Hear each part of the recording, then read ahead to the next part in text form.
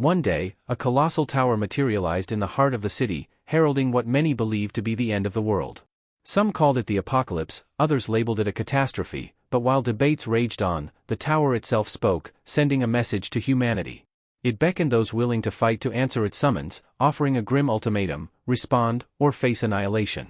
A select few, brave or desperate enough to heed the call, took up the challenge. These individuals, later known as Tower Walkers, were prepared to sacrifice everything for the survival of humanity. However, the tower had not called them in vain. No sooner had they responded than a horde of monsters surged forth from its depths, intent on crushing the walkers before they could even begin their ascent. But amidst the chaos, one man stood tall. His determination to survive was unshakable, and with a single, decisive blow, he brought down the creatures that sought to destroy them. In the aftermath of the battle, the walkers discovered a mysterious artifact left behind by the slain monsters, a regression stone. This stone held incredible power, offering a way to rewind time, sending its user back to the moment the tower first appeared, with their memories fully intact. Intriguingly, the stone could also be divided and shared among the group. The man who claimed the regression stone was eager to test its abilities. As he activated the stone, it burst into a radiant light, so bright that the other tower walkers shielded their eyes. When the light subsided, the man was gone.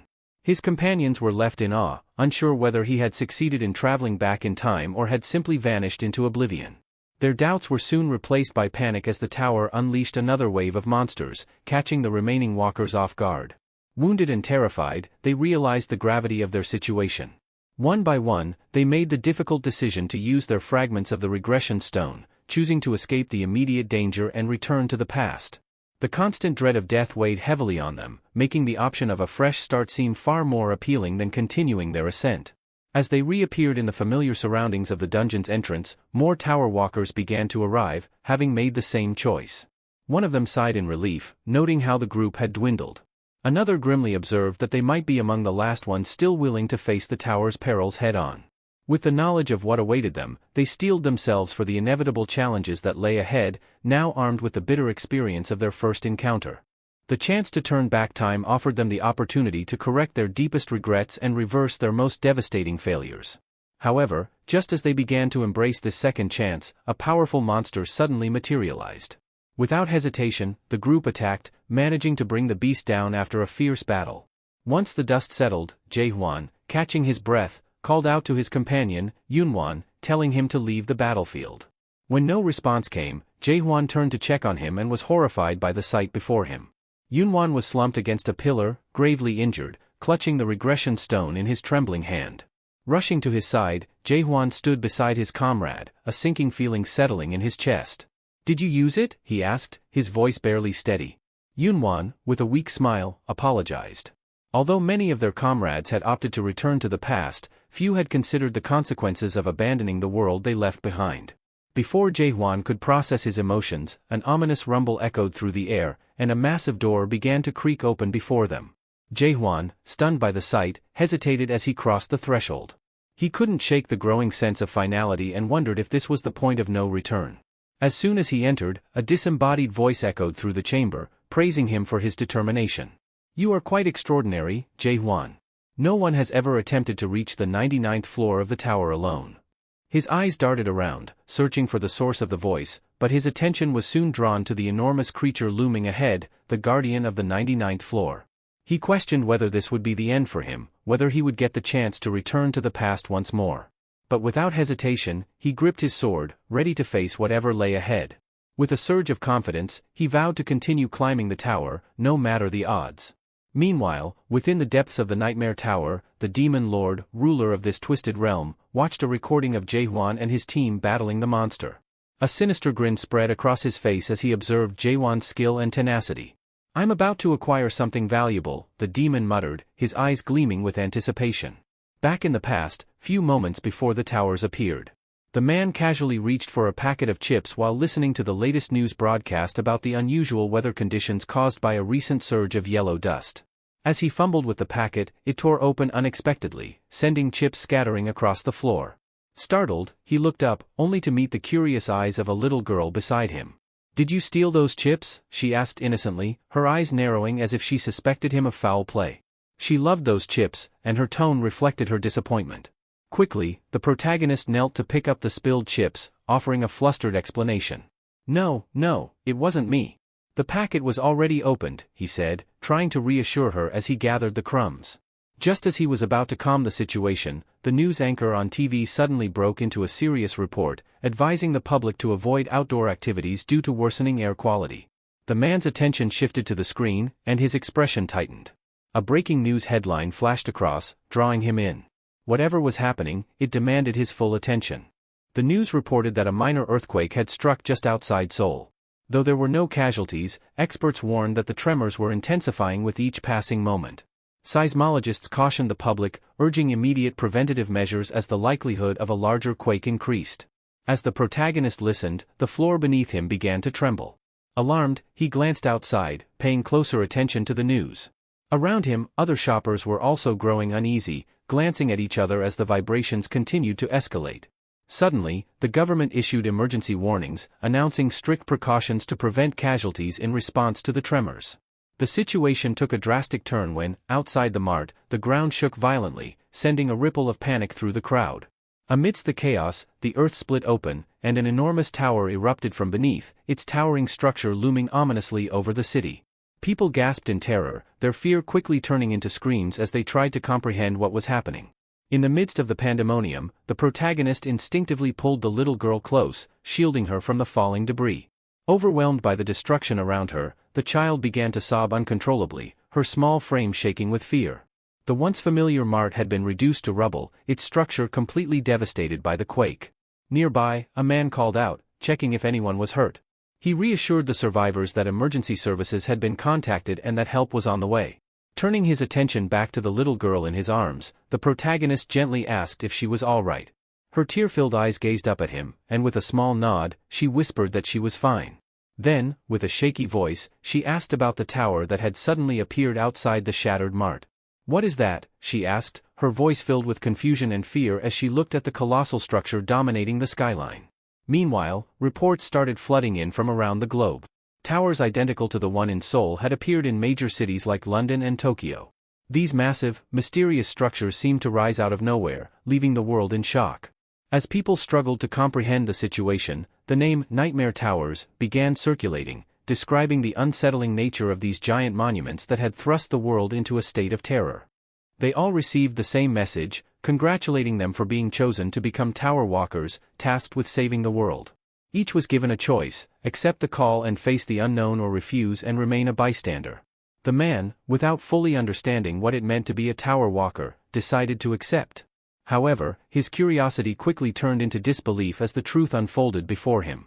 Those who responded to the tower's summons were equipped for battle by a strange system interface, which granted them weapons and abilities, much like characters in a video game. However, it didn't take long for them to realize this was no game, it was real, and the stakes were life and death. As they processed what was happening, a sudden alert appeared on their screens, warning them that a towering impact was about to hit their world. Their shock deepened as they watched live footage of people outside the tower, construction workers who had been obliviously going about their tasks. The workers had noticed a figure perched on one of the tower's doors and, at first, mistook it for a person. Concerned for the individual's safety, they called out, warning them to get down from the dangerous height, and even asked someone nearby to call 911. But their concern quickly turned to horror. The figure revealed itself to be no human, it was a monster. Its wings unfurled, its grotesque claws extended, and its mouth opened, exposing rows of sharp, jagged teeth. The creature let out an ear-splitting roar that echoed through the city. Before anyone could react, the monster, which was evidently a boss of some kind, summoned an army of goblins and other grotesque creatures that appeared behind it, charging straight at the helpless workers and bystanders. This was the tower impact, when monsters spill from the tower into the world, wreaking havoc. Alarms blared across the city as chaos erupted. The creatures swarmed the streets, destroying everything in their path as people scrambled to flee for their lives. The military was dispatched quickly. Tanks rolled into the area, their cannons aimed at the monsters. However, despite their efforts, the sheer number of creatures overwhelmed them. The monsters were relentless, spreading like wildfire across the city. No matter how many were killed, more seemed to emerge from the tower's dark portals, making it nearly impossible to regain control of the situation. Panic gripped the city as the tower walkers, now realizing the gravity of their new roles, prepared to face this monstrous invasion. They were humanity's last hope, standing between the world and complete destruction. In the aftermath of the monster invasion, a devastating third of the global population was wiped out.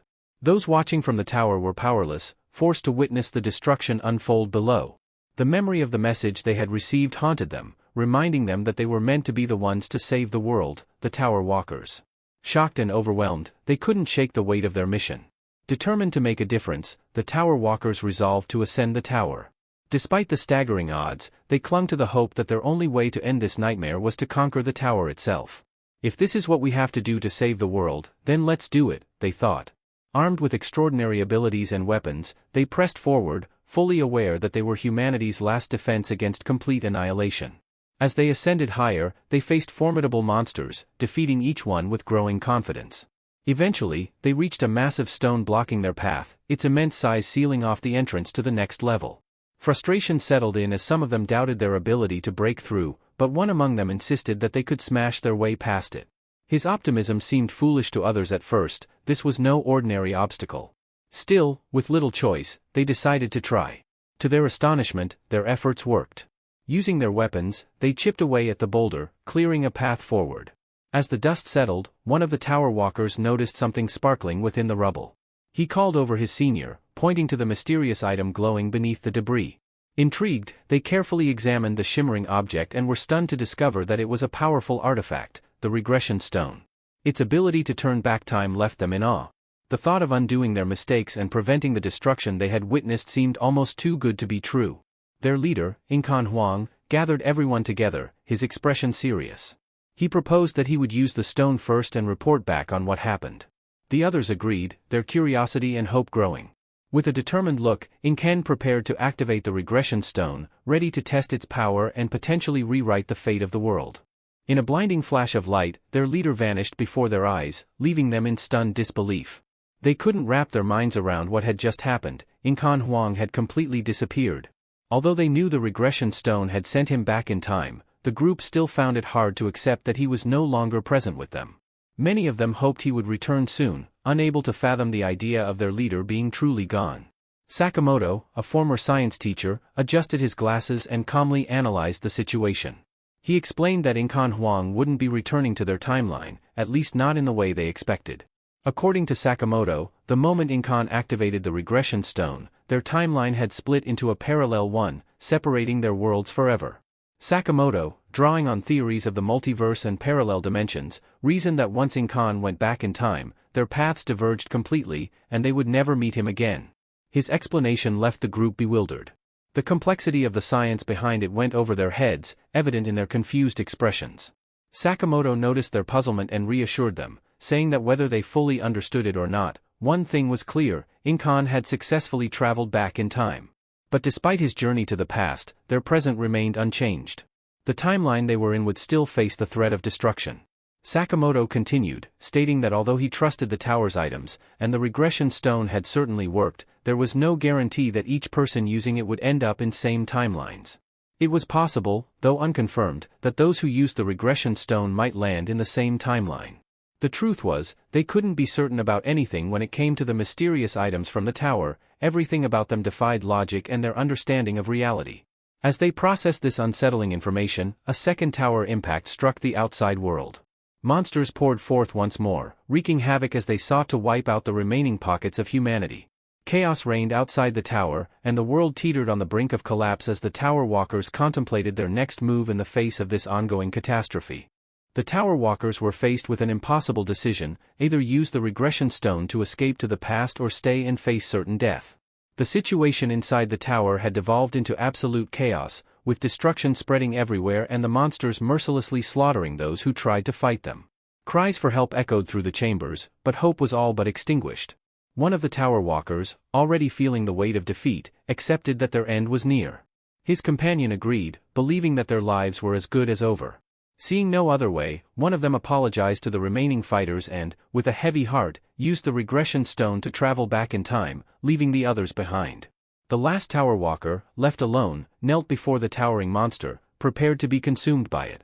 Just when he thought his fate was sealed, a man armed with dual daggers appeared out of nowhere. With swift and precise strikes, he took down the beast.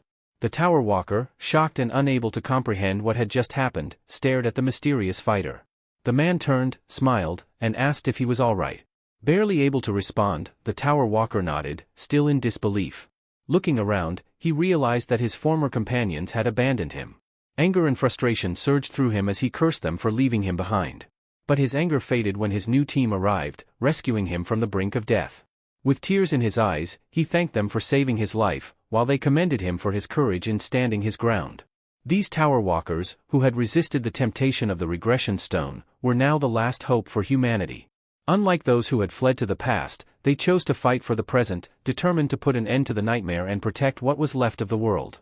Later, Yunhuan lay on the ground, panting and struggling to take his final breaths. His vision blurred as he could barely make out Jaehuan's face above him. Nearby, Jaehuan was slumped against a wall, grievously wounded, questioning how everything had gone so wrong.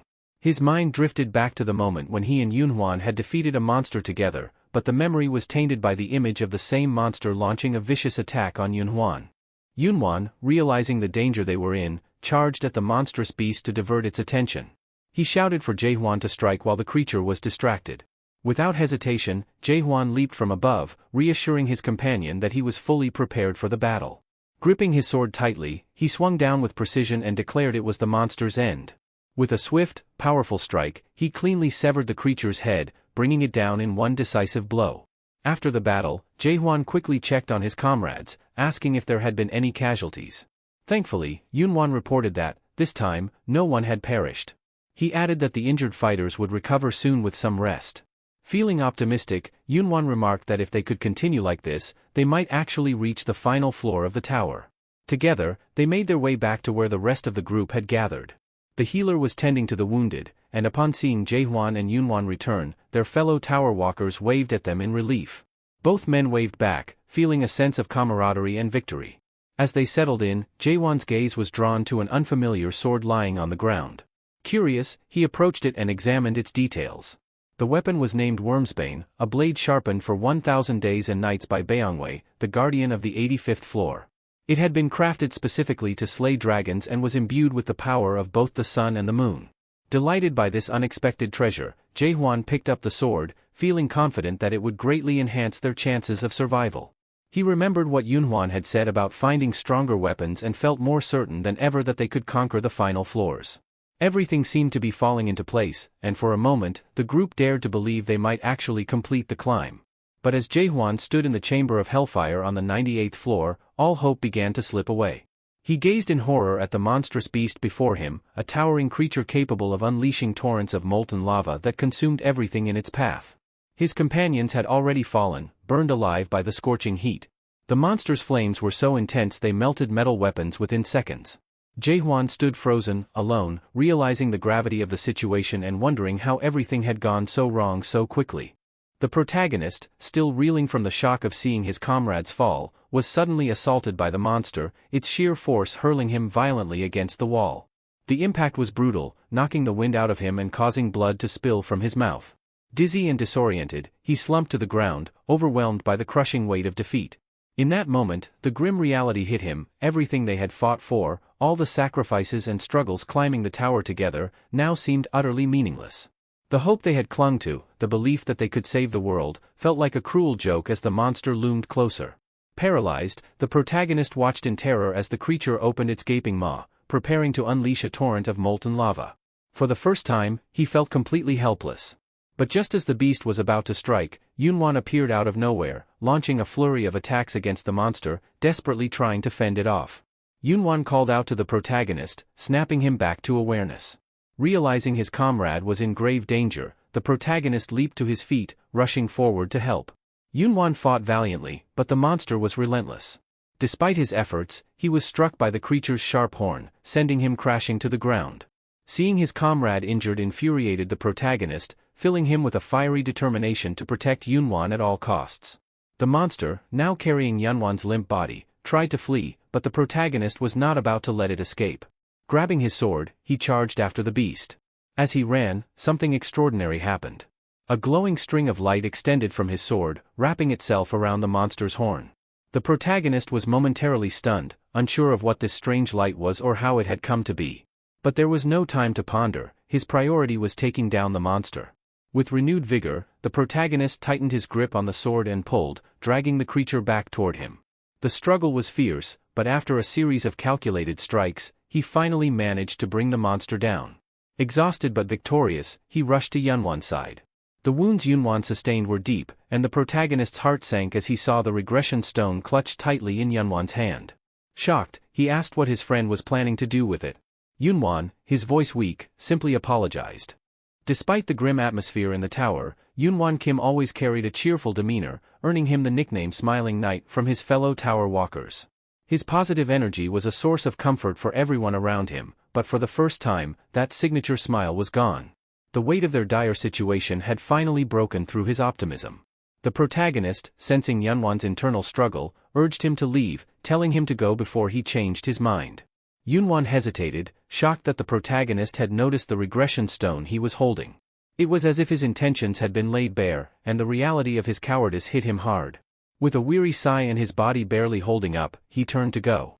As he ascended the staircase, a bittersweet feeling washed over him. He realized how strong Jaehwan had become, far stronger than he had anticipated. If anyone could make it to the top of this cursed tower, it would be Jaehwan. That thought gave Yunwan some peace, knowing that even if he couldn't continue, the world had someone capable of saving it. Reaching the top of the stairs, Yunwan jumped out of a nearby window, his thoughts heavy with guilt and admiration. Meanwhile, the protagonist arrived at the next floor, placing his hand on the stone door to begin the next stage of his battle. Memories of his fallen comrades flashed in his mind, giving him the resolve to keep going. As the door creaked open, he was taken aback. The floor was encased in solid stone, a barren and unwelcoming place. Undeterred, he continued his ascent and found himself on the 99th floor.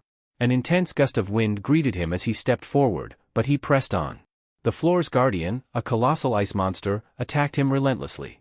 Despite the harsh conditions and numerous assaults, the protagonist dodged the creature's strikes, refusing to back down. The ice monster sneered, impressed that the rat-like human had the audacity to keep going. Covered in snow and frost, the protagonist remained determined, taunting the monster, asking if it was tired of their fight yet. In response, the creature lunged at him once more, its attacks filled with icy fury. Later, the protagonist found temporary refuge in an ice cave, desperately trying to stay out of the monster's sight. He stuffed a piece of cloth into his mouth to muffle his breathing while using whatever warmth he could muster to thaw the ice that had formed on his arm. Outside, the creature prowled, its booming voice echoing as it mocked him. Hiding again? How predictable, it rumbled, thinking the protagonist's efforts to stay alive were futile. But Jaehwan wasn't ready to give up, not yet. Jaehwan huddled inside the icy cave, his heart pounding as he strained to stay hidden from the looming threat outside. He wasn't in any shape to face the creature yet, he needed time to recover. It had been a decade since he first set foot on the 99th floor, and the danger here was on a completely different level compared to anything he'd encountered before. The trials of the 98th floor, though brutal, paled in comparison to what awaited him now. The floor's guardian, Frostworm Velchisis, the ice dragon from the Forgotten Land, was a terrifying force. Its freezing breath could penetrate even the strongest cold resistance, making it almost impossible to endure. Jaehwan knew that if it weren't for the gear left behind by tower walkers who had either fallen or retreated, he wouldn't have survived this long. The suppressing dragon sword, a relic from the 85th floor, had saved his life more times than he could count. His ice demon armor, gifted by Yun Aikwan, and the Flame King's bracelet from Han Seo Yeol, were his final lifelines. As he gazed at the bracelet on his wrist, memories of Han Seo Yeol flooded his mind. He closed his eyes, feeling her presence lingering around him, and whispered an apology. He blamed himself for not being more decisive back then, believing that if he had acted more swiftly, he could have saved her when she was attacked. The guilt gnawed at him, even after all these years. His thoughts drifted to a time in the reclaimed village of Adipose, a settlement they had secured after defeating the 50th floor boss, Altaminus. There, he'd spent time healing and reflecting on his journey. One day, while deep in thought, he had been interrupted by Jay, the village's blacksmith. Planning to challenge it again? Jay had asked, a knowing look in his eyes. Jaehwan had nodded. This time, for sure, he had replied, sipping the tea Jay had made for him, a warmth spreading through his weary body. Jay had been relieved to hear it. Despite the daily influx of injured or fallen walkers, the village had never lost hope. They had forged a community out of the chaos, and the priests had even set up emergency rescue teams for those too wounded to continue. The blacksmiths of Oedipus had long dedicated themselves to crafting gear for the tower walkers, forging weapons and armor without asking for a single coin in return, all for the sake of humanity's survival. But those days seemed to be slipping away. Jae-hwan, now seated across from Jae, the last remaining blacksmith in the village, couldn't help but notice the emptiness of the workshop. Jae was sharpening a blade, his hand steady but his expression tired. "You're the only one left now, aren't you?" Jae-hwan asked, a hint of sadness in his voice. Jae grimaced, clearly not wanting to be reminded. "You've been my only customer for a while," Jae muttered, glancing up from his work. "And it's not like there's much I can make anymore. Supplies from the lower floors have stopped coming. No more ores. A few months ago, I could still scrounge up some minerals, but now, it's all dried up." Jae-hwan nodded, not surprised by the news. The tower had nearly claimed the entirety of humanity. He wasn't sure how long it had been, he had lost track of time, but he was certain more than 10 tower impacts had occurred since he began his climb. From some point onward, new walkers had ceased to appear on the lower floors. It was as if Earth itself had been wiped out, leaving no one left to ascend the tower. "Do you think there's anyone left on Earth?" Jae-hwan asked quietly, his eyes meeting Jae's. Jae paused, then shrugged. "Who knows? But it's strange, isn't it? Even though the tower's the same as always, doesn't it feel different?" Jae-hwan frowned, suddenly recalling something odd he had seen during his last journey up the tower. "Now that you mention it, I did notice something," he admitted. "There were strange scribbles near the place where I found a returned stone. Words that didn't make sense, something about a tower within a tower, and a nightmare within a nightmare." Jae's hammer halted mid-strike as he stared at Jae-hwan, clearly disturbed by the revelation. "What does that even mean?" he muttered. "I have no idea," Jae-hwan replied, shaking his head. "At first, I thought it was just someone's random scrawls, but now, I'm not so sure." Before Jae-hwan could dwell on it further, Jae mentioned something else that made his stomach drop. "Grandmother Hylene disappeared 2 days ago," Jae said, his voice tinged with concern. "No one's seen her since." Jae-hwan stiffened. Everyone knew that people in the tower didn't age, so there were only 2 possibilities for someone disappearing: either they had used a regression stone or they had jumped off the tower. Neither option boded well for Hylene. She and Jae were among the few support-type walkers left in Oedipus, and losing her would be a heavy blow. Jae's hammer struck the anvil with a loud clang as he seemed to lose himself in thought, his worry for the missing grandmother evident. Jae-hwan sat in silence for a moment, contemplating what to do. After a long pause, he turned to Jae with a firm resolve in his eyes. "Teach me the blacksmithing skill," Jae-hwan said suddenly. Jae froze, shocked by the request. "What?" he asked, bewildered. "I want to learn how to forge weapons," Jae-hwan repeated. "I don't know how much longer we have, and I can't rely on others for this. If supplies are running out and people are disappearing, I need to know how to make my own weapons. Teach me." Jae stared at him, still in disbelief, before slowly nodding. "You're serious, huh?" he said with a sigh. "All right then. But don't expect it to be easy." Jae-hwan smiled faintly. "Nothing in this tower ever is." Jae-hwan returned to the 99th floor, where the massive ice dragon, Velchesis, awaited him. As soon as he appeared, Velchesis let out a low, rumbling chuckle. "Are you done with your little game of hide-and-seek, human?" the dragon taunted. His voice echoed across the frozen expanse, sharp like the frost in the air. "No human has ever reached this floor alone since the tower was created. Yet, here you are, by yourself." Velchesis' icy eyes narrowed in amusement. "You are truly remarkable, Jae-hwan." A smirk tugged at the corner of Jae-hwan's lips. "Funny," he mused, his voice laced with sarcasm. "The only thing to acknowledge me isn't even human. Go figure." He stared at the massive beast, a sense of emptiness washing over him. "Killing you will probably leave me feeling hollow, though. You're the only one left who recognizes my strength." Velchesis paused, surprised at the human's words. "You are mistaken, Jae-hwan," the dragon replied. "A mere human like you cannot possibly defeat me alone." But Jae-hwan was undeterred. He gripped his sword tighter, the cold steel glinting in the dim light of the frozen chamber. "Is that so?"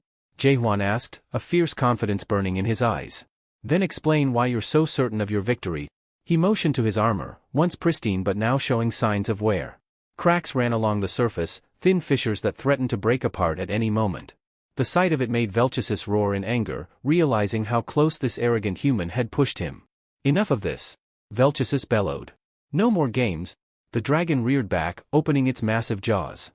A torrent of icy breath gathered in his throat, preparing to unleash it upon Jae-hwan. But the protagonist didn't flinch. He sprinted toward the beast, his sword gleaming as he aimed for the dragon's mouth. The battle was fierce. Blood dripped from the wounds inflicted by the ice spikes that had lashed across Jaewon's arm, but he continued to fight. Velchis, watching his opponent's persistence, shook his head in disbelief. Why do you continue, human? Your fate is sealed. Even if you survive this fight, what awaits you is only solitude and emptiness. There is nothing left for you beyond this floor. As the dragon spoke, the ice surrounding the battlefield began to shift. From within the crystals, arms of frozen figures reached out toward Jaewon, as if calling to him. Faces formed in the ice, faces twisted in sorrow, tears frozen on their cheeks. Jaewon's expression darkened. You talk too much, he growled, and with a swift, decisive strike, he shattered the ice figures that tried to hold him back. The shards of ice scattered around him as he broke free, rushing forward to confront Velchis once again. With renewed fury, Jaewon pressed on, charging toward the dragon with a relentless determination. His eyes locked on his foe, and in that moment, nothing else mattered but the strike that would end this battle. After their back and forth, the dragon Velchis was stunned to see yet another powerful thrust from Jaewon. With a haughty tone, Velchis scoffed, "Is that all you've got? Give it up. You can't bring me down with that skill alone." Jaewon, however, wasn't about to give up. He charged forward, determined to defeat the dragon. Unlike others, he had started his climb later, meaning he missed many hidden skills and rare classes along the way. Accepting this, he chose to specialize in just one technique, the thrust. And he had perfected it. His relentless focus allowed him to refine this one attack to an almost unimaginable degree. After slaying over 50 million monsters with his thrust, it had become a part of him. His companions often joked that thrust was his true name, and some even wondered if he had been a wasp in a previous life. Jaewon felt something changing within him. His thrusts were becoming faster, more precise, and far stronger. His relentless training had transformed the thrust from a mere motion into a lethal force, a power that now rivaled hidden skills. He felt no fatigue using it, as it didn't drain any spirit power, it was pure physical prowess. Still, despite his mastery, this opponent was no ordinary foe. Even with countless strikes, he had only managed to scratch the dragon. Velchis opened his jaws, preparing to unleash his devastating breath attack. Jaewon's instinct screamed at him that it was too late to dodge. But then, unexpectedly, a shimmering light shot out and wrapped around the dragon's mouth, binding it tightly. Jaewon recognized the glow. It was the same light he had seen on the 98th floor when it restrained that boss's horn. With this opportunity, he gripped his sword with both hands and launched himself at Velchis. Jaewon struck with all his might, slicing into the dragon's mouth, then swiftly withdrew. The dragon staggered back, momentarily stunned, while Jaewon assessed the damage. He had expected his strike to shatter the dragon's jaw completely, but Velchis remained defiant, his fierce eyes blazing with fury. "Impressive, human, but don't get carried away after a lucky blow," Velchis sneered, his voice thick with anger. He prepared to retaliate, intent on ending the fight for good. But Jaewon was ready to press on, knowing he had only begun to show the true extent of his power. The dragon soared into the air, taking a deep inhale before unleashing a torrent of icy breath toward Jaewon. He dodged skillfully, evading each attack, but the dragon's strikes intensified, blanketing the mid-air space and making it nearly impossible to avoid. Realizing that he couldn't keep this up much longer, Jaewon stumbled as he scrambled to get away. The ice dragon loomed over him, chuckling. "Too bad for you," it said. "If only there were 10 more humans like you, maybe you'd have had a chance." Jaewon grit his teeth in frustration. "Enough with the gloating," he snarled, eyeing the dragon's dangling chin. "You can barely hold yourself together?" But the dragon's gaze darkened as it spoke again. "Had your kind not been deceived by the dream demon stone, you wouldn't be in this pitiful state. A shame humans don't know of it." Jaewon's eyes widened at the mention of the dream demon stone. "What do you mean by that?" he demanded. But Velchis remained silent, unleashing another barrage of attacks. Seizing his moment, Jaewon darted toward the gate and slipped through just in time, collapsing against the door, gasping for air. One claw swipe away from death, he was relieved to have escaped. In the aftermath, he couldn't shake off the dragon's words. Dream Demon Stone? What did it mean, and why had the dragon mentioned it? 5 years passed on the 99th floor. Eventually, Jaewon stood victorious over Velchis, receiving a flood of notifications as his efforts paid off. He had earned the title of the 99th floor Nightmare, with his level and attributes, stamina, martial ability, and dexterity, all maxed out. Sitting atop the defeated dragon's body, he sighed, scrolling through the myriad of pop-ups filling his vision. As Velchis's form began to dissipate, leaving behind only a few drops of blood and an item, Jaewon leaned in and asked once more, "What did you mean about the Dream Demon Stone?" The dragon's fading eyes met his. "You already know the answer, human. The truth awaits you at the final floor, it replied, before fading into nothingness. Jaehwan glanced at the item dropped by Velchis, examining it closely. The item's description revealed it was the Ice Dragon sword, imbued with Velchis' chilling breath. It would only reveal its blade when its wielder's fighting spirit was ignited. Though it was supposed to be a sword, it looked more like a dagger to him. As he held it, the dragon's blood suddenly floated up, coalescing to form a pathway. Startled, Jaehwan looked ahead and saw a massive door with the number 100 emblazoned on top. This had to be the final floor. Steeling himself, he entered.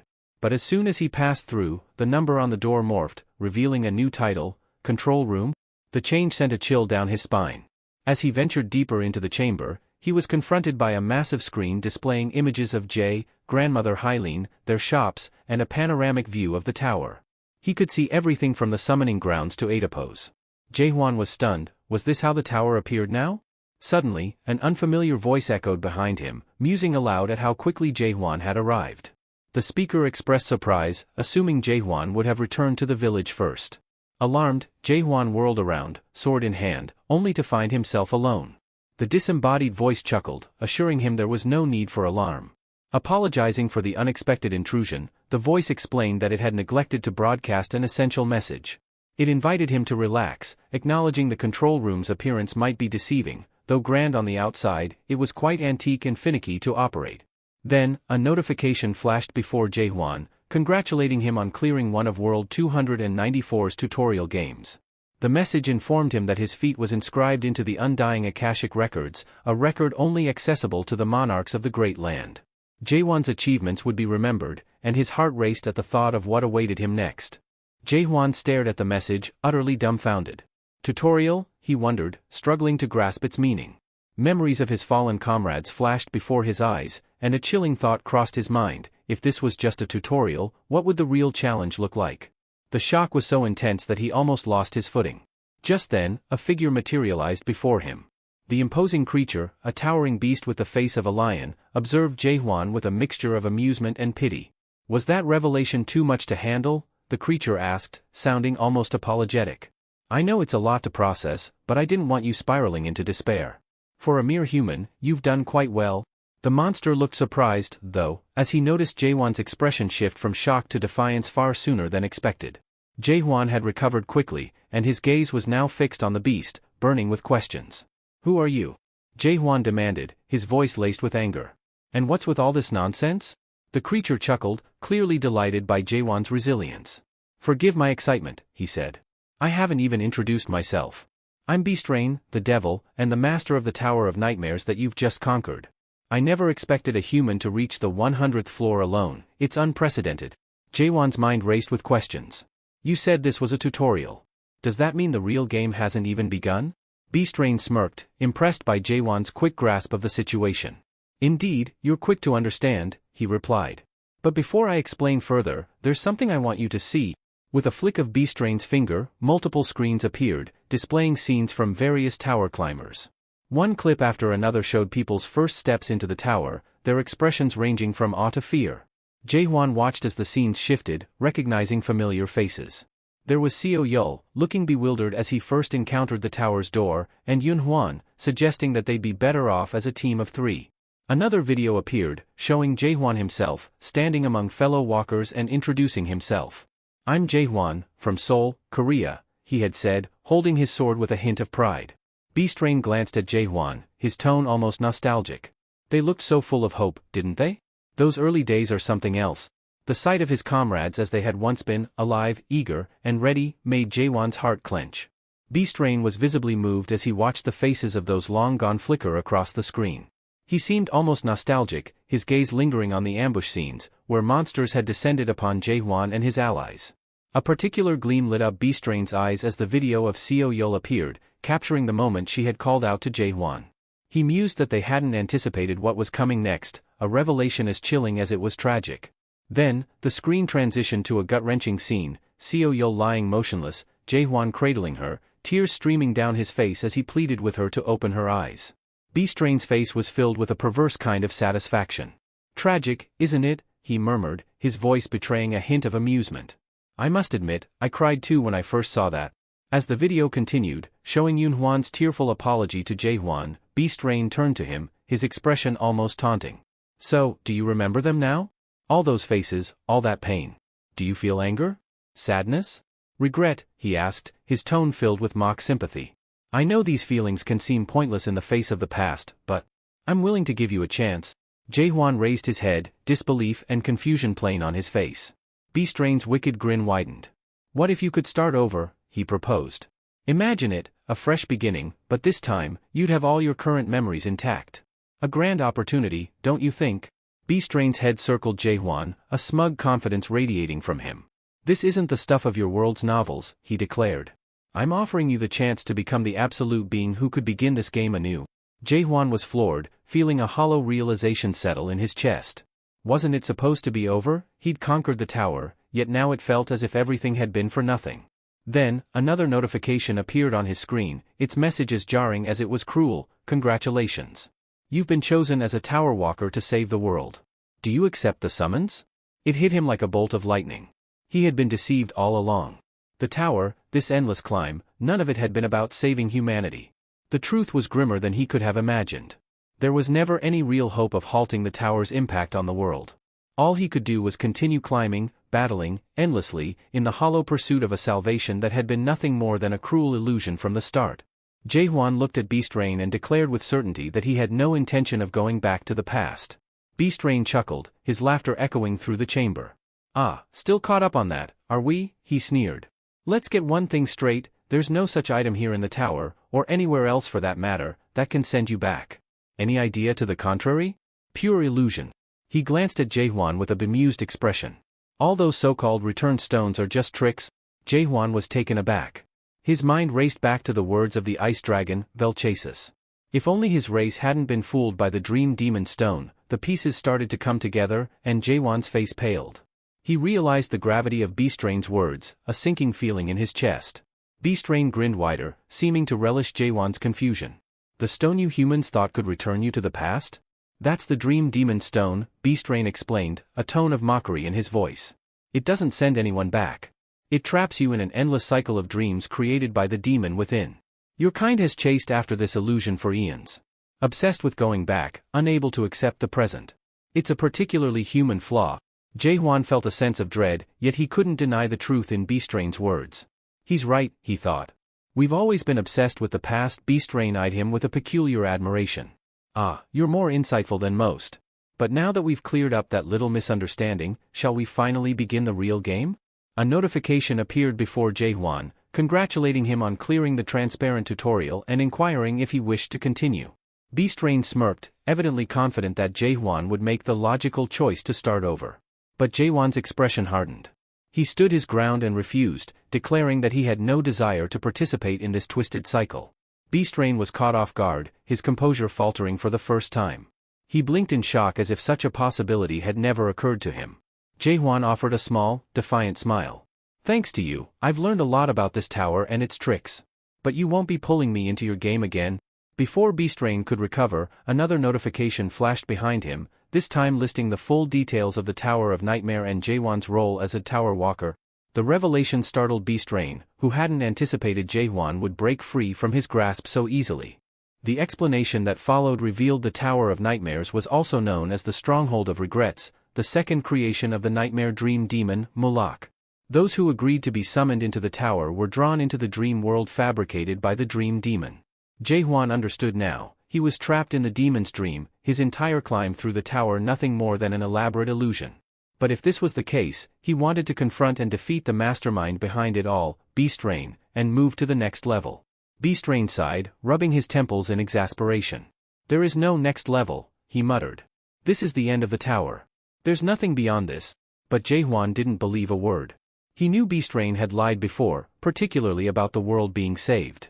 Beast Rain chuckled, wondering aloud if the reward for clearing the tutorial had been too disappointing for Jae-hwan. I can't believe you're pushing forward with those meager memories just for a reward, the devil mocked. Ignoring Beast Rain's taunts, Jae-hwan launched an attack straight at the devil's head, which dissolved into nothingness. As his head began to regenerate, Beast Rain laughed again. What do you want? A hidden skill? A rare item?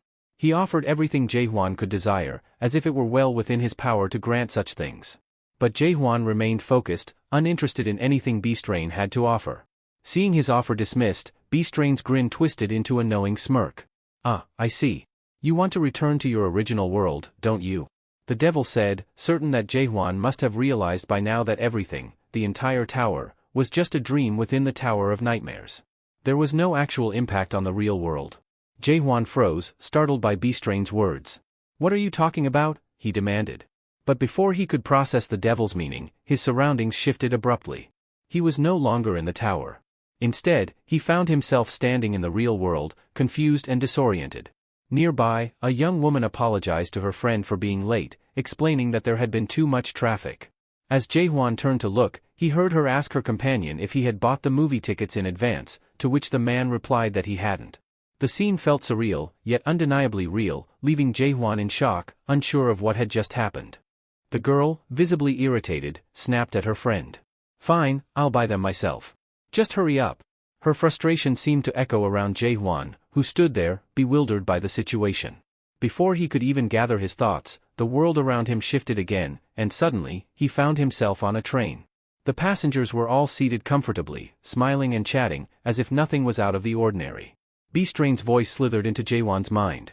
"Starting to realize what's happening, are we?" the devil teased. "Surprising, isn't it? Nobody died in the real world. Your family and friends, they're all alive." The devil grinned as he peeked at the phone of a boy sitting nearby, who was browsing something that even Beastrain found peculiar. The devil paused for a moment, then chuckled. "Oh, how careless of me," he said, his eyes gleaming with amusement. "I almost forgot to show you the most important thing." With a snap of his fingers, the scene shifted once more. Now, Jae-hwan found himself standing in a hospital ward. Doctors and nurses moved briskly from bed to bed, checking on the patients. One doctor inquired about a specific patient's condition, and a nurse responded, "No change, still in a deep sleep." Jae-hwan stepped closer to one of the beds, his heart pounding in his chest. There, lying unconscious, was himself. He stared in disbelief, frozen by the sight of his own body, untouched by time. Beastrain's voice echoed around him again, smug as ever. "Decades have passed for you in the Tower of Nightmares, but in this world, only a month has gone by. Quite the contrast, isn't it?" Jae-hwan's mind reeled at the realization. "So, this was all, just a dream," he muttered, trying to process it. Beastrain's laughter cut through his thoughts. "Don't get too comfortable," the devil warned. "You barely scraped through the tutorial, and you think you can beat me? You're no match for me. The difference between us is like the gap between humans and dragons." Jae-hwan smirked, exhaling slowly. "A dragon, huh? That's a relief. I've killed one of those before." The devil's expression twisted in frustration, clearly not expecting such cheek from Jae-hwan. Enraged, Beastrain launched a sudden attack, but Jae-hwan was ready, blocking it effortlessly. The scene shifted again. Jae-hwan found himself back in Ada pose, battered and bruised but alive.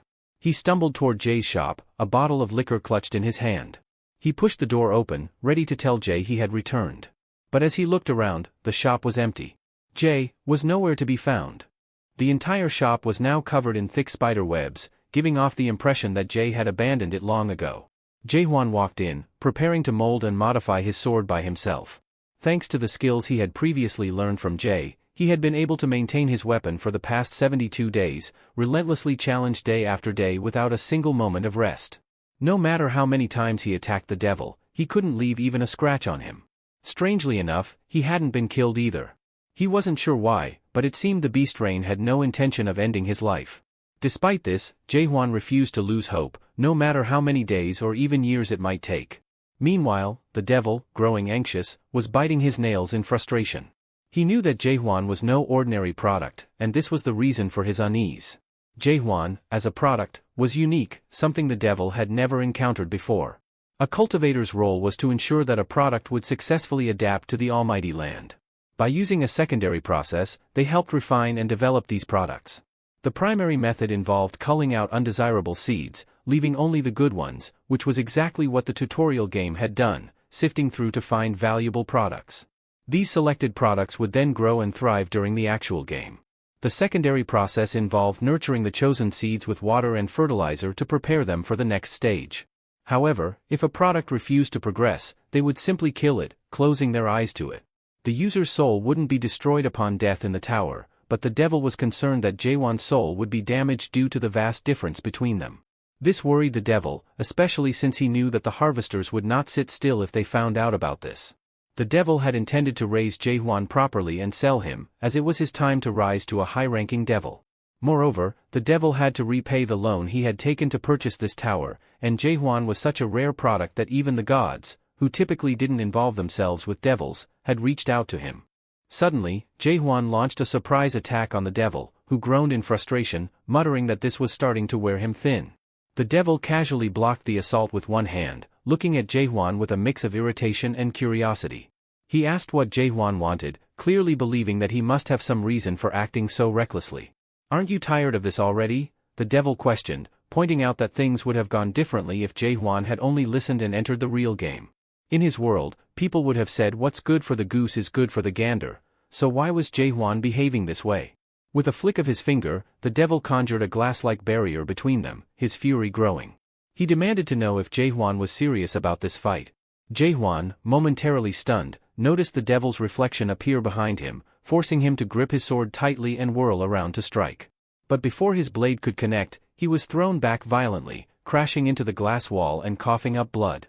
The devil, now enraged, grabbed Jaehwan by the throat and, despite his anger, calmly asked again what exactly he wanted. The devil even offered hidden skills, powerful items, anything Jaehwan desired. Yet, Jaehwan remained resolute. He bluntly declared that he was going to take down the devil and move to the next floor. The devil could hardly believe that Jaehwan was still clinging to that notion. He asked, bewildered, what it would take to make Jaehwan see sense and just move on to the actual game. Jaehwan, though battered, smirked, pleased that he had pushed the devil this far. He finally spoke, saying he had one last question for the devil. The devil, almost exhausted from this conversation, sighed and told Jaehwan not to be shocked by the answer. The truth, he said, was that this universe wasn't confined to a single dimension. Jaehwan simply nodded, revealing that he already knew, as this was common knowledge. The devil, taken aback, stared at Jaehwan with newfound surprise, wondering if Jaehwan had some background in science or had learned more than he had let on. The protagonist calmly mentioned that concepts like parallel universes and the multiverse were well known even on Earth.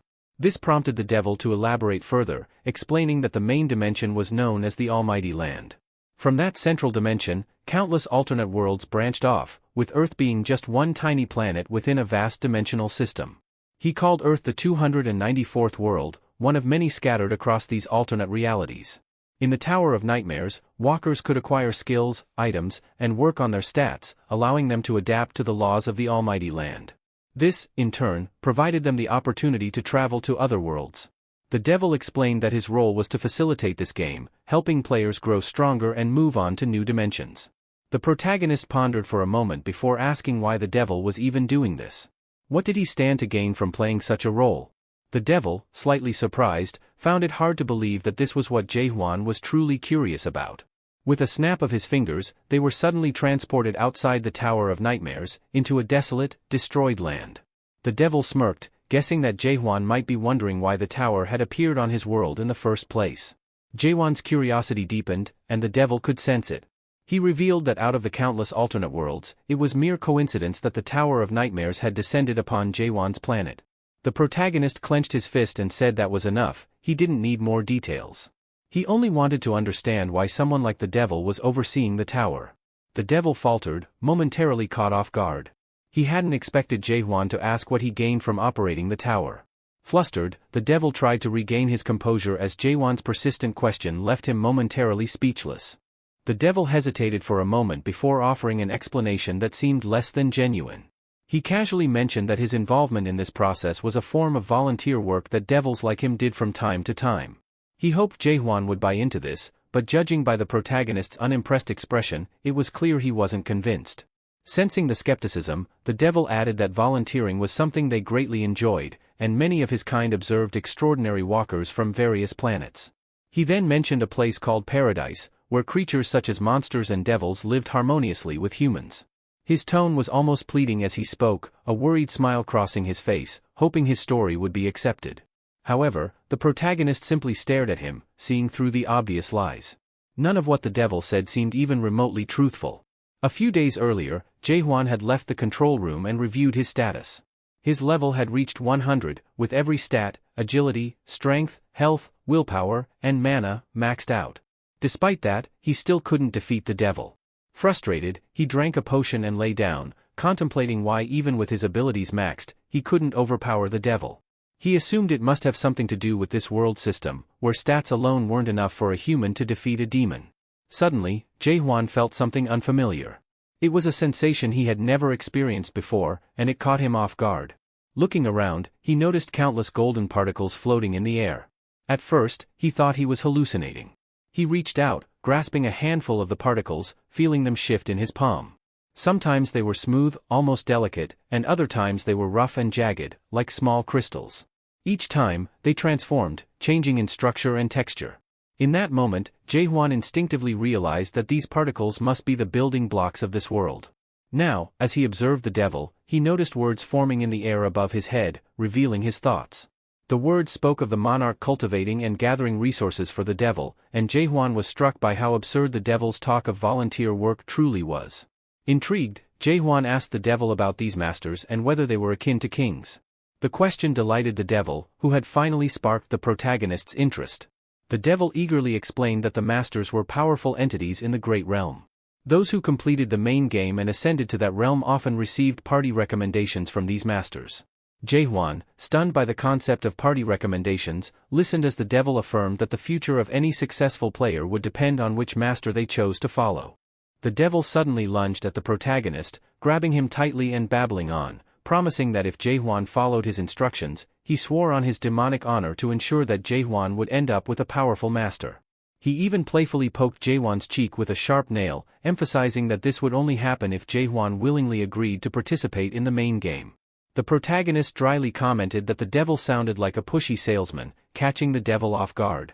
The devil, visibly puzzled, protested that he wasn't trying to sell anything. Despite the devil's odd behavior, Jae-hwan agreed to follow his lead, deciding to leave the place in 10 days. 9 days later, Jae-hwan was still diligently practicing his thrusts on training dummies, while the devil, sitting nearby, was becoming increasingly irritated. He muttered to himself about how tiresome it was to watch the protagonist go through the same repetitive motions. Yet, despite his frustration, the devil knew he had almost convinced Jae-hwan, so he forced himself to remain patient. The devil's irritation quickly shifted to rage as he remembered how he had been tricked into purchasing the cursed Tower of Nightmares. Angrily slamming his fist on the sofa, he cursed the dream demons for misleading him. He vividly recalled the day the dream demon pitched the tower to him, painting it as a masterpiece crafted by a high-ranking demon. The devil had been convinced it was a bargain, a rare opportunity to own a tower at such a low price. However, it turned out to be a disappointing relic, an outdated first-generation model. The newer, third-generation towers came with a feature that allowed owners to immediately stop the tutorial without damaging their products. The devil had only realized this flaw when he tried to relocate the participants, believing he had secured a premium product, only to discover there was no option to shut down the tutorial. He was furious, feeling cheated, and regretted ever trusting the dream demon. The devil cursed the outdated first-generation tower, frustrated that it required the product's consent to halt the game. While he desperately tried to manipulate Jae-hwan into agreeing to his offer, he grew increasingly anxious as Jae-hwan remained stubborn, insisting on fighting him instead. The devil lamented his poor fortune, muttering that this was the price he paid for being unable to afford a better tower.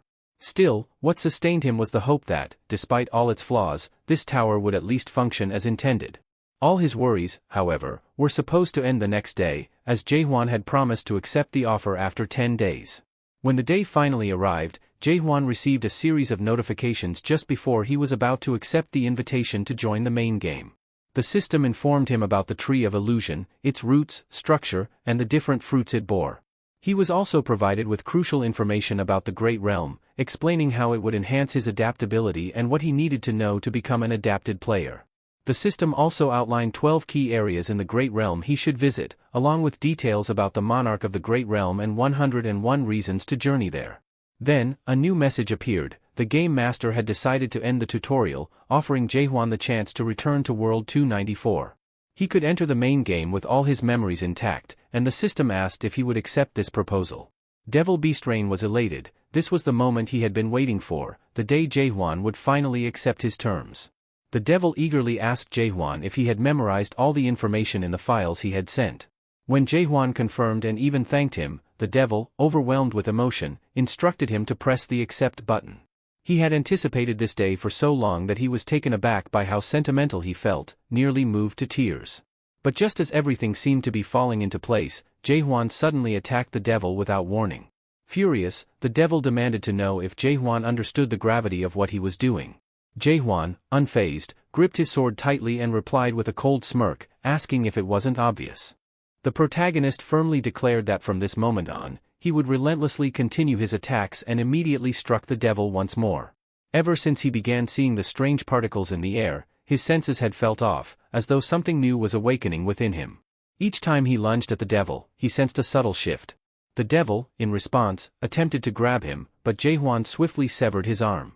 Astonished, Jae-hwan marveled at the sensation of pain, almost reveling in the feeling of being alive. However, just as he was savoring the moment, a magical trap was triggered. Vines erupted from the ground, binding the protagonist. These vines were from the black ironwood of the 91st floor.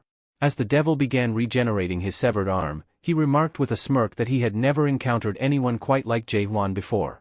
He mused aloud, wondering why Jae-hwan hadn't acted this way from the start. It would have made things simpler for both of them. He then asked if Jae-hwan agreed. The protagonist, now entangled by the 91st floor vines, questioned what the devil intended to do next, knowing full well the game couldn't end without his consent. The devil, named Beast Rain, confirmed this, but confessed that he had long abandoned the idea of seeking Jae-hwan's approval. Instead, he had a question for the protagonist: why did Jae-hwan assume this tutorial game would last forever? The devil continued, revealing a crucial detail about the Nightmare Tower. If more than 100 days passed after completing the tutorial, the game would automatically terminate. This revelation caught Jae-hwan off guard. He had no prior knowledge of such a condition. Beast Rain explained that Jae-hwan would remain stuck in this place until it was time to start the main game. Jae-hwan gripped his sword, Beast Rain the demon, and asked with a piercing gaze, "Is it true that they call you the trickster in the Great Realm?" The devil was shocked by this unexpected question, but his astonishment deepened when Jae-hwan added, "You're 784 years old, and you've roamed 128 different worlds, cultivating various species in each one, like the wicked creature you are." Stunned, Beast Rain demanded to know how Jae-hwan had acquired such information. But Jae-hwan, undeterred, continued, stating that Jae-hwan would soon be handed over to the harvester known as the Master of Darkness, another revelation that left the devil deeply unsettled. The devil, growing increasingly anxious, began to wonder who Jae-hwan truly was, as the protagonist seemed to possess knowledge far beyond what he should. Little did Beast Rain know, the words revealing his true nature were visible above his head, and Jae-hwan was reading them with ease. The protagonist grinned, his eyes gleaming with confidence, and asked the devil, "Do you really know who I am?" He taunted Beast Rain, calling himself the very product the devil had been nurturing for decades within this twisted game. In an instant, a massive surge of energy erupted from Jae-hwan's body, shattering the grip of the black ironwood vines. As he stood free, Jae-hwan looked directly at the devil and declared with unwavering conviction, "I'm not your creation anymore." The protagonist's actions grew even more aggressive as he broke free from the clutches of the vines, immediately launching a fierce assault on the demon. Though the demon narrowly dodged the strikes, it became increasingly worried, noticing how swift and powerful Jae-hwan's movements had become. The demon retreated, only to be caught off guard when Jae-hwan managed to land a clean hit, severing part of its arm. Shocked, the demon struggled to comprehend how Jae-hwan had become so formidable so quickly. The demon started piecing together the clues, wondering aloud if Jae-hwan had somehow undergone an awakening. He glanced at Jae-hwan's sword, then at the wreckage of the vines strewn across the battlefield, and questioned whether the protagonist had become something more than an ordinary player, perhaps an over-adapted one. Ever since Jae-hwan had reached the 100th floor of the tower, he'd begun to suspect that the tower itself might be some kind of illusion. But as his battles continued, he grew convinced that perhaps the demon itself wasn't as invincible as it claimed to be. Despite his maxed-out stats, Jae-hwan had fought the demon over and over, believing that there was something more at play, something beyond sheer numbers. The very fabric of the world around them began to fray, revealing cracks in the reality of the tower. In that moment, Jae-hwan's understanding deepened, and without hesitation, he adjusted his fighting strategy.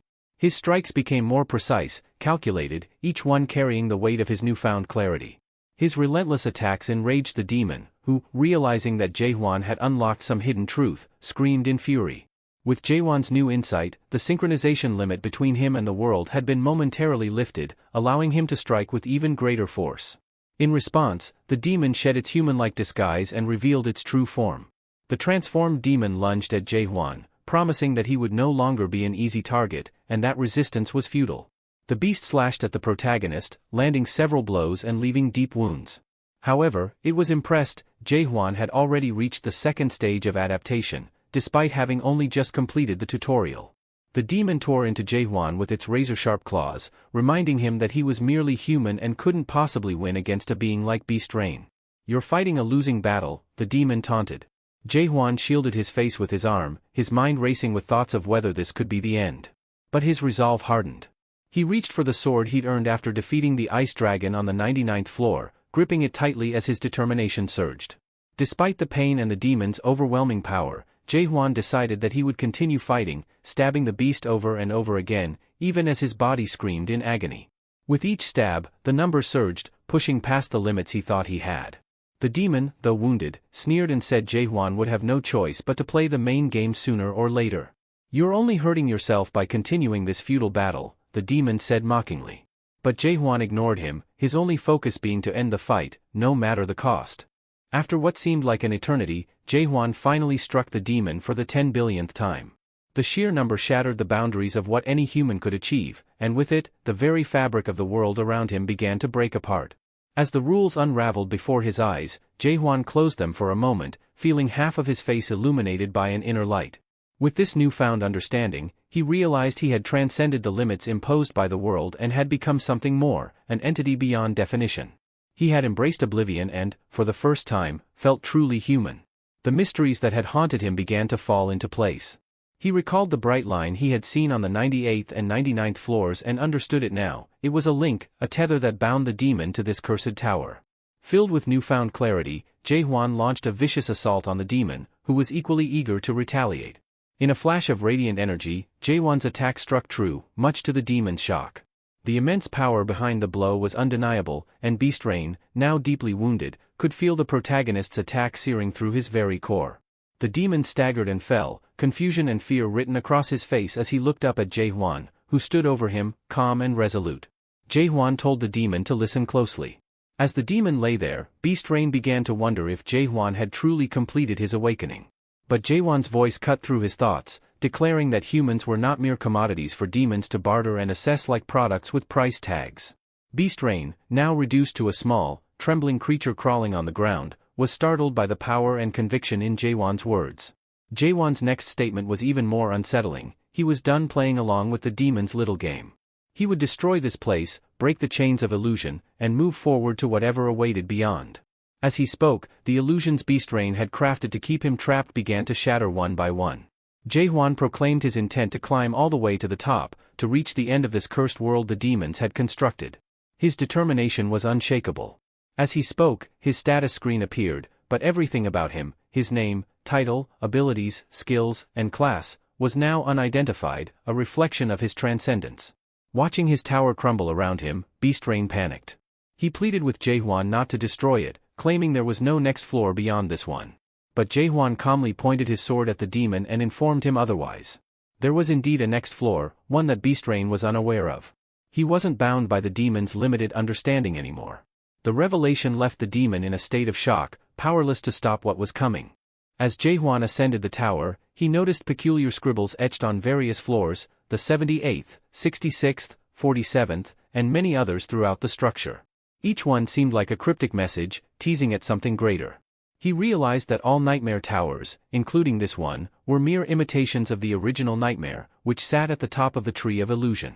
These scattered writings piqued his curiosity, and he began to decipher their meaning, wondering what awaited him at the peak of the tree. His mind turned to Malak, the dream demon responsible for the creation of the nightmare tower. It was said that Malak's second creation was the Fortress of Regrets. Jaehwan speculated that these messages might have been left by Malak himself, as some kind of trail for those daring enough to follow. Turning to Beast Rain, Jaehwan asked if they were currently at the roots of the Tree of Illusion. The demon hesitated before asking what Jaehwan intended to do next. With a determined voice, Jaehwan declared that if these were indeed the roots, then there must be a trunk above them. He reasoned that by breaking through the ceiling, they could reach it. Without hesitation, he raised his sword and thrust through the ceiling, shattering the structure with a force that left the demon horrified. Beast Rain watched in disbelief as his carefully constructed tower, something he had worked so hard to maintain, crumbled before his eyes. Moments later, a system notification flashed, indicating that it was calculating the protagonist's tutorial game record. However, an unexpected error occurred, halting the process entirely. The calculation had failed. As the roof collapsed, the system began searching for any remaining walkers within the Nightmare Tower. Yet, no walkers were found. The system failed to complete the game properly, and with that, the tutorial abruptly ended. Suddenly, Jae-hwan found himself back in a dense forest, his chest heaving as he gasped for air. His body was drenched in sweat from the overwhelming heat. He stood still for a moment, trying to regain his composure, before spotting a trail of footprints leading deeper into the forest. Without a second thought, he followed the path, prepared for whatever lay ahead. Jae-hwan finally arrived at a clearing teeming with wild beasts, their predatory eyes locked onto him. They surrounded him, poised to strike. As the beasts lunged forward, Jae-hwan reacted swiftly, slicing one in half with a single, shallow stab. Yet, as he wiped the blood from his blade, he felt the ground tremble, a larger presence was closing in on him. He turned to see a massive creature looming over him, far more formidable than the others. Realizing that a mere shallow strike wouldn't suffice, Jae-hwan gripped his sword tightly and launched a powerful, deliberate attack. The blow landed cleanly, cutting through the beast's thick hide. He approached the fallen creature, grabbing hold of its horns and yanking them free. With a smirk, he muttered to himself that, despite its size, the creature was surprisingly fragile. His moment of triumph was interrupted by a voice behind him. "Are you human?" a figure asked. Jae-hwan turned to see a member of the Nakamyeong clan standing nearby. The clan member seemed astonished at Jae-hwan's feat, particularly at the sight of the precious horns he had taken from the five-horned beast. Jae-hwan, still wary, activated his suspicion ability but found he couldn't make sense of their strange language. Pointing to the horns, he asked the Nakamyeong warrior if they wanted them, offering to make a deal in exchange for information. However, instead of responding, the Nakamyeong clan member lunged at him with an unexpected strike.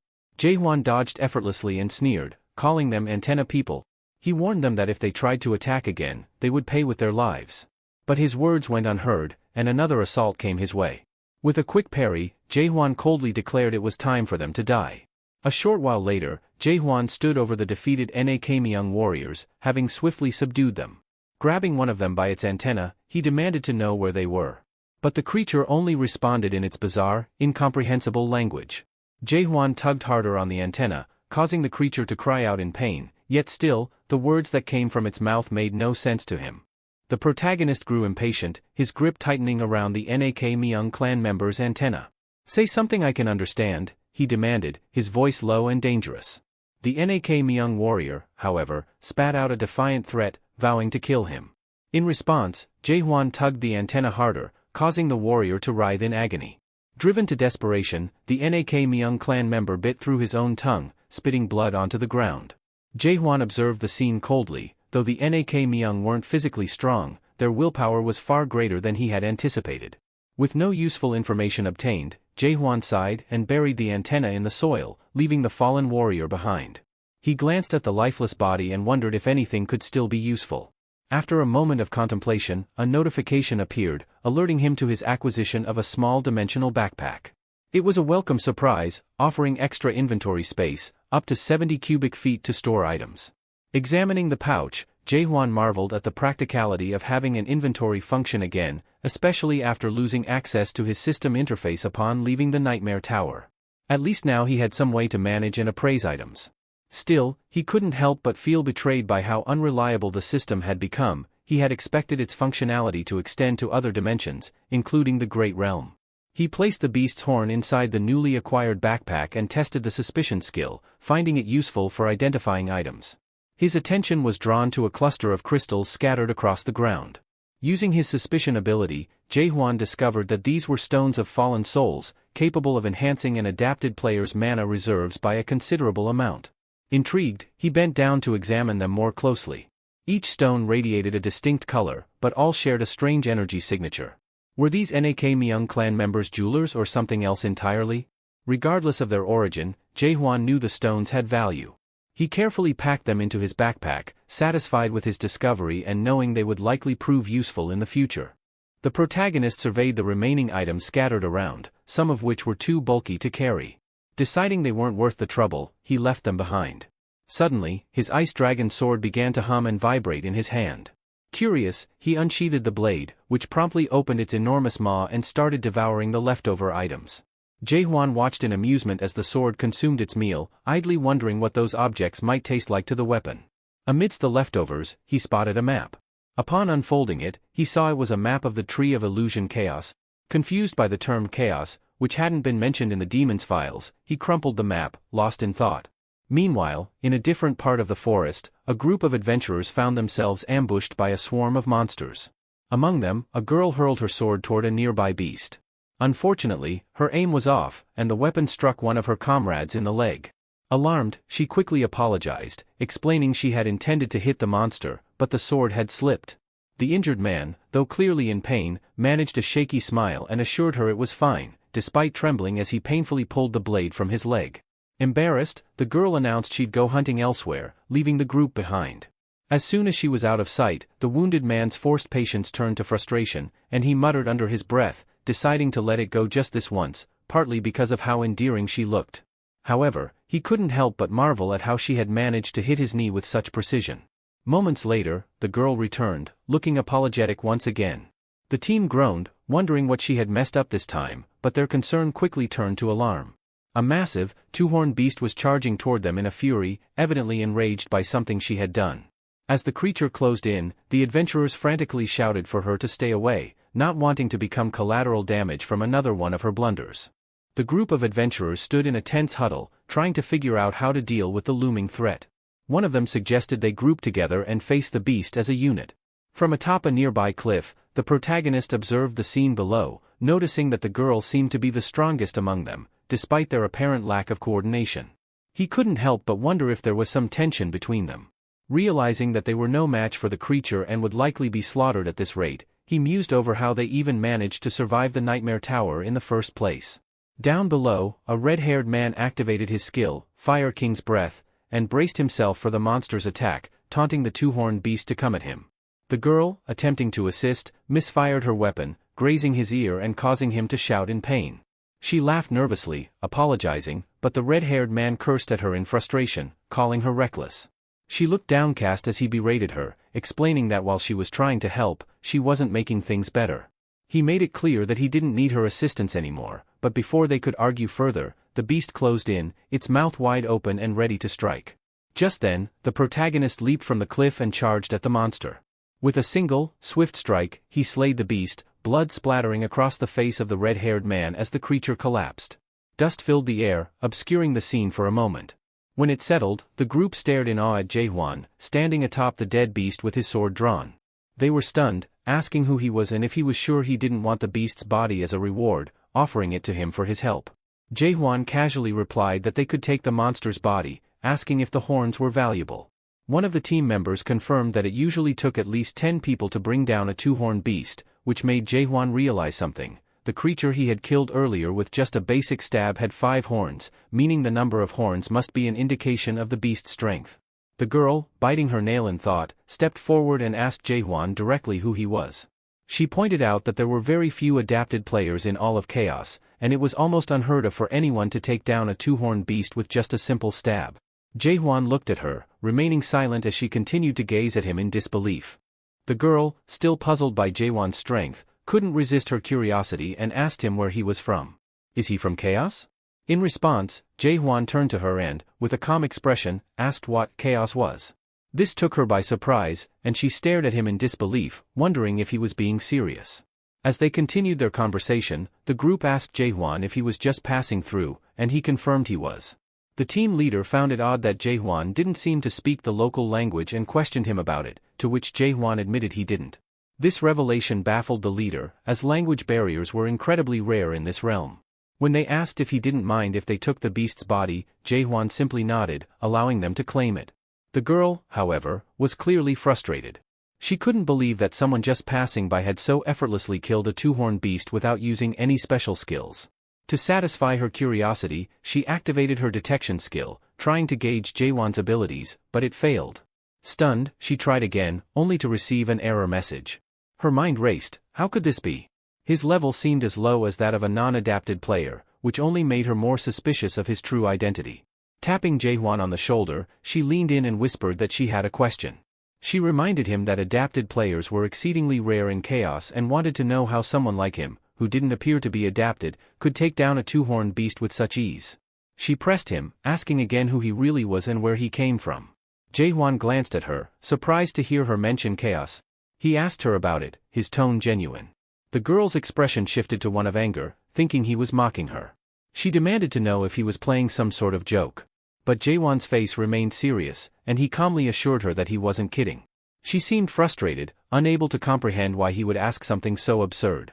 Assuming that perhaps the language barrier was causing confusion, she slowed down her speech and repeated her question about his identity. Jae-hwan took a moment to consider her words. Her question stirred memories of his past life on Earth, a life that now felt distant and irrelevant since entering the tower. The relationships, the sense of identity he once had, it had all faded away. Here, in the Nightmare Tower, he had forged new connections, created new memories, and his old life held little meaning now. Still, he remained quiet, reflecting on how far he had come, but all of it disappeared like a mirage the moment the tutorial ended. The companions who had fought alongside him were back on Earth, alive but likely with no memory of the tower. Starting over with their memories erased was the reward for completing the tutorial. Jae-hwan realized they probably wouldn't even remember him, nor anything that happened during their time in the tower. When the girl pressed him further, he told her that he'd lost his memory. At first, she felt sorry for him, thinking he was suffering from amnesia. But her sympathy quickly turned to frustration. "You expect me to believe that?" she snapped, clearly doubtful. Even if he insisted he had forgotten everything, she wasn't buying it. Jae-hwan had never claimed to have amnesia, but her assumption that his memory loss was the same irritated her. She ranted on, sarcastically comparing his story to something as outlandish as being an abyss warrior. Jae-hwan had no idea what that even meant. Then, without warning, his sword began to vibrate. The girl noticed and asked him to drop the act. When he drew the blade, it immediately grew larger, leaving her stunned. This was no ordinary weapon. It was a spirit sword. As the sword opened its mouth and began devouring the weapons scattered around them, the girl's initial shock turned into suspicion. Maybe Jae-hwan wasn't as strong as he seemed, perhaps his power came entirely from his weapon. Her thoughts raced, wondering what he was planning by revealing his spirit sword so openly. The other team members were equally shocked, watching in awe as the blade consumed everything from swords to armor. Meanwhile, Jae-hwan seemed lost in his own thoughts, calmly telling the sword to revert to its case form once it had eaten enough. The girl couldn't believe what had just happened. He had ruined her mission by eliminating the monster so easily. Annoyed, but with an idea forming in her mind, she wondered how she might turn this unexpected development to her advantage. She agreed to drop the subject of his past but slyly proposed a deal, a subtle trap woven into her words. After giving a brief overview of the Chaos Realm, the girl, who introduced herself as Mino, shifted the conversation to the group she was traveling with. She explained that they were members of the Red Fox clan, a notorious bunch of thugs. The protagonist quickly understood that Mino wanted him to eliminate them for her. With a sly smile, she hinted that they'd eventually turn on him anyway, so it was in his best interest to deal with them first. "Just don't stare at them too long," she advised casually.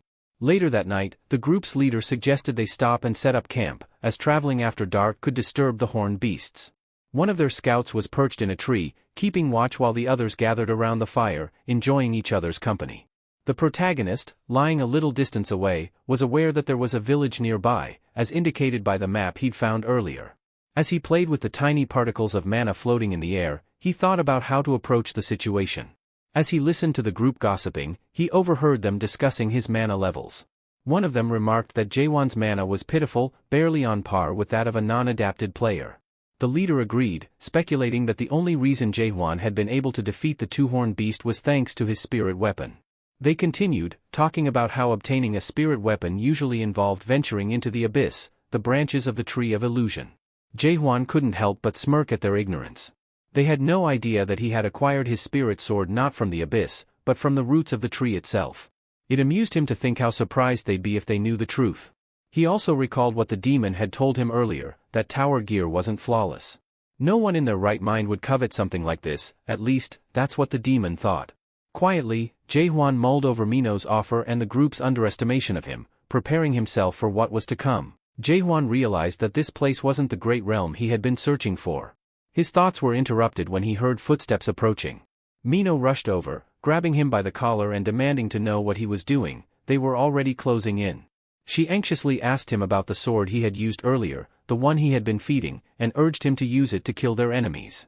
Jaehwan fixed her with a cold stare and calmly responded that he no longer had that sword, he had lent it to someone who was standing watch. Mino's face paled with disbelief. She couldn't fathom how he could hand over a spirit weapon so recklessly, especially just because someone asked. She scolded him for doing something so dangerous. As the Red Fox clan closed in, they thanked Jaehwan for giving them the sword, mocking him as a fool. They boasted that they didn't even need it, they were the Red Fox clan, after all. Mino cursed under her breath, furious that they had dared to challenge her.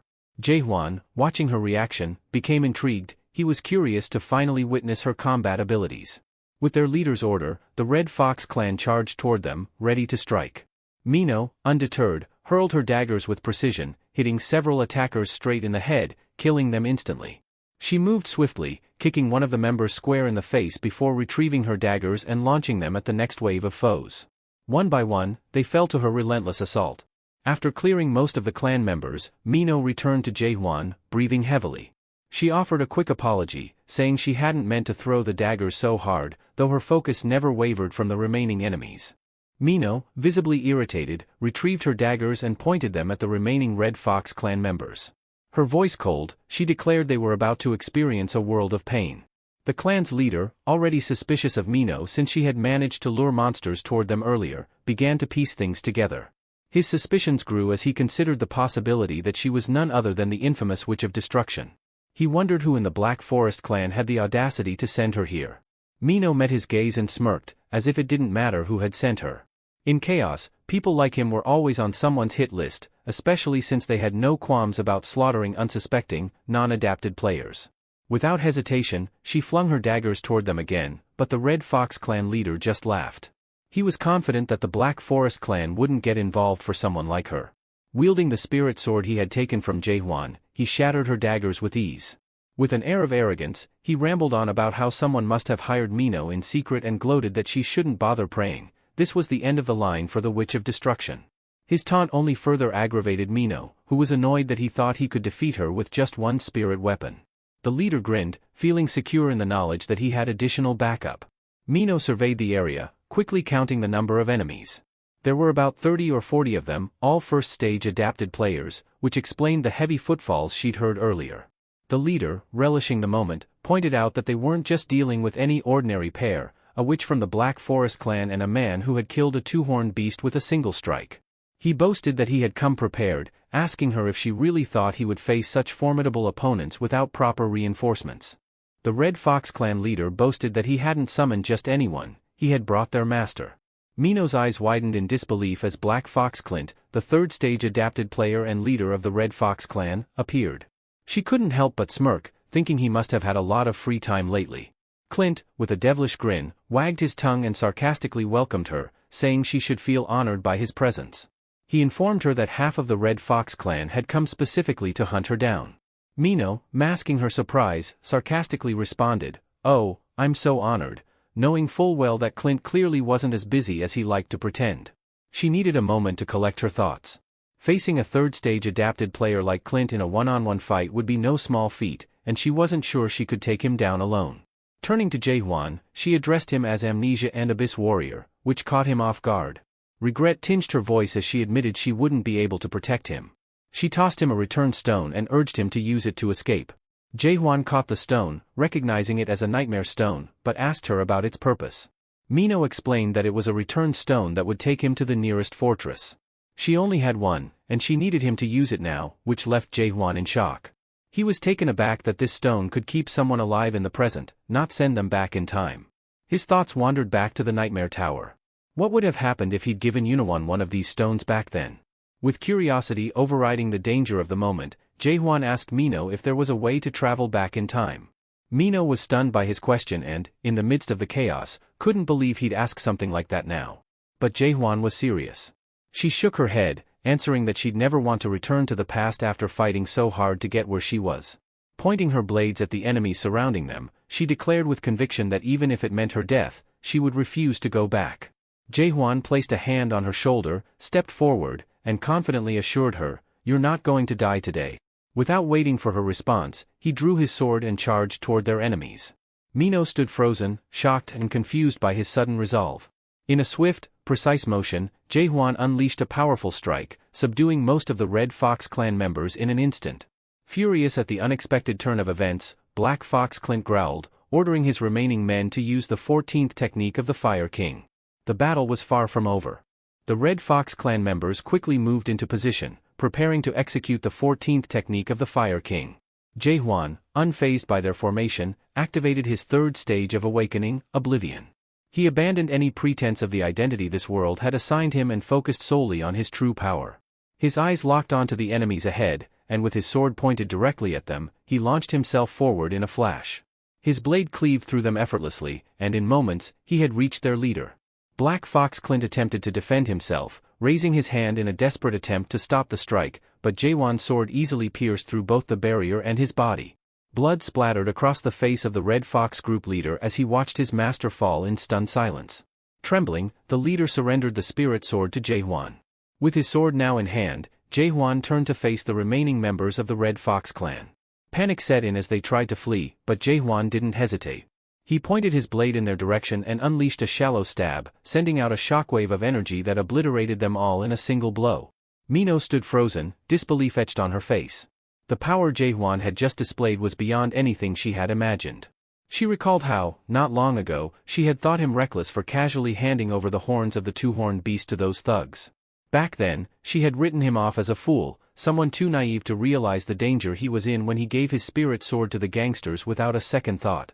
But now, seeing him in action, she realized just how wrong she had been. Jaehwan was powerful, his strength wasn't dependent on his spirit weapon at all. Mino, still reeling from the shock, called out to him, her voice shaky as she asked once more about his true identity. Jaehwan smirked at her question, teasingly asking if she had forgotten. After all, she knew his identity already.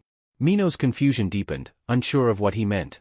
Jaehwan, in turn, wondered if she had somehow lost her memory. After all, he thought he was the only one suffering from amnesia. Mino was taken aback by the jab, feeling slighted by his comment. Frustrated, she demanded the return stone she had given him earlier to escape. But to her dismay, Jaehwan nonchalantly revealed that he had already lost it. Mino's temper flared as she asked if he had any idea how expensive those stones were. Jaehwan simply shrugged and suggested she look around if she wanted it back that badly. Later, as the night settled in, they sat around the fire. The tension had dissipated, and Jaehwan leaned back, enjoying the rare moment of peace. For the first time that day, the air was still, and the quiet enveloped them both. While Mino rifled through Jaehwan's backpack, desperately searching for the return stone, her frustration grew. She cursed herself for trusting a stranger with something so valuable. Meanwhile, Jaehwan was calmly feeding his spirit sword, and, sensing her frustration, he casually remarked, "How are we strangers? We already know each other." Mino spun around, exasperated. "What do we know about each other? I don't even know who you are," she shot back. Jaehwan smiled, replying simply, "I'm human." His cryptic answer only annoyed her further. "What are you even talking about?" she demanded. He turned the question back on her, asking, "Aren't you human too?" With an eye roll, Mino affirmed, "Obviously." Jaehwan clenched his fist, quietly muttering, "That should be enough for us to know." His sudden intensity startled Mino, and she couldn't help but wonder what was going through his head. After a moment of reflection, though, she realized he had a point. Maybe the fact that they were both human was all that mattered. The next day, as they walked, Mino broke the silence, asking if Jaehwan remembered anything from before he entered Chaos or the Great Realm. He shook his head, confirming that his memories were a blank slate. Her mood darkened as she admitted her envy of his amnesia. Jaehwan was bewildered by the idea. "You envy losing your memories?" he asked, incredulous. Mino nodded and explained, "Most people here probably envy you. Everyone who ends up in chaos does so for reasons they'd rather forget." Jaehwan, confused, pressed her on what she meant by obvious reasons and how everyone had arrived in this place. She halted in her tracks, her expression serious. "If you really think about what you just asked, you might regret it," she warned. Their conversation paused as they approached the towering gates of Gorgon Fortress. 2 guards stood watch at the entrance. Mino sighed in relief, happy to have finally reached their destination. She hurried forward, while Jaehwan hung back, taking in the scene. The area surrounding the fortress was chaotic. The sight before him brought back memories of the first floor of the tutorial. Everywhere he looked, there were people in distress, some were injured, others begged for mercy. One woman clung desperately to her husband, refusing to leave him behind. Faces twisted in pain, prayers for salvation, the air thick with despair. It was a sight Jaehwan had seen far too often before. He turned to Mino, asking, "What is this place?" Mino glanced back at the desperate crowd, a mix of sadness and weariness in her eyes. "You really don't understand what you asked me, do you?" she replied quietly. She warned him once more not to ask anyone there how they ended up in chaos. As Jaehwan stared at the people writhing in agony, coughing up blood, Mino's voice turned somber. "Welcome to the world of dead chaos," she said softly. "For those who survive the nightmare towers, there are usually only two fates left. They're either chosen by the abyssal gods or selected by the masters of the great realm," Mino continued, her voice tinged with bitterness. "Some rise to glory in battle, but most fail and find themselves here, in chaos, the stem of the tree of illusion." Jaehwan frowned, the concept gnawing at him. "So, if someone dies in the great realm, they end up here in chaos?" he asked. Mino nodded solemnly. "Yes, but if you die here, it's final. There's no coming back. You become nothing more than nourishment for the tree of illusion. No blood is spilled because, by then, you're already dead." Jaehwan's unease deepened. He had thought his nightmare was over when he escaped the tower, but now he realized he was trapped among the dead. Mino noticed his troubled expression. "What are you mumbling about?" she asked, though he waved it off. Instead, he focused on what she had said earlier.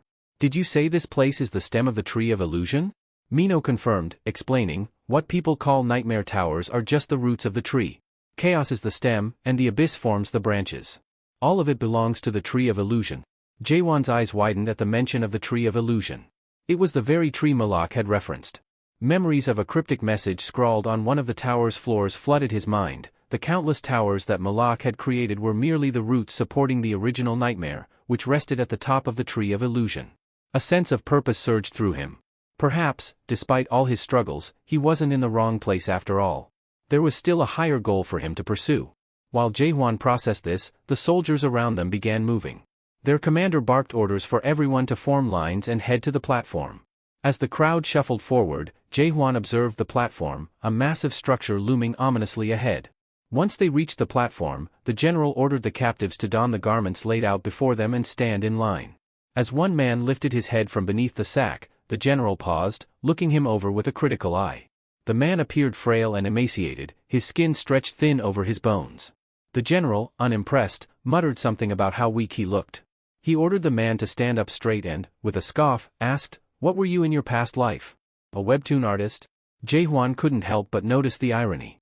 It seemed even in this place, the past clung to people like a shadow they couldn't shake off. Miho called out to the general of the soldiers, "James," which took him by surprise. As he turned to face her, confusion crossed his features. "What brings you to the northern checkpoint?" he asked. Miho shrugged casually. "I just happened to be passing through," she replied before quickly shifting the conversation. "You know who I am, right? How about letting me through?" James sighed and shook his head. "I'm sorry, Miho, but things are different now. We've got new orders. Everyone entering the fortress has to show a certificate. No exceptions." Miho blinked, taken aback. "Wait, you're talking about those ridiculous certificates my brother implemented, aren't you?" She sighed in frustration, glancing over at Jaehwan, wondering if he had one. "You got a certificate?" she asked. Jaehwan shook his head. "Nope." Seeing no other choice, Miho decided to take a different approach. She stepped closer to James, lowering her voice to a whisper. "Listen, I didn't bring a certificate with me," she admitted, offering him a small, apologetic smile. Then, she reached into her pouch and pulled out something gleaming, a horn. "But maybe this will do instead?" James' eyes widened as she handed him the two-horned beast's horn. He quickly stashed it in his jacket, nodding with a grin. "Fine, you can go ahead. We've known each other long enough, so I'll let it slide this time." Miho chuckled as she breezed past, while James' soldiers exchanged curious glances, astonished by the interaction. James then turned his attention to Jaehwan. "And what about you? Do you have a certificate?" Jaehwan looked at him plainly. "Nope, no certificate. Is it really that necessary?" Miho raised a brow, flashing a playful smile. "Looks like you're out of luck." She teased him, clearly enjoying the situation. "I could help you, you know, if you ask nicely." But James remained firm. "No certificate, no entry. Those are the rules." Jaehwan understood the seriousness of the situation. He reached into his bag, rummaging for something, unsure of what his next move would be. Mino grew increasingly concerned, her mind racing with thoughts about what Jaehwan might be planning. Could he really be thinking of killing the guards to get in? The idea seemed absurd, but she couldn't shake it.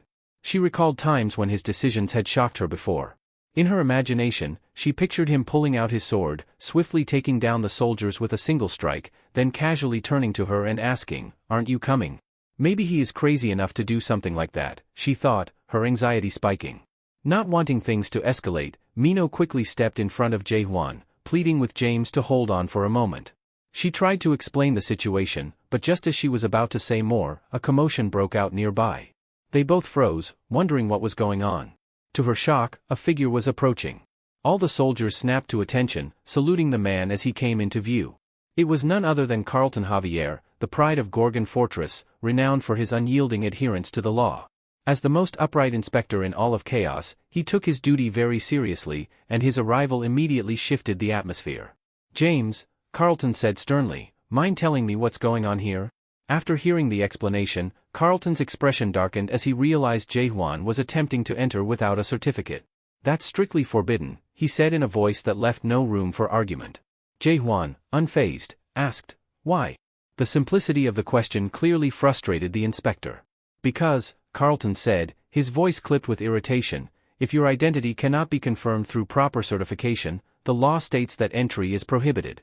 It's outlined clearly in Article 27, Paragraph 4 of the Gorgon Entry Laws." Mino silently cursed, realizing that Carlton wasn't someone who could be reasoned with easily. Everyone around them dropped to their knees, bound by Inspector Carlton's legal code skill. Even Mino, frustrated, was forced to kneel, caught in the spell's effect. Carlton, standing tall, declared with authority that he had the legal right to detain Jae-hwan under the same law. But Jae-hwan had no intention of complying. With a swift motion, he unsheathed his sword and effortlessly sliced through the chains holding them down. "That's enough," he muttered, yanking Mino up to her feet, leaving everyone, including Carlton, stunned. Jae-hwan's defiance, paired with his strength, made Carlton's eyes widen in disbelief. "I don't care what your silly laws say," Jae-hwan said calmly, sliding his sword back into its sheath. He looked at Carlton and asked flatly, "What exactly does this certificate of yours prove?" Carlton, still in shock, couldn't believe what had just happened.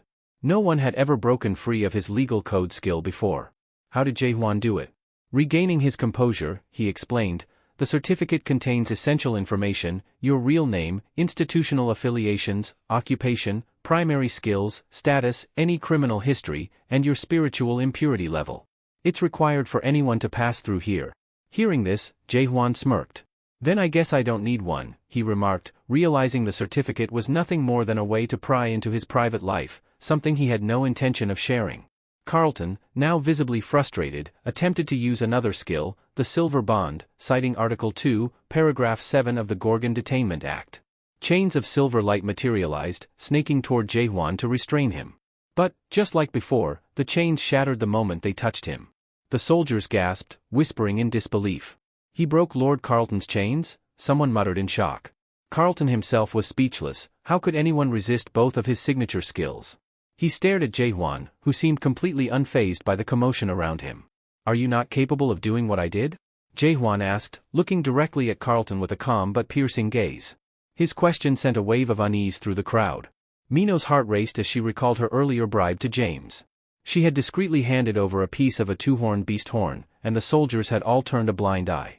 Now, with Jae-hwan breaking Carlton's chains effortlessly, she couldn't help but feel her secret was teetering on the edge of discovery. James, who had accepted Mino's earlier bribe, paled, along with the other soldiers. Their faces turned ashen as they witnessed Jae-hwan's bold move. The protagonist reached into his bag, pulling something out while Mino, alarmed, tried to stop him.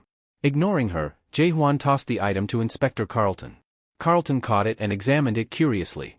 Jae-hwan calmly requested that he accept it in exchange for his entry into the fortress. James, utterly flustered, was furious. "How dare you try to bribe the inspector?" he shouted, assuming Jae-hwan had lost his mind. In his rage, James turned to Carlton, requesting permission to execute Jae-hwan on the spot. However, Carlton raised his hand to stop him. "Wait," the inspector said, turning to Jae-hwan with a knowing look. "Did you say your name was Jae-hwan?" The protagonist nodded, confused but composed. Carlton smiled faintly. "I've been waiting for you," he said, calling Jae-hwan the messenger of Nak Myung. Later, Mino found herself overwhelmed by the truth of what had happened with James. Suddenly, a device touched her head, alerting her that her spirit contamination level had exceeded 15%. A voice urged her to take a recovery pill immediately. Carlton, noticing the change in her, warned, your spirit is corrupting. Do you understand what that means? Mino, clearly upset, nodded furiously. Of course, I know what it means, she snapped, downing the pill quickly. Jaehwan, genuinely puzzled, asked, what exactly is spirit contamination? Mino couldn't believe her ears. She stared at him, dumbfounded. You seriously don't know? She was exasperated. Spirit contamination is a chronic condition that everyone in chaos suffers from. Jaehwan's blank look only made her more frustrated. I can't believe I'm stuck working with a guy like this, she muttered, amazed at his ignorance. As Mino explained, the inhabitants of chaos had their spirits slowly corrupted by the very nature of the place. Once someone's contamination level hit its peak, the consequences could be devastating. That was why the horns of the horned beasts were so incredibly valuable. Mino had just witnessed how excited Inspector Carlton had been when she used one as a bribe. James, now fully composed, saluted Carlton and reported that all the new arrivals had been safely escorted to a nearby village. Mino continued, explaining to Jaehwan that the horn was the only item in chaos capable of temporarily halting spiritual contamination, and thus, everyone desperately sought after them. Though I got one for free, thanks to a certain someone, she added, popping her recovery pills nonchalantly. Inspector Carlton, still suspicious, informed Jaehwan that he would scan him next. Moving a device close to him, the scanner whirred to life, but after a few moments, it malfunctioned, turning red and sputtering with error codes. Everyone was caught off guard. Carlton inspected the device, which was unable to read Jaehwan's spirit contamination level. The reading came up as 0. The inspector's eyes narrowed, and a knowing smirk spread across his face, as if pieces of a puzzle were falling into place. He handed Jaehwan back his spirit stones, catching him off guard. Jaehwan hadn't expected Carlton to return them so easily. You shouldn't part with the stones of fallen souls so lightly, Carlton said, his tone knowing. Especially not as the messenger of Nak Myung. Jaehwan was quick to correct him. I'm not anyone's messenger. I don't even know who or what Nak Myung is. Carlton gave a slight chuckle. I know, he said mysteriously, as if there was more to his statement than he let on. After the tense exchange, they finally made their way into the fortress. James, still rattled, turned to Carlton. Are you really going to let him go just like that? Carlton responded with a question of his own. Do you even know what the stones of fallen souls are?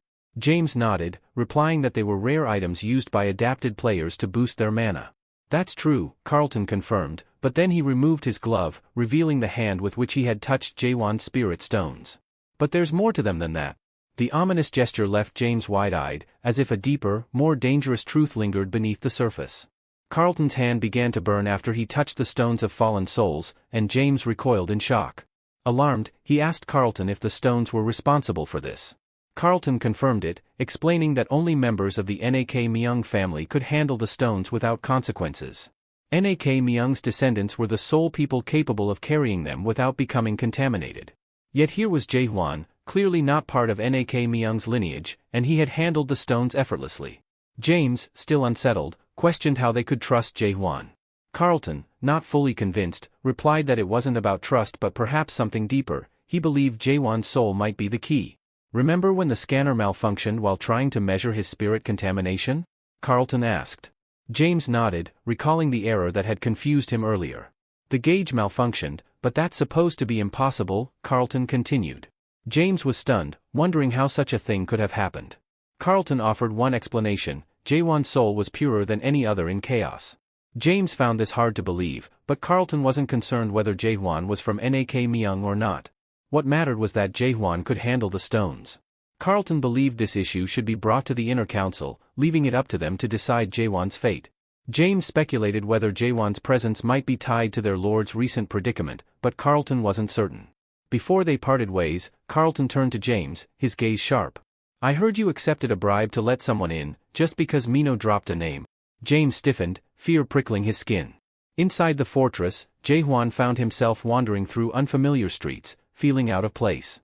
Mino was supposed to lead him, but instead, he was left to carry the burden of navigating the town. He recalled Carlton's parting words to Mino, reminding her to bring her certificate next time, and quoting the Gorgon Entry Law, Article 7, Paragraph 34, those without proper documentation or with falsified certificates would be denied entry and face severe penalties. Despite her offense, Carlton had spared her because Jaehwan had intervened, urging him to go easy on her. He had also reminded Mino that bribes were strictly forbidden under Article 11, Paragraph 6, which punished both the giver and receiver of any kind of inducement to enter the town. Carlton's constant lecturing on the laws grated on Mino's nerves, and she finally snapped, telling him she'd had enough. Jaehwan chuckled inwardly, thinking Carlton's legal code skill was more of an annoyance than a real threat. As they walked away, Carlton wished Jaehwan a good stay in Gorgon, but Jaehwan still found the inspector a bit of a nuisance. Not long after, Jaehwan spotted a man and approached him, asking for directions to a skilled blacksmith. He specifically wanted someone capable of handling a spirit sword like his. The man hesitated, unsure, while another figure lurking beneath the bridge eyed Jaehwan's sword with malicious intent, clearly interested. Just then, Mino bumped into Jaehwan, snapping out of her daze. She asked him how they had gotten into the town, as if everything that had happened earlier was a blur to her. Jaehwan glanced at Mino and asked if she was feeling better, then nonchalantly suggested it was time for her to find her own way. Mino was taken aback and quickly pleaded with him to wait, asking how he could just toss her aside like that.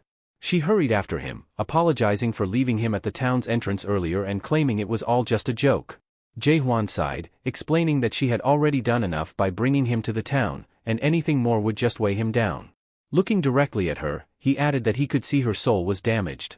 Their paths, he said, were different, and it was time for them to part ways. Mino clenched her fists, clearly angered, and rushed forward. Frustrated, she told him that he didn't know anything about this place and could easily get into trouble.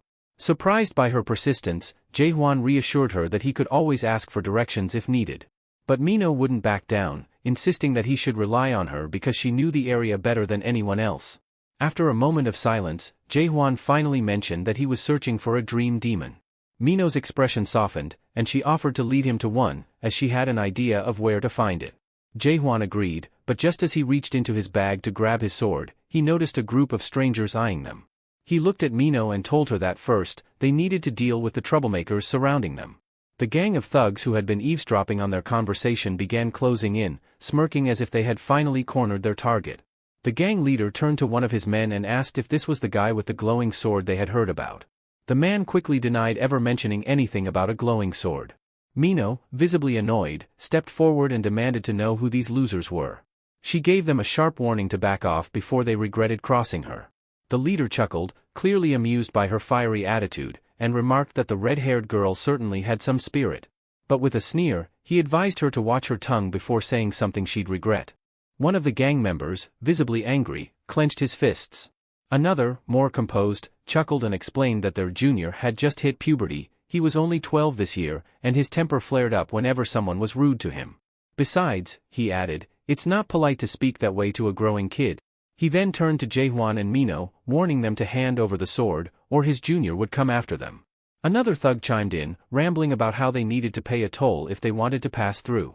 Jaehwan sighed, realizing they were in for more trouble. Mino, on the other hand, was in shock, her jaw dropping when she heard them refer to the hulking figure as their junior. Frustrated, the giant, who was apparently the youngest in the group, glared at them. He clearly thought they didn't understand who they were dealing with. He demanded they give up the sword, threatening them with harm if they refused. Mino, still astonished, couldn't help but blurt out her disbelief, asking how such a massive guy could be considered a junior. That was all it took to set the man off. With a growl, he lunged at her, declaring it was time for her punishment for speaking out of turn.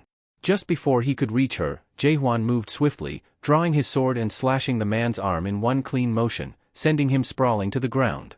The other gang members froze in shock. Jaehwan, irritated by the endless talking, calmly pointed his sword at them, challenging them to attack if they wanted a fight. Furious that one of their own had been hurt, the gang began cursing him, vowing to make him pay for what he'd done to their precious little junior, who now whimpered in pain, clutching his bleeding arm. The gang leader trembled with rage, unable to believe anyone had dared to harm their beloved junior. Some of the gang members frantically informed the boss that Junior was still alive, though badly hurt. Mino, still stunned, couldn't believe they kept referring to the massive man as their sweet junior. As they rushed forward, eager to exact revenge, Jaehwan remained calm. He raised his sword, and before anyone could land a blow, a sudden burst of energy filled the air. In an instant, the gang members were defeated, blood staining the ground. Jaehwan wiped his blade clean as if it were nothing, while Mino stood there, speechless, clearly impressed by his skill and the effortless way he had handled the situation. Mino couldn't contain her curiosity and asked Jaehwan how he had managed to defeat all those thugs with just a few strikes, impressed by the power behind his moves. Jaehwan, however, casually responded that stabbing was his only skill, which left Mino stunned. She blinked in disbelief, thinking he had to be joking, but he continued, explaining that he knew 3 variations: shallow stab, normal stab, and hard stab.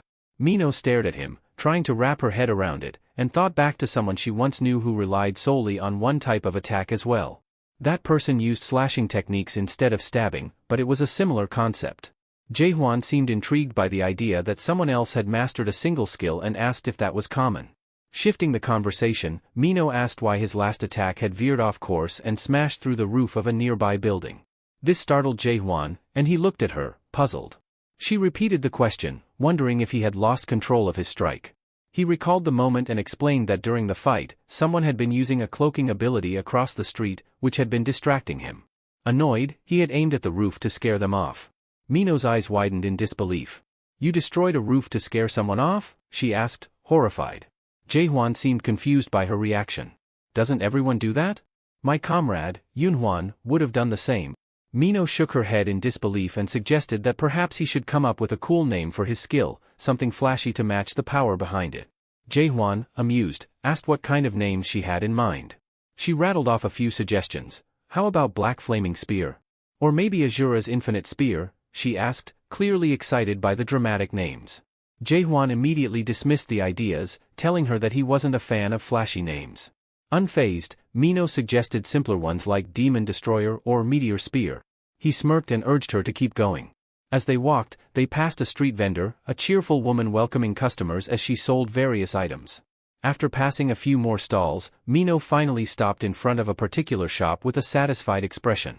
She pointed ahead and said, "This is the place, Twilight Smithy." Jaehwan looked up to see the large, impressive building before them. According to Mino, this was no ordinary shop. It had been established by a dream demon, one of the most skilled blacksmiths in all of Gorgon. As Jaehwan and Mino approached the entrance of Twilight Smithy, a voice startled them. A young boy named Naven, a worker at the smithy, greeted them politely, asking if they had come to place an order. Before they could answer, he apologized and warned that even if they did, it might take a while to fulfill. Mino, curious, asked why there was a delay. Naven explained that the head blacksmith was currently away, leaving the deputy blacksmith, Michael Garned, in charge. Unfortunately, Michael was occupied that day, running tests for the apprentices. Naven then suggested they take a look at some of the finished products instead if they were in a hurry to find something. Mino nodded thoughtfully as they were led inside, where they saw the apprentices gathered around a striking sword made from the horns of a 4-horned beast. The apprentices were clearly in awe of the weapon's sharpness and craftsmanship. Michael Garned, the deputy blacksmith, was instructing his workers as they marveled at the sword. He explained that while the blade was already exceptional, it still required a hole in the handle to insert a gem, which would enhance its power. The apprentices, eager for a chance to work on such a valuable piece, immediately volunteered for the task.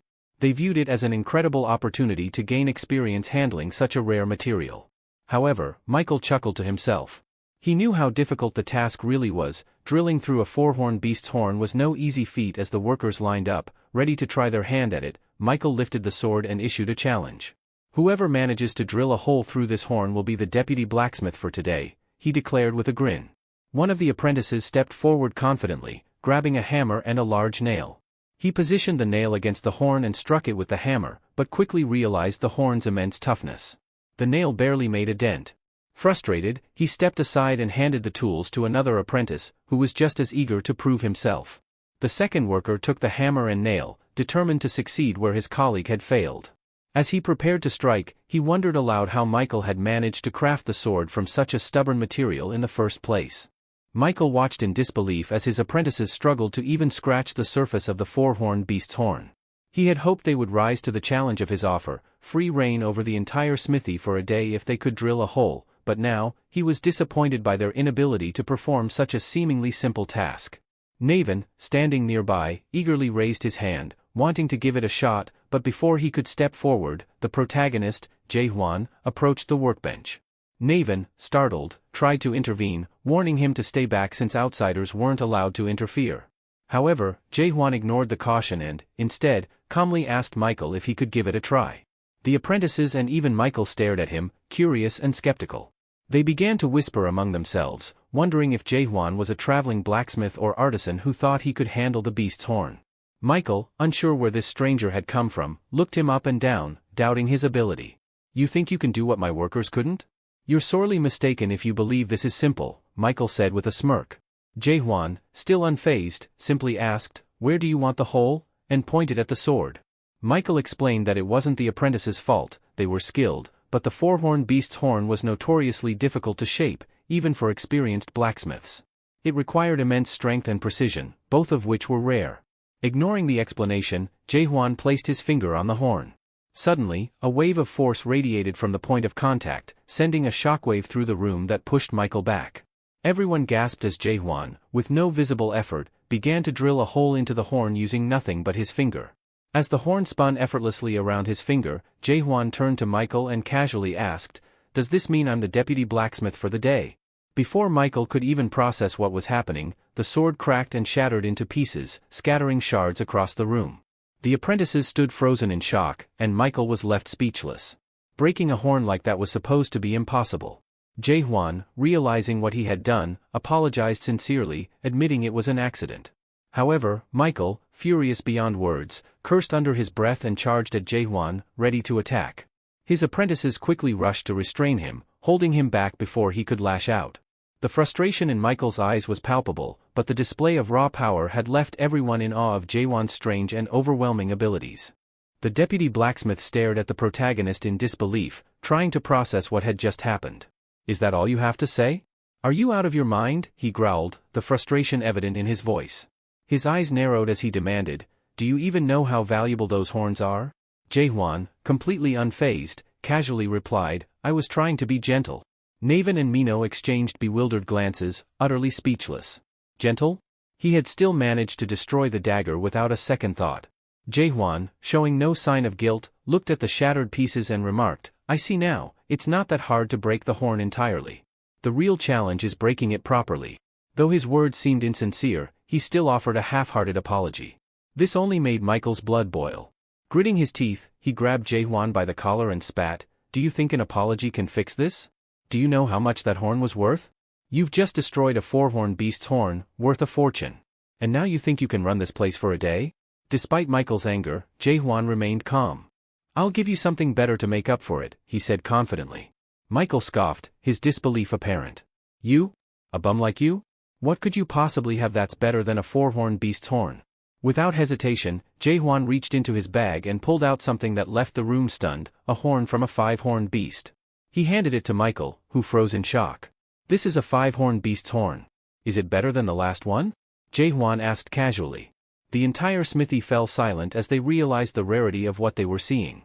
The workers murmured in amazement. This was a horn from a beast known as Garnak, a creature almost impossible to hunt. Michael's eyes widened in disbelief. Is this a genuine Garnak horn?" Jae-hwan shrugged. "I hope this covers the loss. I don't have any more of those four-horned beast horns, or whatever you called them." Michael, still stunned, nodded slowly. This more than makes up for it." Jae-hwan smirked and asked, "So, can I use your smithy now?" Michael turned to his apprentices and instructed them to close the shop doors.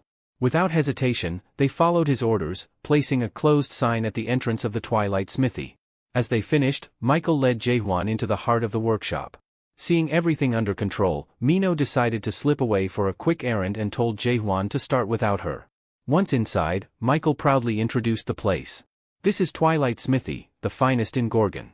We've got the best tools and craftsmen in the city. Feel free to use whatever you need, Deputy Blacksmith," he said with a slight grin. Jae-hwan thanked him for the generosity. Curiosity getting the best of him, Michael asked, "Where did you even find a Garnak horn?" Jae-hwan removed his cape and answered casually, "I took it down myself." Michael's eyes widened in disbelief. "You killed a five-horned beast on your own?" Jae-hwan nodded, explaining, "Yeah, one of them attacked me while I was traveling." Michael couldn't hide his amazement. Very few people in Gorgon, let alone the chaotic wilderness surrounding it, had the strength or skill to defeat such a creature. "Impressive," he muttered under his breath. Jae-hwan put on an apron and then asked Michael for some assistance. "I need help making a sheath. Never made one from scratch before, though I've repaired a few." Michael blinked in surprise. A sheath from a five-horned beast's horn? His thoughts raced. What kind of sword was Jae-hwan planning to pair with such a high-quality material? It seemed like overkill. As Jae-hwan revealed his sword, Michael's jaw nearly dropped. The blade shimmered with an otherworldly glow, and for a moment, he thought it resembled a legendary frostworm blade, though he assumed it was just a well-crafted replica. The craftsmanship was impeccable, and the sword was undeniably beautiful, but using a garnak horn for a sheath? Michael thought that was too much. Wouldn't it be better to forge an entirely new sword with the horn instead?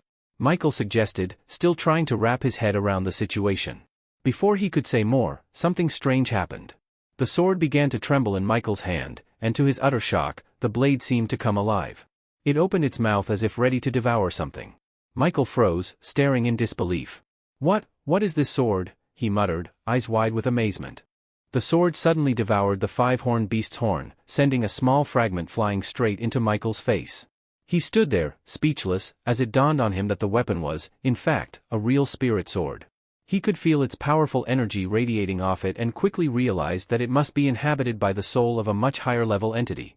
But how had such a soul found its way into this sword? That was beyond him. As he watched the blade begin to evolve, shifting and growing in both size and complexity, Michael understood this was no ordinary transformation. The sword was undergoing a significant evolution right before his eyes. When the process was complete, Michael turned to Jaehwan and informed him that the sword would need a new name. Confused, Jaehwan asked, "A new name?" Michael explained, "Spirit weapons lose their original names after evolving significantly. You'll need to give it a new one." Jaehwan frowned, eyeing his sword suspiciously. "If it keeps eating things without my permission, I'm going to call it Pig Sword." Despite the odd complaint, Jaehwan seemed unfazed by the sword's behavior. After all, he still had another five-horned beast horn. Michael blinked in surprise, unable to comprehend how Jaehwan had another one. He then remembered it was a five-horned beast, which meant there must have been multiple horns. A realization hit him like a brick. Was Jaehwan carrying all the horns? With disbelief still lingering, Michael asked, "So, how can I help?" Jaehwan looked over at him. "I'd like to see you work." Feeling the pressure to perform, Michael nodded and asked if Jaehwan had any particular design in mind for shaping his shield. Jaehwan shrugged and said, "I'll let you decide since you're the expert." The weight of expectation settled on Michael's shoulders, but he accepted the challenge. "All right, then. I'll show you the daybreak craftsman skill." As Michael prepared to get started, the scene shifted to the inner castle of Gorgon. A man stood before his superior, apologizing profusely. "After Jaehwan killed those street thugs, I lost track of the target," he explained. Jürgen Cheever, the Prime Minister of Gorgon, calmly sipped his tea and then, to the man's surprise, asked, "How did you even find him?" The man hesitated, clearly unsure. "I'm not sure. When I regained consciousness, I was lying on a rooftop," he admitted, baffled by his own experience. The Prime Minister's eyes widened in disbelief. Jaehwan had seen through the advanced cloaking of a third-stage adapted player, a technique reserved for those with master-level skills. That could only mean one thing: Jaehwan was at least a fifth-stage adapted player. The realization hit hard, and Jürgen immediately ordered his subordinate to gather a team and comb through the city, leaving no stone unturned. The subordinate nodded and hurried off to execute the orders. As soon as he was alone, a sharp pain shot through Jürgen's head. He winced, rubbing his temples as the vibrations intensified, and the room around him began to tremble. Frustrated, he slammed his fist onto the table. "Just a little longer," he muttered, addressing his unseen lord. "We'll find a solution soon enough." Meanwhile, at a bustling bar in the city, an announcement echoed through the room, grabbing everyone's attention. A young woman on a screen, recapping the week's top 10 players with a cheerful siren tone. After finishing the list, she yawned and apologized to the crowd. "That's all for today, folks. But before we wrap up, I've got something special for you, a clip that I'm sure most of you are already familiar with." The patrons murmured excitedly as she queued up the video, the hottest one on Little Brother at the moment. The screen flickered to life, showing the legendary footage of a player on the 99th floor of the tower, battling an enormous ice dragon. The crowd went silent, mesmerized by the fight. The player's face had been blurred, preserving their anonymity, but the skill and precision in the battle were unmistakable. Everyone in the bar was buzzing with questions. What had happened to that player? Rumors swirled that the tower's masters were desperate to get their hands on him. One man at the back scoffed, leaning over to his companion. "You haven't heard, have you? They've stopped cultivating that tower entirely." The others turned in shock, demanding to know why. The man shrugged, admitting he didn't know the exact reason behind the tower's closure. However, he speculated that a demon might have been caught tampering with the system, leading to chaos. He shared rumors that the demon had abandoned the tower altogether, smashing his way out to escape. "That video's probably a fake," the man added cynically. "I mean, who could possibly take down a first-generation tower by themselves?" Another listener chimed in, reminding the group that demons typically had to take out loans just to afford a tower. It was hard to believe that this particular demon could afford to destroy it. Maybe he's rich, someone suggested, but the man quickly dismissed the idea. If he were rich, why not sell the tower online? He could have made a fortune. The conversation took a pause as the man called for another pint of single-horn beer. The waiter nodded and told him to hang tight for a second. Just then, the bar doors slammed open. All eyes turned to see Mino entering, and the crowd was immediately struck by her commanding presence. Her sharp gaze and elegant figure drew attention from every corner of the room. Mino strode confidently to the bar and took a seat, her eyes scanning the area as she sat down near the bartender. A man sitting beside her, clearly emboldened by alcohol, grinned and tried his luck, complimenting her and asking if she'd care to join him. Mino turned to him with a cold, intense stare, her killing aura radiating from her like a wave. Her voice, low and dangerous, cut through the air as she told him to leave. The man, now pale and terrified, scrambled from his seat and hurried away without a word. Still annoyed, Mino wondered to herself why her mood had soured so badly. Without waiting for an answer, she placed a spirit stone on the counter and demanded a drink so strong it could kill her on the spot. The bartender hesitated for a moment before handing her the glass. As time passed, Mino downed several glasses, bottles piling up as she pretended to be in a drunken haze. Her frustration soon bubbled over as she began ranting aloud. "It's ridiculous," she muttered, her voice slurred but full of irritation. "Jaewon, that arrogant fool, he thinks he's some kind of big shot, strutting around like he owns everything." She continued to vent to the pub owner, Claire, who listened with a patient nod, clearly having heard enough of this before. Claire could tell Mino wasn't really drunk, but that didn't stop her from going on and on. With a sigh, she asked, "If he gets under your skin so much, why don't you just stop hanging around him? You're not exactly short on admirers." Mino, however, seemed unsure. Every time she thought about Jaehwan, her anger flared, and she slammed her mug down on the table. "He's always smashing through everything, swinging his sword like the ruler's presence is of no consequence." Her voice dripped with frustration. "He once said that knowing he was a human should be enough, but half the time, I don't even understand what he's talking about." She kept ranting, remembering how Jaehwan would pick fights without a second thought. He knows nothing about chaos, and he still goes around provoking people. And when someone threatens to leave, most would hesitate, he just doesn't care. He even had the nerve to tell me I wasn't human, that we're nothing alike. Her voice softened into something more bitter as she stared into her mug. "He makes me feel like I'm nothing." Mino's nails dug into the mug as she recalled how much effort she, Claire, and everyone else had put into getting where they were. And then Jaehwan had appeared, seemingly out of nowhere, disrupting everything. She remembered once asking him why he was so obsessed with finding a dream demon. His answer had been cold and distant, revenge, but he had scoffed, telling her she wouldn't understand even if he explained. "He looks down on me," Mino said, her eyes darkening as she scratched the mug harder. "Whenever I see him, it's like he thinks I'm beneath him. It drives me insane." Claire shook her head and patted Mino gently. "You're being foolish," she remarked with a sigh. "You need to steer clear of him. You've done more than enough, and you deserve better." But Mino hesitated, unwilling to let go. "I don't know. I still want to be near him." Claire's voice turned serious as she warned, "If you stay with him, you might end up dead for real." Miho was puzzled by Claire's warning. "What do you mean I'd die just by being around him?" she muttered, dismissing the idea as irrational fear. Before Claire could respond, the bar door creaked open, and a golden bird flew in, dropping a scroll into Miho's hand. She was caught off guard, recognizing the sender's name instantly, Carlton Javier, the Northern Checkpoint Inspector. Mino scowled, cursing under her breath. What does that stubborn jerk want now? Her heart raced as she fumbled to open the letter. Just as she was about to read it, a voice interrupted her from behind. "Are you the Witch of Destruction?" the voice inquired coldly. Startled, Miho instinctively reached for her blades, ready to strike. "That's what some people call me," she growled. But before she could make a move, a hand gripped her wrist tightly, disarming her in one swift motion. The man behind her gave a low, warning growl. "I don't mind getting rough," he said, his voice steady. "But I've got more important things to do right now. You're going to help me first?" Meanwhile, over at the Twilight Smithy, Michael lay on the floor, trembling in disbelief. His gaze locked onto the massive horned beast before him. The creature loomed ominously, its presence overwhelming. Michael's mind raced as he tried to comprehend what he was witnessing. "I'm not supposed to be here. I'm not supposed to mold something like this," he mumbled, his voice shaking with fear. He glanced at Jaehwan, who pulled him up, snapping him back to reality. "Get it together," Jaehwan said firmly, reminding him they were in the middle of forging a weapon and needed his focus. Just as Michael attempted to resume his work, the beast attacked, knocking them both back. They had spent hours trying to mold the horn without success. Michael's breath grew ragged, his energy nearly depleted. I can't do this. My tools aren't even leaving a mark. This thing's too advanced for me, he confessed, feeling defeated. Jae-hwan placed a hand on Michael's head, his expression calm but commanding. This isn't about skill level, he said quietly, surprising Michael with his words. As Michael stood there, Jae-hwan activated the first stage of awakening, called suspicion, which allowed him to glimpse the true essence of things.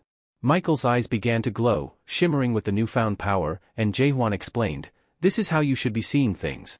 Before Michael could fully grasp what was happening, Jae-hwan pushed him further into the second stage of awakening, understanding, where one can comprehend the real nature of reality. When Michael turned his gaze back to the horn they were working on, it began to change. To his astonishment, the horn bubbled and warped, dissolving into strange shapes that rose like mist. His mind reeled, and he rubbed his eyes, thinking he must be hallucinating.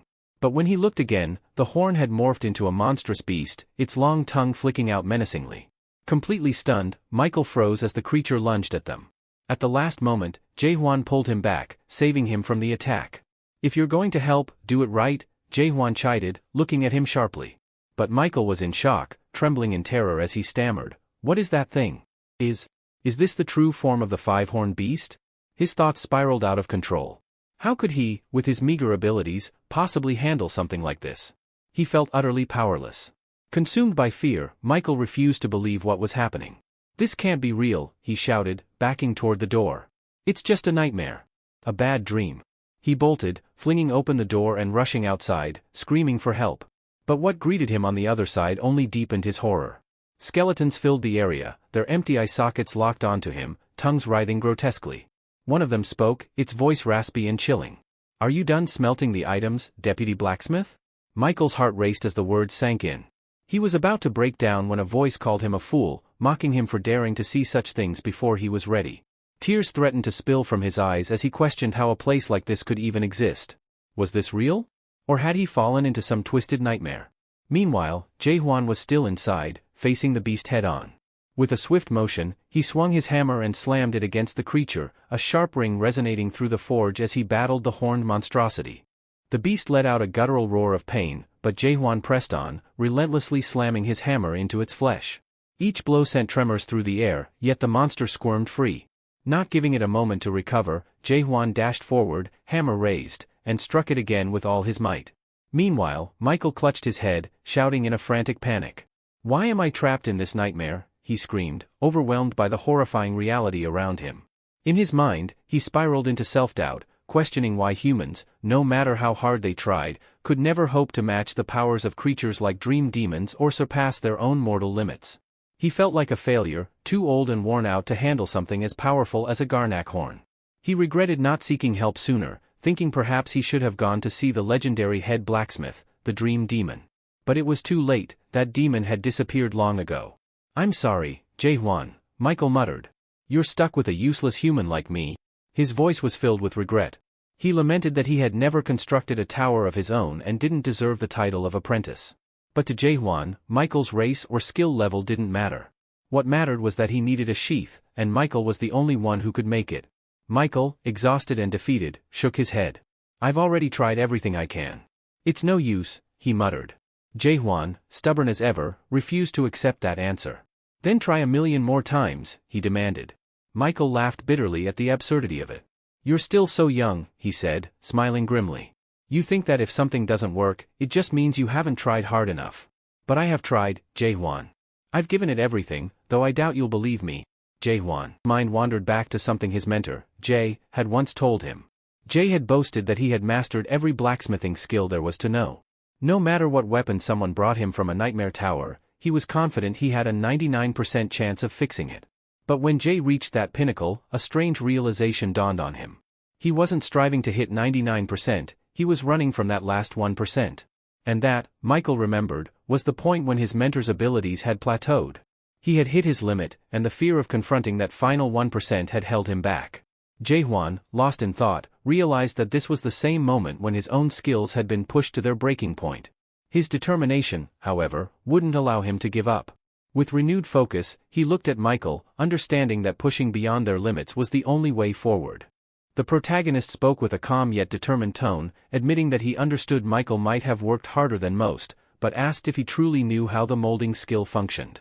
Michael hesitated before responding, "It's simple, really.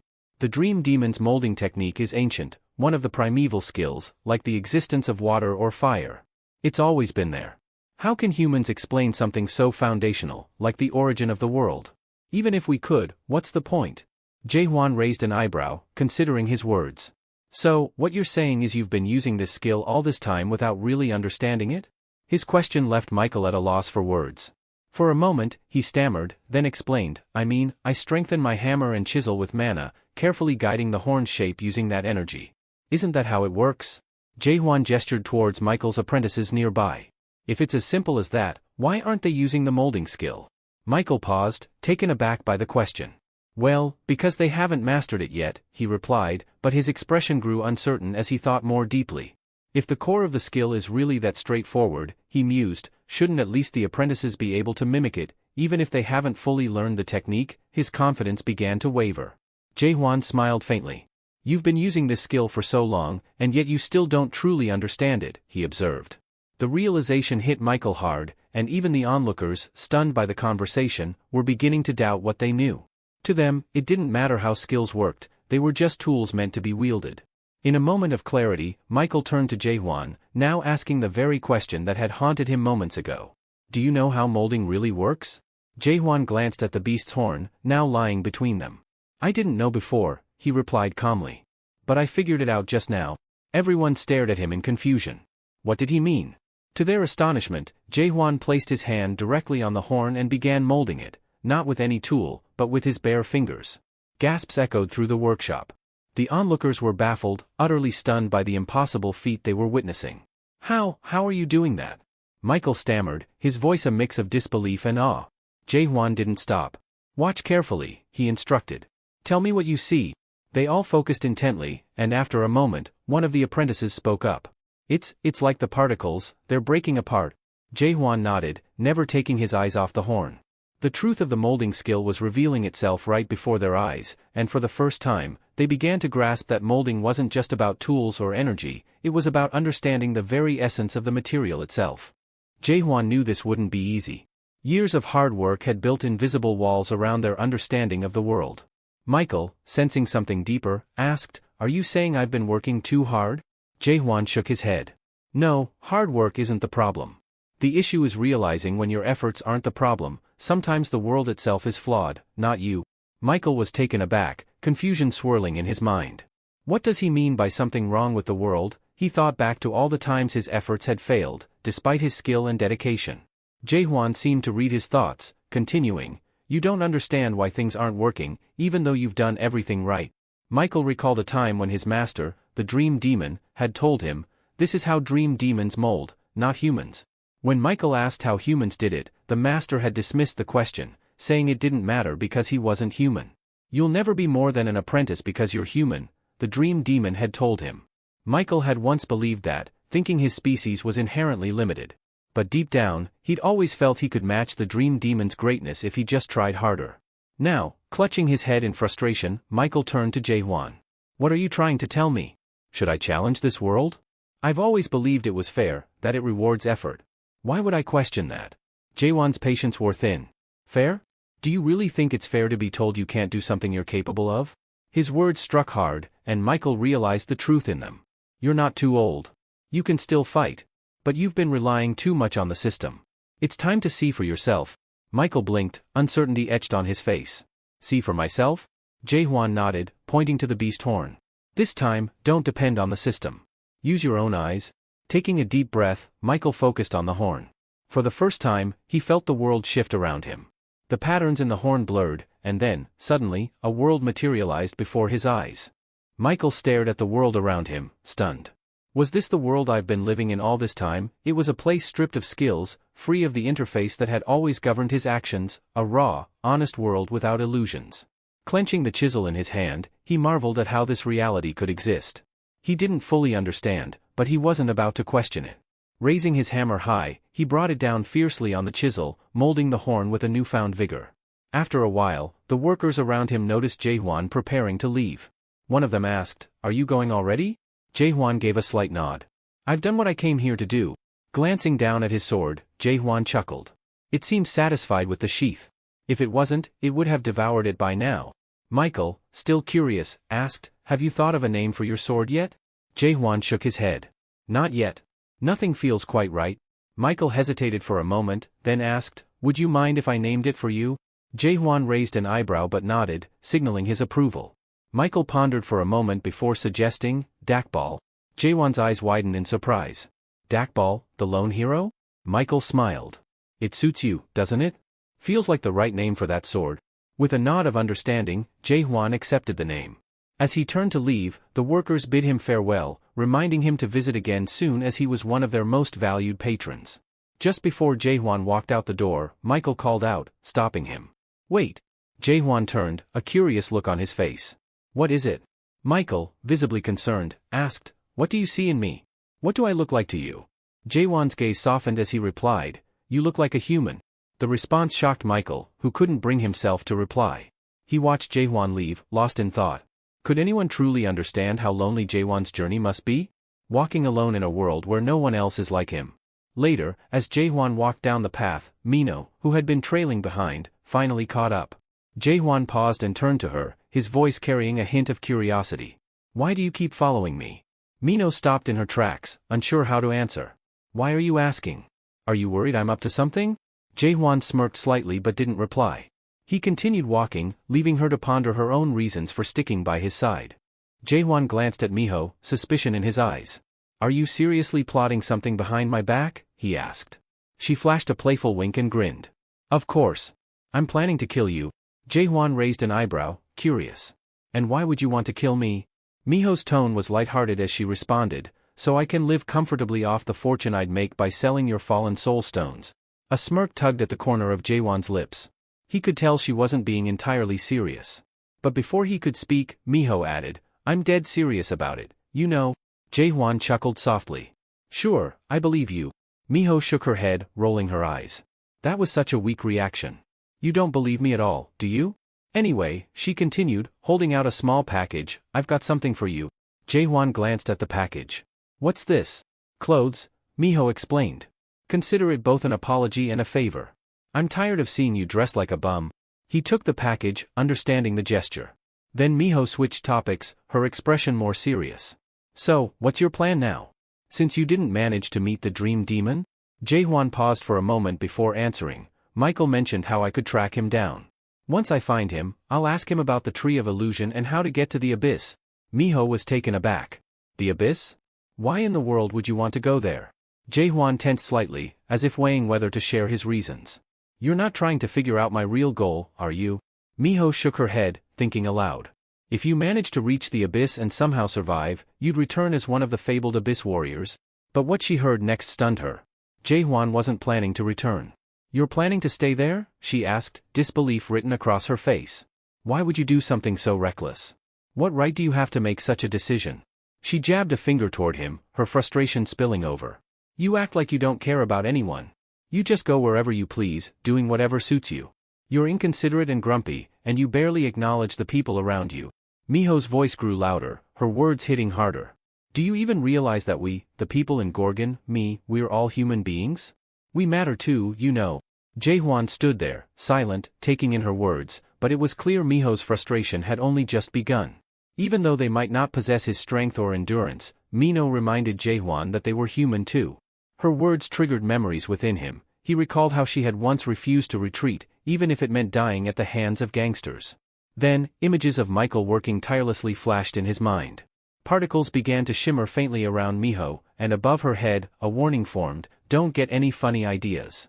His skill, suspicion, kicked in, revealing not only Mino's surface thoughts but also those of a man hiding nearby, watching them closely. The man's thoughts were clear. He threatened not to break his promise to her, warning that if Mino forgot to bring him, the elderly woman is going to pay for it. Jae-hwan realized that Mino was being used. The hidden figure had instructed her to say whatever was necessary to lure him to a specific location, where they held a hostage. The protagonist's eyes narrowed as he spotted the man lurking in the shadows across the street, recognizing him from a previous encounter. For a moment, Jae-hwan considered whether to intervene and rescue the hostage. But he quickly dismissed the idea. In his mind, it wouldn't make a difference. Saving one person in a world like this would change nothing. His suspicion skill had long ago shown him the harsh truth. This was a world where numbers and data dictated everything, where people sold their souls for the sake of a higher score. The humans around him were content just to survive, with no grand ambitions or ideals. He turned away, intent on continuing his search for the dream demon. But before he could leave, Mino's hand shot out and grabbed his collar. Her voice was sharp as she said, "This is why I don't consider you human." Mino's words stung, but she pressed on, clarifying that she couldn't continue traveling with someone like him, someone with such a cold, singular goal. Jae-hwan was taken aback, her words carried a finality he hadn't expected. Miho was resolute, hoping they would never cross paths again. The protagonist stood there, shocked. For the first time, Mino seemed truly human in his eyes, a strange realization that left him momentarily speechless. In the background, he could hear the man cursing her betrayal, ordering someone to send a carrier falcon. The situation was rapidly unraveling, but Jae-hwan's thoughts were elsewhere, lingering on the humanity he hadn't seen before. The man's anger flared as he cursed, realizing that they had brought the dream demon there for no reason. Jae-hwan, surprised, had no idea that the dream demon had been involved with them all along. However, before dealing with anything, he decided it was best to change his clothes first. Meanwhile, Mino found herself walking into a bar, almost involuntarily, unsure of how she ended up there. As she opened the door, she muttered an apology for being late, only to be greeted by utter chaos. The place was completely wrecked. She expected as much and noticed a man already waiting for her. Behind him, another figure held the bar owner hostage, nonchalantly eating an apple. Claire, the bar owner, looked terrified, clearly thinking she was about to meet her end because of Mino. The man holding her roughly told her to keep quiet. Janaya, the elder of the Golden Sky clan and the eldest of the three Janaya brothers, sneered as he addressed Mino. "So, the infamous Witch of Destruction has come alone. What happened to our deal?" Mino slowly unsheathed her knives, a sarcastic smile playing on her lips. "You're more gullible than you look, Janaya," she said. "Tell me, have you ever met a witch who kept her promises?" Her tone dripped with mockery as she informed him that Jae-hwan wasn't coming to the bar. "You want to know why?" she continued. "Because he's got bigger plans, plans that include tearing this world apart." Janaya's fury flared as she flung her blades toward him. He couldn't believe her audacity, and his eyes darkened with rage. "You've gone mad," he growled, summoning shadows that rushed forward, hidden in the dim light, aiming to strike her down. "People call you the Witch of Destruction because of your power to summon horned beasts," Janaya taunted. "Let's see if those rumors are true." The shadows charged, swift and lethal, but Mino deftly somersaulted out of their path, hurling a blade into one of them. The shadow dissolved on impact. Furious, Janaya drew his sword and swung it in a wide arc, sending sharp, cutting waves of energy toward her. Mino couldn't avoid them all, and one of the slashes grazed her, leaving a trail of blood. One of Janaya's men sneered from the sidelines, watching her bleed.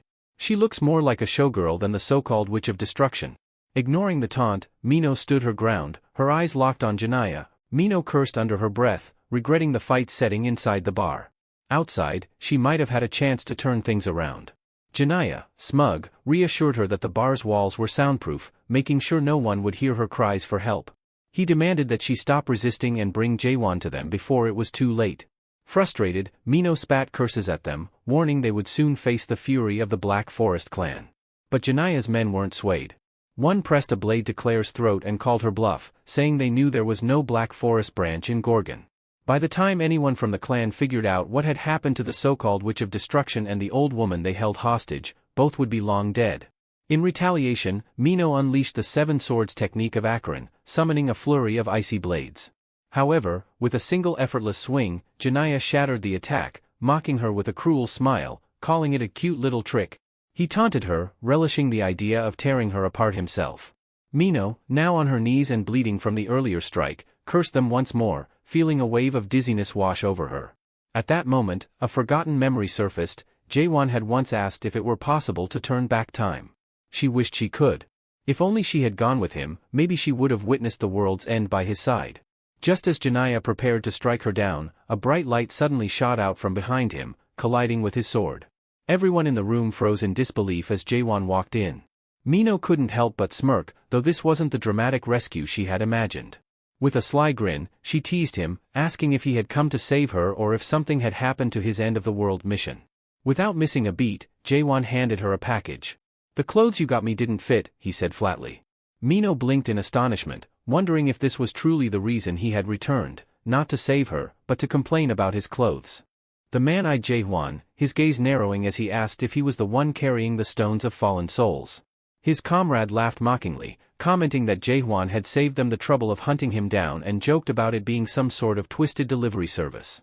Ignoring their sneers, Jae-hwan calmly inquired if they had the dream demon with them. His question caught them off guard, their smug expressions vanishing. Correcting himself, Jae-hwan demanded that they bring the dream demon to him. The men exchanged bewildered glances, unsure if they had heard him correctly. Had Jae-hwan completely lost his mind? One of them scoffed, asking if he seriously intended to challenge an entire fortress on his own. He had to be joking. Mino, standing beside him, warned Jae-hwan to be cautious, informing him that their opponent was a 4th stage adapted player. Players who had reached the 4th stage were considered advanced, and she advised him to be meticulous in his approach. Jae-hwan, however, was unconcerned, asking her with a teasing grin if she was afraid he might lose. Mino shook her head and, after considering it, admitted that she didn't think he would lose to them at all. The members of the Golden Sky clan, growing impatient and irritated by Jae-hwan's arrogance, charged at him in unison, cursing him as they attacked. Jae-hwan's eyes glimmered with anticipation as he raised his spirit sword, channeling an overwhelming surge of energy into its blade. Janaya barely dodged the first strike, his heart racing in disbelief at the power behind it. He couldn't believe Jae-hwan had such strength. Wasn't this guy supposed to be an unadapted player? Jae-hwan himself was surprised that Janaya managed to evade his attack. The only creature that had ever avoided his shallow stab before had been a 5-horned beast. Could this 4th stage adapted player really be on the same level as those fearsome beasts? He pondered for a moment, remembering that the beast hadn't dodged the strike, it had survived it. So, despite the dodging skills of his opponents, the beast had still been stronger. But that detail didn't faze him. Mino gasped as she saw Claire being taken hostage, her eyes widening with panic. She shouted Claire's name in fear, realizing the situation was growing more dangerous by the second. Janaya glared at Jae-hwan and threatened him, warning that if he tried anything like that again, the old lady would be dead. Claire, defiant despite her situation, urged Jae-hwan to attack, asking what he was waiting for. Her boldness earned her a swift punch from them, who barked at her to shut up, adding that the next hit would be much worse if she didn't comply. Mino, standing nearby, pleaded with Claire to hold on just a little longer, promising they'd save her. Turning to Jae-hwan, she asked if they were capable of handling the situation. He glanced at her, puzzled, and coldly responded that he was only there for the dream demon. Whether it was a hostage or an enemy in his way, he would brush them aside without a second thought. Suddenly, Mino grabbed onto Jae-hwan's cloak, her voice trembling as she said, "She's human." Startled by her words, Jae-hwan activated his suspicion skill. He could hear an ominous throbbing sound. As he looked at the figures before him, their human forms started to waver, like a glitch in reality. His gaze shifted to Claire, who appeared like a fragile skeleton, her voice trembling as she called out for help. Jae-hwan cursed under his breath and raised his sword. With a powerful thrust, he unleashed a devastating energy that split the roof of the bar wide open. The force was so immense that the energy beam reached skyward, causing the entire bar to crumble as furniture and debris began to fall apart. Outside, Inspector Carlton and his soldiers spotted the beam of light shooting into the sky. Carlton's curiosity was piqued, and he ordered his men to continue moving toward the source of the disturbance. They responded affirmatively and marched on. Meanwhile, inside the now-destroyed bar, the magical barrier around it shattered. One of Janaya's men rushed to inform him of the problem. The soundproof walls had been destroyed. Hearing this, Janaya clenched his teeth in frustration. As Carlton's voice echoed from outside, he ordered his soldiers to surround the area. Carlton himself shouted a question at Jae-hwan, asking what was going on. With a sly grin, Jae-hwan thanked the inspector for his impeccable timing, explaining that the people inside had broken the law. He pointed a finger at Janaya, mocking him, saying, "I'm no legal expert, but I'm pretty sure this is a violation of Article 276, Paragraph 4 of the Gorgon Criminal Code." Jae-hwan addressed Inspector Carlton, informing him that the individuals inside were part of a conspiracy to use the pub as a base to destroy the world. Mino, standing nearby, was taken aback, especially since it was Jae-hwan who had plans to bring about the world's end. Despite this, Carlton took Jae-hwan's words seriously and confirmed that their actions violated Article 174, Paragraph 4, and Article 124, Paragraph 6 of the Gorgon Criminal Code. He charged them with the unlawful destruction of property within the city and the abduction of a resident, declaring they were now under arrest. One of Janaya's men, recognizing the situation, became anxious. Realizing their plan was falling apart, Janaya ordered a retreat. However, Carlton wasn't going to let them escape so easily. He activated his silver bond skill, binding them with shining chains as they cursed their misfortune. Summoning his trident, Carlton warned them that resisting was pointless, though Janaya, in his frustration, ignored the warning and rushed toward the inspector in an attempt to attack.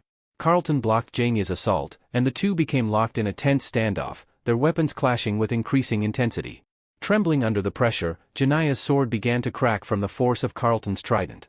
Desperate, Janaya leapt into the air, intending to land a finishing blow while shouting curses at the inspector. But Carlton was quicker. He threw his silver chains, pulling Janaya down and pinning him to the ground. With his trident poised at Janaya's throat, Carlton demanded surrender. Realizing he had no choice, Janaya begrudgingly complied, muttering that Carlton's righteousness was almost as naive as it was annoying. However, Janya had one last trick up his sleeve. Just as he surrendered, a hidden device behind him began to release a noxious gas.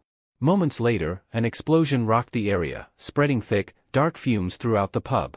In the ensuing chaos, Janaya and his men made their escape.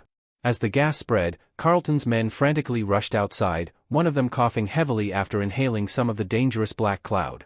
Janaya cursed his subordinate for not wearing his mask properly but reassured him that breathing in a small amount wouldn't be fatal. Meanwhile, Seo Lang Hyuk, the elder of the Golden Sky clan and an expert manipulator, observed the situation from afar. He was stunned that Janaya had deployed the black cloud without permission from the Ark, particularly since they had agreed to capture Mino, the Witch of Destruction, alive. Hyuk's frustration grew as he realized that, despite his intentions, Janaya had gone too far, and their mission had taken an unexpected and dangerous turn. Janaya explained to Seo Lang Hyuk that it wasn't the Witch of Destruction that caused their predicament but the fact that he had been bound by the silver bond. This revelation took Seo by surprise. The mention of the silver bond immediately made him suspect that the pesky inspector, Carlton, was involved. Janaya confirmed this, which brought a twisted smile to Seol's face. He found amusement in the idea that Carlton had breathed in the black cloud, thinking it served the inspector right. Seol mused that it must be quite the spectacle. However, his amusement quickly turned to shock when he saw Jae-hwan emerging from the ruined pub, carrying Mino. Turning to Janaya in disbelief, he asked who this man was. But before Janaya could answer, Jae-hwan drew his sword and, with a single swift motion, struck the tree where they had been hiding. Forced to leap down to avoid the blow, Janaya cursed under his breath, as he was just as clueless about the mysterious man as Seol was. He couldn't fathom how Jae-hwan had survived the black cloud, a feat unheard of even among the elite warriors of Nak Myung. Jae-hwan surveyed the group of people surrounding Janaya, his gaze cold and distant. He asked if they were part of Janaya's group but quickly dismissed them as bothersome. Without hesitation, he raised his sword and slammed it into the ground with such force that it cracked the earth beneath them. Though Jae-hwan was reluctant to rely on external forces, he decided he had no other choice in the moment. Drawing on the power of Garnak, the ancient force manifested behind him, its terrifying presence sending waves of fear through the Golden Sky clan members. Panic spread like wildfire as the clan members scrambled to escape the impending doom. Garnak's roar sent massive energy slashes through the air, cutting down many of them instantly. Those who survived the initial strike were gravely injured, while the rest lay lifeless. As Jae-hwan stepped forward, Seo Lang Hyuk, visibly shaken, watched in disbelief. He muttered under his breath, wondering if Jae-hwan was some kind of monster. Deciding that he had no intention of facing such a force, Seo left the scene, abandoning Janaya to deal with the disaster he had created. Janaya cursed as he watched Seo flee, leaving him to face the aftermath alone. He glanced at the bodies of his men, Jan Mang and Jan Myung, both lying motionless on the ground, and clenched his teeth in frustration. Everything had unraveled so quickly. Before he could fully comprehend the extent of his defeat, Jae-hwan approached him, his voice calm but menacing. Jae-hwan told Janaya there was only one way for him to leave the place alive. Janaya, still in disbelief, stared at Jae-hwan, struggling to understand how he had been brought to this point so effortlessly. Jae-hwan's eyes narrowed as he demanded Janaya reveal the location of the dream demon. Janaya, visibly shaken, responded with a nervous laugh, saying that even if he told Jae-hwan, it wouldn't matter. He explained that once he found out, I would wish I were dead regardless. Jae-hwan studied him, his expression unreadable, as he silently questioned who or what this dream demon truly was. Meanwhile, Janaya's gaze shifted to his fallen comrade, whose body was fading away. Panic set in as he realized his situation was becoming dire. With his back against the wall, Janaya fumbled through his backpack. There was only one option left. His trembling hand retrieved a small, ominous stone, the stone of fallen souls. As he prepared to consume it, Jaewon's eyes widened in shock, recognizing the artifact from past encounters. He recalled the time he had witnessed people consuming these stones and had dismissed it as nothing more than a drug-induced frenzy. Mino once explained him that while it might seem like addiction, the stones were not drugs. Instead, they were used to reduce spiritual contamination, a last resort for those desperate to avoid the curse of becoming undead. As Janaya swallowed the stone, his body began to contort and distort. He screamed in agony, veins bulging across his face, his body erupting with spikes as he transformed into a grotesque creature. Those who remained in the area gasped in horror, watching in fear as the now undead Janaya unleashed his fury, attacking innocent bystanders and draining the life from them. Chaos erupted as people fled, desperately trying to escape the monster.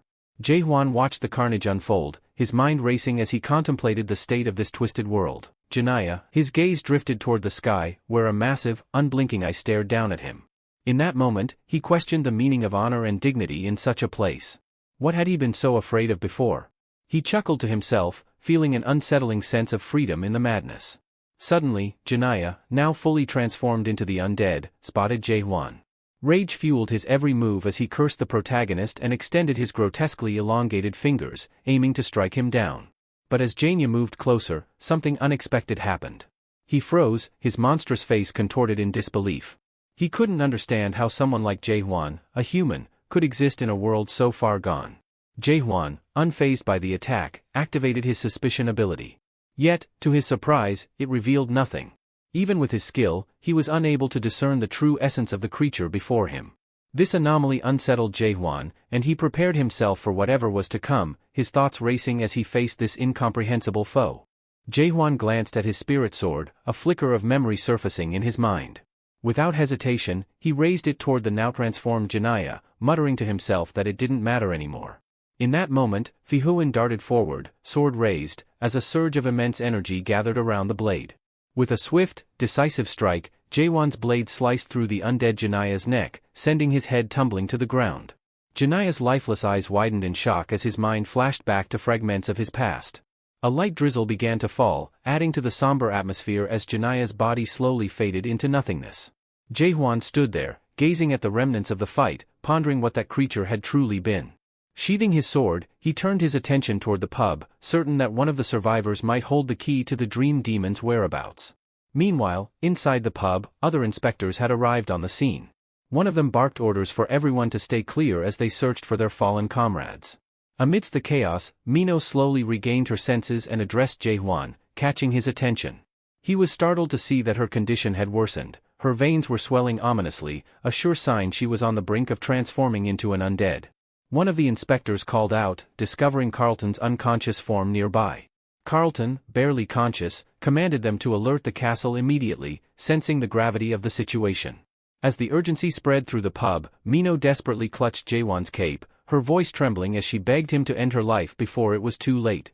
Her body was rapidly deteriorating, her transformation seemingly inevitable. Jaehwan froze at her request, shocked by the realization that Mino was human after all. Yet, despite knowing this, his suspicion flickered and faded in her presence, leaving him unable to fully grasp the truth. He tightened his grip on his sword, conflicted but resolute. This journey, he reminded himself, had no room for sentimentality.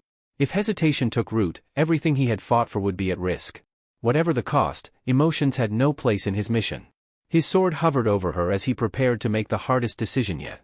Suddenly, Claire grabbed Jaehwan's hand, her voice pleading, "Wait, please, it might not be too late." Before he could respond, an inspector stepped in, gently pulling Claire away. "Let him go. You need medical attention," he urged, concerned for her condition. But Claire refused to give up, her gaze fixed on Mino.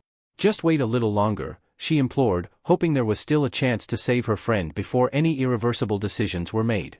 Later, they gathered at a camp under the watchful eyes of the inspectors.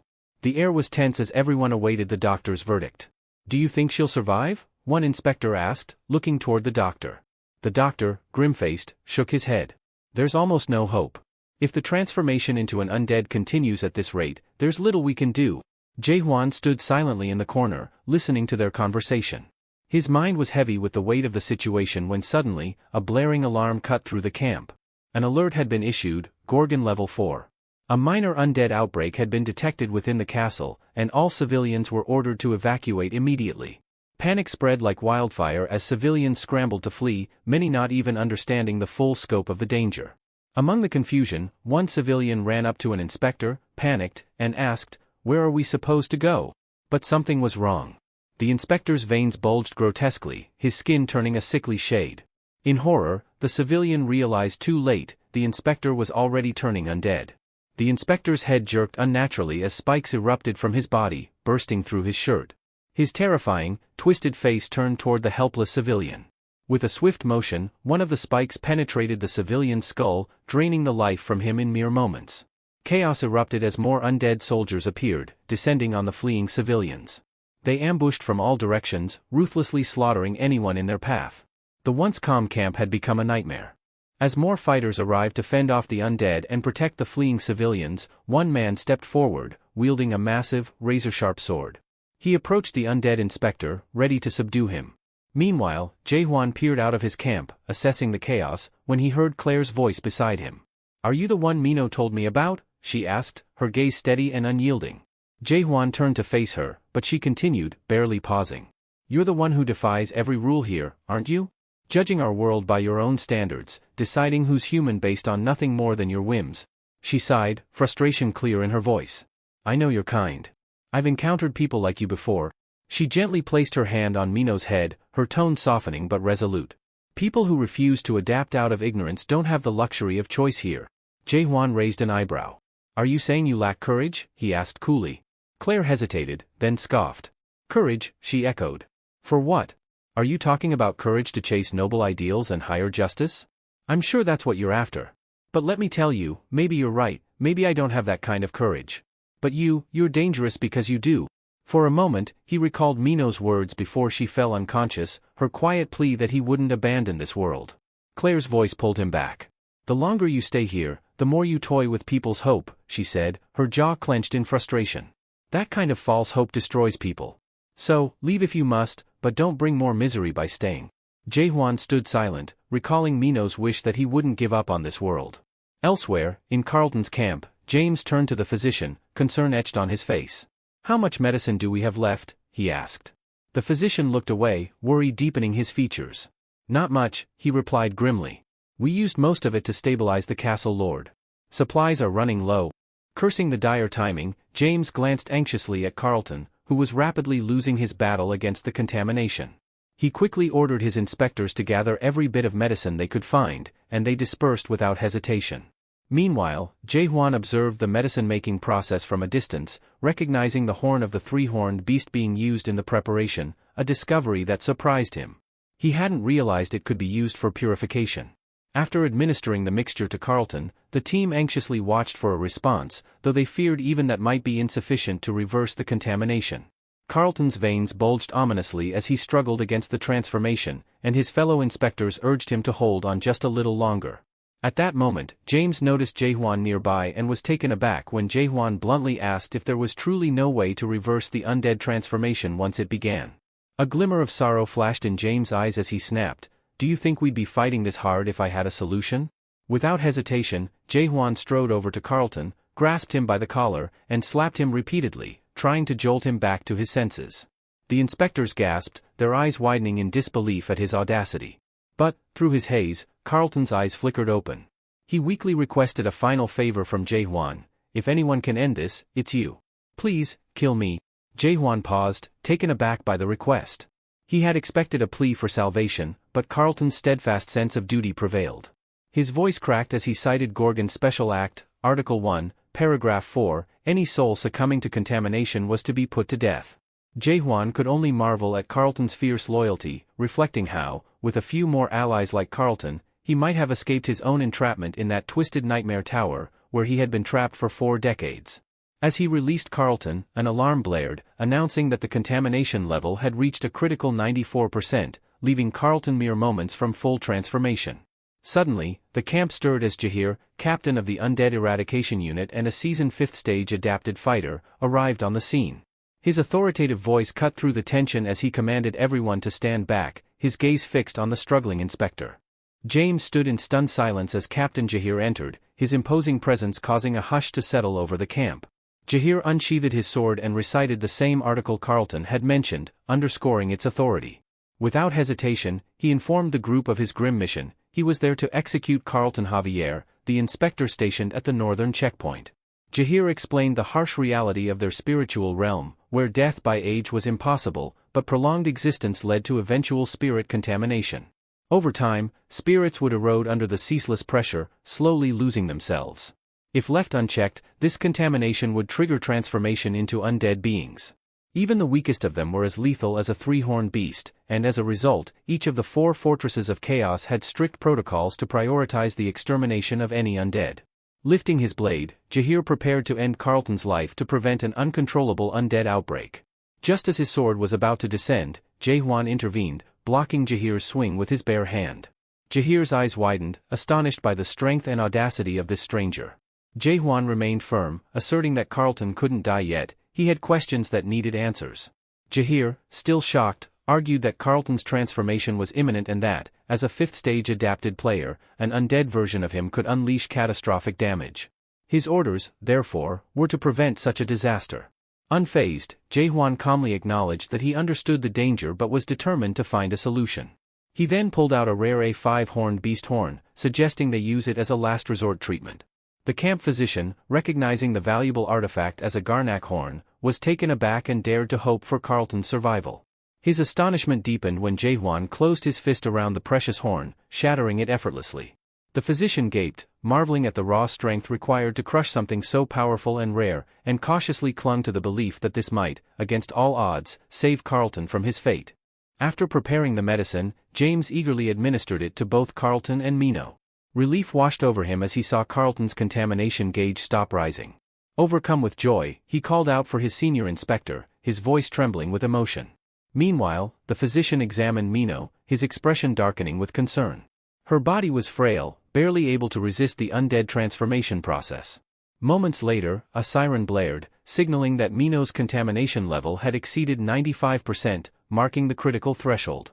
Her body shuddered, and blood spilled from her lips as the transformation began. In desperation, someone shouted to fetch Chinhayo, the only one capable of performing the fabled undead slash, a technique rumored to sever contamination itself. The captain of the undead elimination team unsheathed his sword, prepared to end Mino's suffering, but Claire intervened, explaining that Chinhayo's slash might still save her. The protagonist was taken aback, intrigued by the mysterious ability. Yet, to Claire's dismay, the guards informed her that Chinhayo was occupied at the castle and wouldn't be summoned for just this. Shocked by their cold dismissal, Claire clenched her fists as Captain Jahir stepped forward, informing the protagonist that they were out of options and urging him to step aside. Ignoring Jahir's command, the protagonist drew his spirit sword, declaring that if Mino had to die, he would do it himself as she had asked. Channeling his skill, suspicion, he raised his sword to her neck, preparing to deliver the fatal blow. Enraged, Claire struggled against the guards restraining her, shouting for him to stop, demanding to know what he was doing. But he pressed on, focusing energy into his sword, which began to glow with a blinding light. Just as he was about to bring down his sword, an intense energy burst forth from the blade, throwing him backward. When he regained his senses, he found himself in a strange place, disoriented, and wondered where he was, his surroundings unfamiliar and surreal. Beside him, the protagonist noticed a dwarf with a weathered face and sorrowful eyes gently touching Mino's face, murmuring softly, "Poor child." The dwarf, clearly pained, whispered his willingness to help her. But when he glanced up at the protagonist, he jumped back, astonished. "Who are you, and what brings you into my world?" he asked, his gaze penetrating. The protagonist, in turn, studied the dwarf, perplexed by the mix of nobility and an almost childlike aura about him. Sensing a strange energy, he activated suspicion to uncover the dwarf's true nature, only to be alarmed when his skill failed to reveal anything. The thought struck him, is this man the cause of Mino's spirit contamination? Driven by this assumption, the protagonist readied himself to strike, believing it was the only way to save Mino. But before he could act, the old dwarf swiftly drew his own blade and charged, forcing the protagonist to block his strike in defense. Both men stared in mutual surprise, the protagonist astonished that he had deflected the dwarf's blow, and the dwarf mystified at the ease with which his slash was stopped. As they stood locked in place, the dwarf's sword began to crack, fissures spreading not only through the blade but into the very ground beneath his feet. Shock and frustration flickered across his face, and outside this surreal world, Captain Jahir and a doctor watched as a surge of energy exploded from Mino's body, their eyes widening at the sheer intensity. Back inside, the dwarf turned on the protagonist with fury, his voice booming, "How dare you intrude here? Who exactly are you?" He looked down, aghast, at his shattered sword, cursing under his breath. "You broke my four-horned beast blade." Taken aback, the protagonist stammered, "You broke it yourself." The dwarf glared, his fury unyielding, and dropped onto a nearby bench, stewing in anger. Captain Jahir, who'd just arrived, was stunned at the sight of the dwarf and recognized him immediately, Chinhyo, the feared Doctor of Doom. Seeing him here instead of at the castle with the Lord, Jahir couldn't help but ask, "Doctor, what are you doing here?"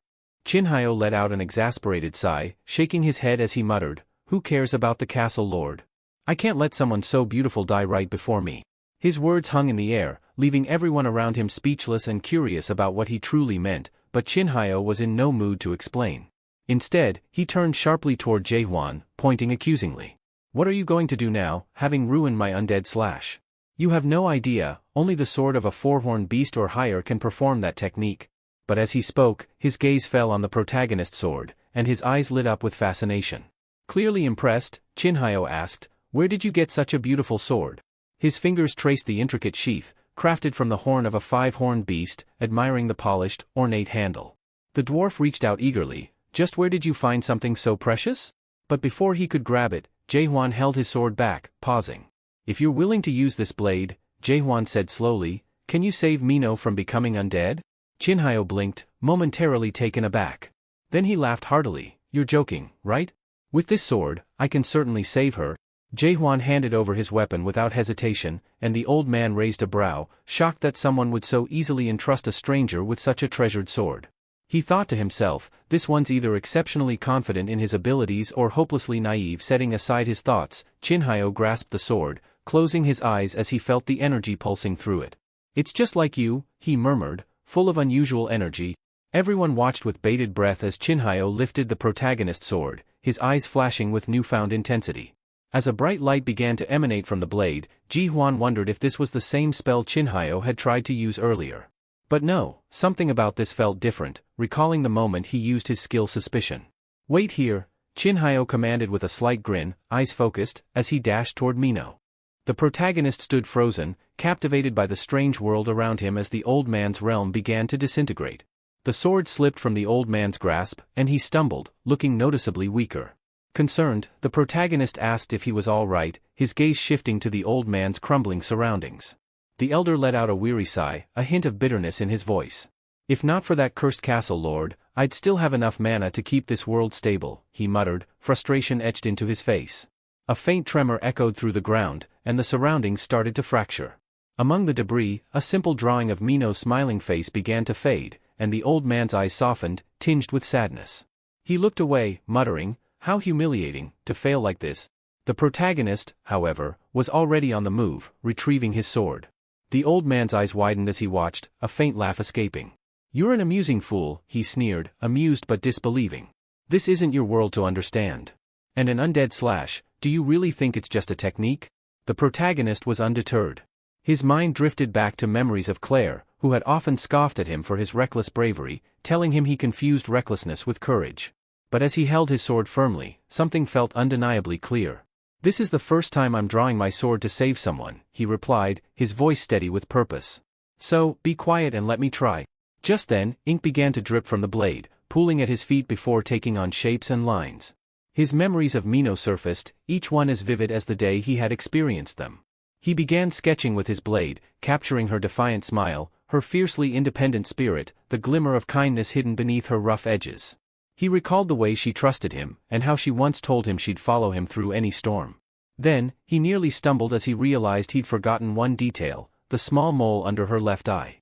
Finally, with care, he added that tiny mark. The image was complete. His heart ached with longing as he stared at her portrait, vivid and lifelike as if she were standing before him. And then, softly, a faint voice echoed through his mind, "Thank you for remembering the mole." As the old man's world faded, Mino stirred, her eyes fluttering open as a faint smile crossed her lips. Her spirit contamination level, once dangerously high, was receding steadily. The doctor, his face showing rare astonishment, turned to Jahir and informed him that the contamination had stopped. Mino's undead transformation was no longer progressing. Jahir, still skeptical, watched in disbelief. Meanwhile, Claire rushed to Mino's side, tearfully asking if she was all right. Mino, managing a faint grin, gently asked her friend to stop crying. Standing a few paces away, Chang Hyo observed Mino's revived state with a small, grudging nod. Turning to the protagonist, he muttered, "It seems some of that childish energy was good for something." Eyeing Jaehwan with curiosity, he continued, "But even so, you still look no older than 10 to me. Just who are you, and where did you pick up a move that mimics my undead slash, or rather, undead stab?" Jahir, still absorbing everything, broke in, his gaze shifting from Chang Hyo to the protagonist. "Wait, are you saying Jaehwan's technique is actually similar to the undead slash?" he asked, astonished. Chang Hyo, clearly reluctant to admit it, nodded begrudgingly, affirming that Jaehwan's skills bore an uncanny resemblance to his own. Another doctor nearby was openly astonished. "But the undead slash isn't just a technique," he murmured, his face filled with wonder. "It's not something that any adapted player could ever learn on their own." The implication sank in, Jaehwan might be awoken, like Chang Hyo. Awoken individuals, he explained, were those unaffected by the system's constraints and possessed extraordinary power that could potentially upend the balance of power within chaos. Only a handful had ever appeared in their realm, each a miracle of strength and defiance. Jahir was visibly shaken by this revelation as he tried to comprehend Jaehwan's potential. If he truly was awoken, then he might indeed be capable of wielding the undead slash, just as Chang Hyo could. Still, Chang Hyo lifted his hand, signaling Jahir to pause. "We don't know anything for certain about this Jaehwan," he reminded them all sternly. Jahir looked conflicted, struggling to reconcile the situation. After all, if someone else could perform the undead slash, there might finally be a way to save the castle lord's life, a possibility they could hardly afford to ignore. The tension in the camp shifted abruptly as a figure entered, announcing they had the permission of the inner council to be there. Jahir turned, surprised, and was even more startled when he saw who it was, the captain of the Dark Soul unit, a formidable guardian to the Prime Minister and a fifth-stage adapted player. The presence of the Dark Soul unit was unusual. They had no direct role in dealing with the undead, which was solely the responsibility of the Undead Eradication Unit, and the situation with Mino had already been resolved. To everyone's astonishment, the Dark Soul captain knelt before the protagonist and addressed him formally, introducing himself and offering a respectful greeting. The captain assumed the protagonist was a representative of the Nak Myung clan and requested his company to the castle. Jahir and Chang Hyo exchanged a glance, both equally stunned by this unexpected display. Equally taken aback, the Dark Soul captain glanced between Jahir and Chang Hyo, inquiring what business they had there. The revelation that Jaehwan might be linked to the Nak Myung clan threw them both into silence. Upon arrival at the castle, the Prime Minister awaited them, greeting Jaehwan with a welcoming smile. "Allow me to introduce myself," he began with a slight bow. "I am Jürgen Cheever, Prime Minister of Gorgon Fortress." He then turned to Jaehwan with curiosity and asked, "May I assume you are indeed the messenger from the Nak Myung clan?" Jaehwan calmly denied the assumption, much to the surprise of the Dark Soul captain.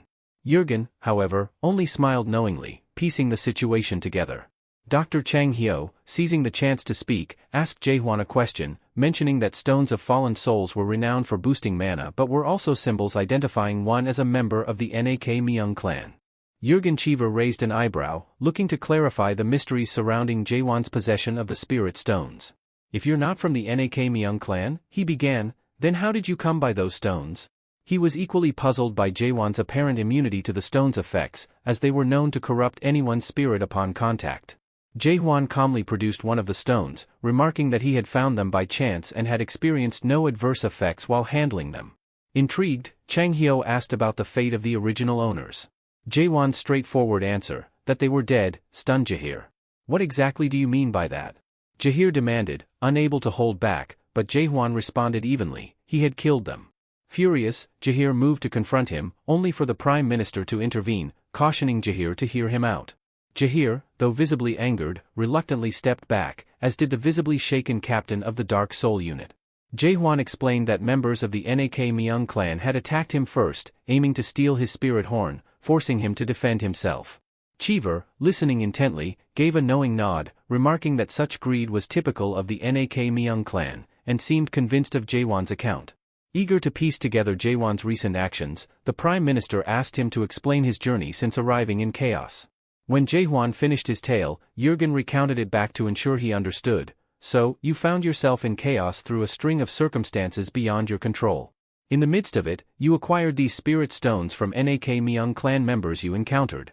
From there, fate led you to this fortress, and in the latest incident, you not only met Dr. Chang Hyo but even managed to replicate his undead technique after witnessing it a single time.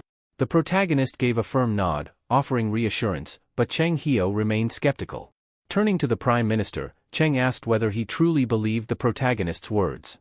Surprisingly, the Prime Minister confirmed that he did, a response that left the doctor wondering if the Prime Minister might have sustained a knock to the head during the castle lord's absence. At that moment, Jurgen Cheever chuckled, interjecting that trust could only be earned by trusting others first. Intrigued, the Prime Minister asked the protagonist if he would object to answering a few additional questions. The protagonist agreed, giving his permission. After pausing thoughtfully, the Prime Minister posed an unexpected question: was the protagonist's physical body still alive? This question caught the protagonist off guard, and his mind flashed back to his encounter with the Nightmare Tower. He remembered leaving before progressing to the main phase of the game, existing as more of a spirit than a solid being. It dawned on him that the Tree of Illusion might have perceived him as dead, unintentionally casting him into chaos. It seemed likely that his physical body might still exist back on Earth.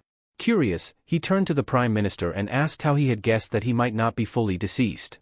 The Prime Minister calmly repeated that his arrival in chaos appeared to be a fluke, as if he had been swept up by forces beyond his control. He added that no one in chaos had ever described their own death in that way, and then pressed further, inquiring if the protagonist had been hesitant to reveal his identity out of fear of an unseen threat. The question left the protagonist momentarily stunned, and he found himself musing aloud, considering whether such a danger might actually exist. Hearing this, the Prime Minister was visibly affected, nervously tapping his fingers on the armrest of his chair. With a hesitant sigh, he confessed there was something he needed to apologize for. His men had been keeping a close eye on the protagonist for the past 4 days. The protagonist gave a knowing smile, casually asking if one of those men happened to be the fellow perched up on the roof. The Prime Minister was astonished by the protagonist's sharp perception, realizing he had already figured it out. Without hesitation, the Prime Minister opened his system interface, tapped a few buttons, and started searching through files. He muttered that Jaehwan was far more capable than he'd expected. Monitoring him had been no easy feat, but despite the difficulties, his team had managed to gather some valuable intel. Swiping his screen, the Prime Minister displayed a summary of the protagonist's recent activities. He pointed out how, on his 3rd day, Jaehwan had caused significant upheaval by dismantling the northern market, with damage costs piling up to a startling estimate. Then there was the encounter with Carlton, the skirmishes with street thugs, the tense visit to Twilight Smithy where he had threatened the deputy blacksmith, and the considerable destruction he'd left behind.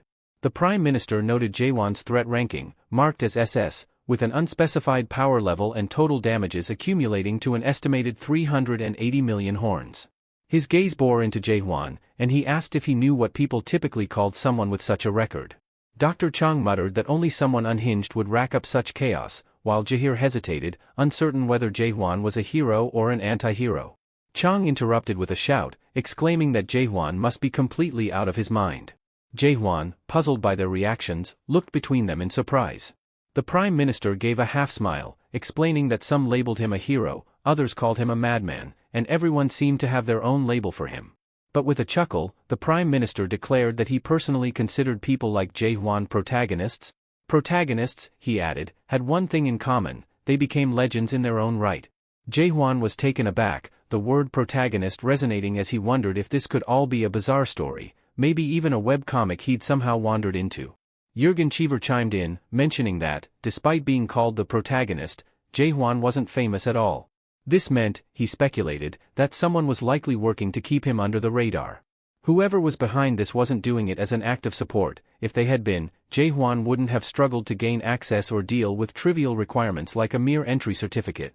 Jaehwan was recognized as a protagonist who had unexpectedly escaped into chaos and was now evading a group of powerful pursuers.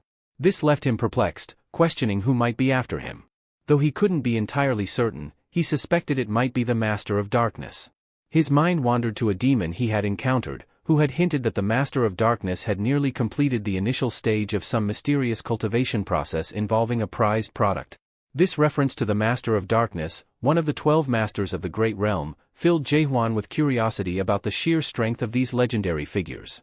Sensing Jae-hwan's concerns, the Prime Minister quickly reassured him that he wasn't interested in his identity or origins, nor would he demand compensation for the fortress damage. In fact, he offered Jae-hwan the protection of Gorgon Fortress.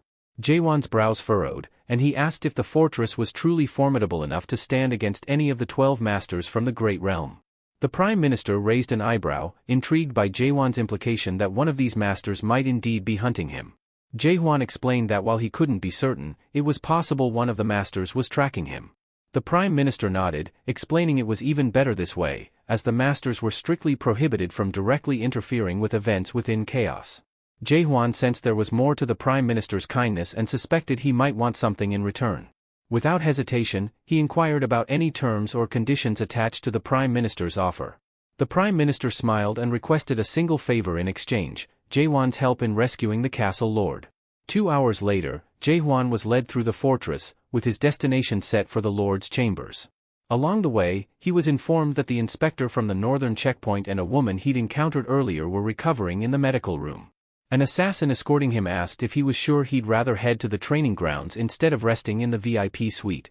But Dr. Chang Hyo interjected with a knowing smile, suggesting it was high time for them to test their strength, to finally determine if Jae-hwan's stab or his slash would prevail. The doctor raised an eyebrow, asking if Jae-hwan had managed to clear the expert tower as well. Jae-hwan narrowed his eyes, suspiciously inquiring how the doctor knew about it.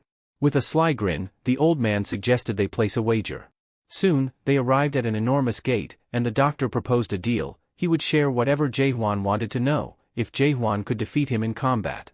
Confident that a newcomer like Jae-hwan couldn't match up to his seasoned experience, the doctor clearly saw himself as unbeatable. Inside the training room, Jae-hwan caught his breath, assuming the fight was finished, but a voice echoed from a small opening nearby. The doctor wasn't done. Jae-hwan glanced around at the damaged room, assuming their clash was settled, but Chang Hyo disagreed. He hadn't unleashed his finishing move yet, insisting he'd held back out of concern that Jae-hwan wouldn't survive the full extent of his power. The doctor's repeated insistence amused Jae-hwan, who couldn't help but feel as though he was caught in some dramatic tale. Suddenly, the doctor scoffed, calling Jae-hwan an impertinent brat and demanding to know his age. Jae-hwan thought for a moment and estimated he was around 60 years old, but this remark made Chang Hyo bristle with offense. He declared he was over 1,000 years old and boasted that Jae-hwan's decades of training couldn't rival his own millennium-long mastery of the slash technique. This revelation left Jae-hwan momentarily impressed. He hadn't expected the doctor's experience to span such a vast era. But with a smirk, Jae-hwan quipped that from what he'd seen, it seemed like the doctor had only been training for about a decade. Chang Hyo's face contorted with fury, and with a surge of anger, he leapt from the opening, ready to attack. His sword gleamed brightly, infused with a fierce energy, as he charged toward Jae-hwan, determined to make his skill known. He summoned a beastly form alongside his attack, lunging with full force. But Jae-hwan, steeled and prepared, met him head-on, blocking the doctor's powerful slash and momentarily reeling from the force of it. The air crackled with intensity as the two squared off, each resolved to bring everything they had to this relentless clash. Dr. Chang Hyo chuckled, remarking that Jae-hwan's technique was impressive. Jae-hwan, somewhat taken aback, marveled at the doctor's strength, especially considering he had used only a straightforward stab. Curious and intrigued by the technique's simplicity, the old man asked Jae-hwan what he called it. Jae-hwan replied matter-of-factly that it was just a normal stab, leaving Chang Hyo momentarily speechless. To him, the name sounded strangely arrogant, as if Jae-hwan was hiding something even stronger. Sensing Chang Hyo's skepticism, Jae-hwan decided to reveal his more powerful move. The air around him grew heavy with a terrifying aura, causing the doctor's expression to shift to shock. Chang Hyo narrowed his eyes, memory stirring as he recognized something familiar about Jae-hwan's stance. It reminded him of the lone king of chaos, a figure whose strength and terror he hadn't forgotten. His palms began to sweat as he watched Jae-hwan's movements, wondering if he could withstand an attack that carried even a faint resemblance to the king's power. Chang Hyo tried to reassure himself that Jae-hwan's version wouldn't be nearly as devastating as the real king's technique, yet he couldn't shake the feeling of impending danger. Jae-hwan lunged forward, delivering a strike that tore through the Gorgon fortress itself, leaving the doctor astounded and covered in goosebumps. Seeing the destruction, Jae-hwan leaned in and announced that he was ready to close the distance, but Chang Hyo quickly raised his hand, calling for a truce and admitting defeat. Jae-hwan had won. Meanwhile, across the realms in the Steel Zone, known for its formidable defenses, Hyo-yu, the Master of Steel, was deep in conversation with one of his subordinates. The subordinate repeated his report, explaining that the Master of Darkness had been observed making contact with someone in chaos. Hyoyu's eyes narrowed, surprised by the revelation.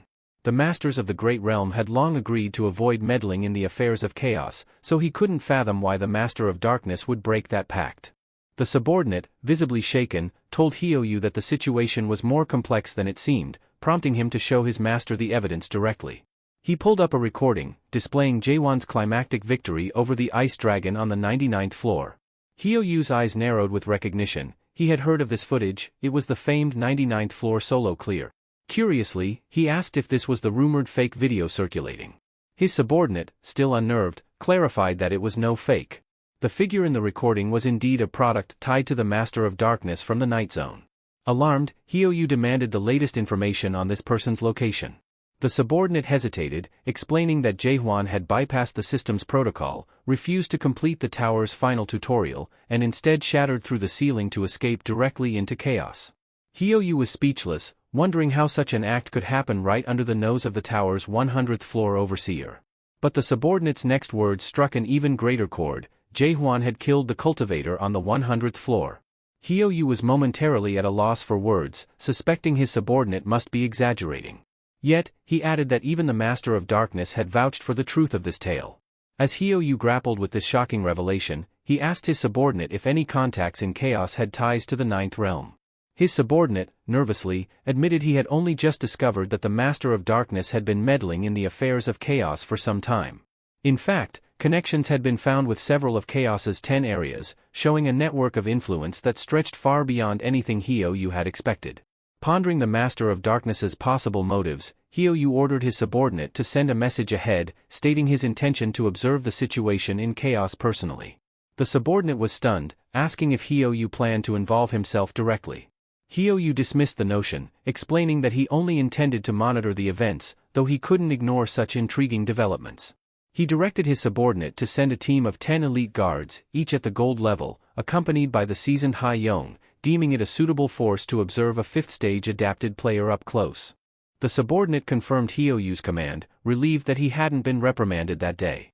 Once he departed, Hyoyu contemplated chaos, his mind drifting to Dr. Chang Hyo. He mused that Chang Hyo could have easily extended his life if it weren't for his fiery temper, hoping that he was behaving himself in chaos. Meanwhile, Chang Hyo was far from behaving. With a shout, he clung to the protagonist's sword, declaring that Jaehwan should show more respect to his elders. Jaehwan, trying not to laugh, asked the doctor to step down, and Chang Hyo reluctantly obliged. Chang Hyo was astonished, questioning how Jaehwan had managed to reach such skill after just 40 years of practice. Jaehwan explained that he'd accomplished it through relentless training, around 10 billion repetitions. Chang Hyo scoffed, accusing him of exaggerating. 10 billion, he challenged. That would mean doing 8 stabs per second, non-stop, no breaks, no sleep. The protagonist corrected him, stating that he could perform up to 100 stabs per second. He knelt, looking the doctor in the eye, and asked if he believed a sword was his only weapon. Suddenly, spikes materialized all over Jaehwan's body, their sharpness cutting the air with precision. Chang Hyo was taken aback. He'd sensed something unusual in Jaehwan from their first encounter, but he hadn't expected this. Reaching out, he touched one of the spikes and felt its razor-sharp edge pierce his skin. With growing disbelief, he realized Jaehwan's dedication to his craft ran deeper than he could have imagined. This young man's mastery was so ingrained it felt as if he was perpetually attacking the world itself. Jaehwan simply reiterated, "I told you. 10 billion stabs." With that, he retrieved an old parchment and presented it to Chang Hyo, whose eyes widened in recognition. This was the pact they'd signed before their duel, a vow that the loser would fulfill the victor's wish.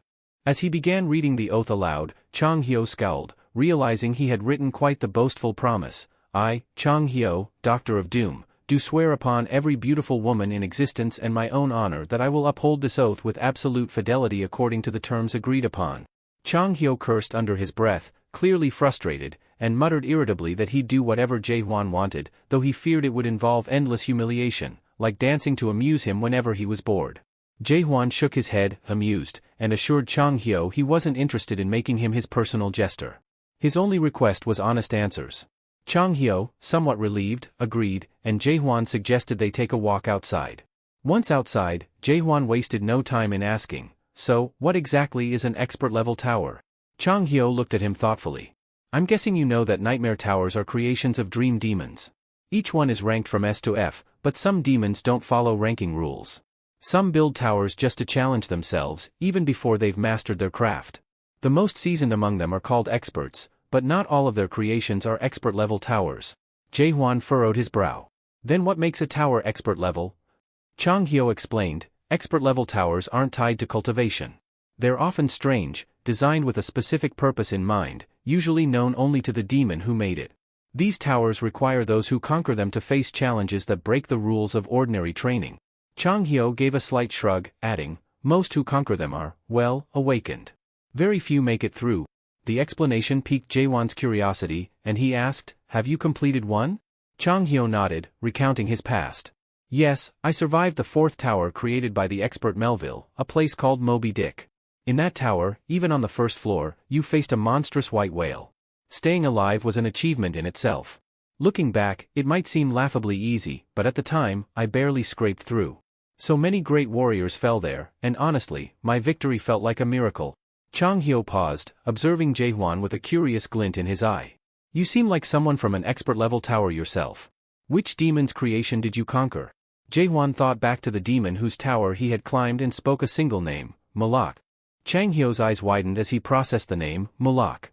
He muttered it in disbelief, noting aloud that he never expected to meet someone who had conquered the Tower of Malak. Jae-hwan was equally surprised, his curiosity piqued, and he asked the elder if he had known the demon. Chang Hyo nodded, explaining that he and Malak had once fought side by side as teammates. The revelation left Jae-hwan speechless, unable to picture the two working together. Sensing that it would be a lengthy story, Chang Hyo suggested they continue their conversation over a walk. Later, they found themselves at a lively restaurant, where everyone enjoyed a hearty meal. The waiter arrived, presenting a plate of skewered single-horned beast meat. Chang Hyo gave his mustache an indignant twist, glancing at Claire and asking if she had decided to start selling street food. Annoyed, Claire shot back that if a certain someone hadn't trashed her pub, she wouldn't have been forced to do this. Jae-hwan, clearly embarrassed by the comment, looked away while Claire served them 2 pints of beer. Watching her entrepreneurial spirit, Chang Hyo joked that Claire must have a knack for making money if she'd already opened a new pub after losing her previous one. Claire rolled her eyes and told him to drink his beer and stop muttering nonsense. Jae-hwan eyed the skewered meat with curiosity. Sensing his confusion, Chang Hyo remarked, "Doesn't quite seem to fit, does it?" He paused and took a big bite of his meal, savoring the flavor. He could tell Jae-hwan was wondering why there was food in a place where no one felt hunger or even seemed alive. Taking a sip of his beer, Chang Hyo reminisced. You know, chaos used to be a sanctuary, a place for weary souls who had endured enough in the Great Realm's wars. Here, they could finally live the lives they longed for, free from their past struggles. Warriors set down their weapons, and even the poets traded tales of battle for songs of peace. Jae-hwan's attention was drawn to a commotion nearby. 2 men appeared to be in the middle of a heated argument. One of them, held back by a friend, eventually broke free, his pent-up anger spilling over. Watching the scene, Chang Hyo turned to Jae-hwan, a knowing look in his eyes. "Tell me, what does all this look like to you?"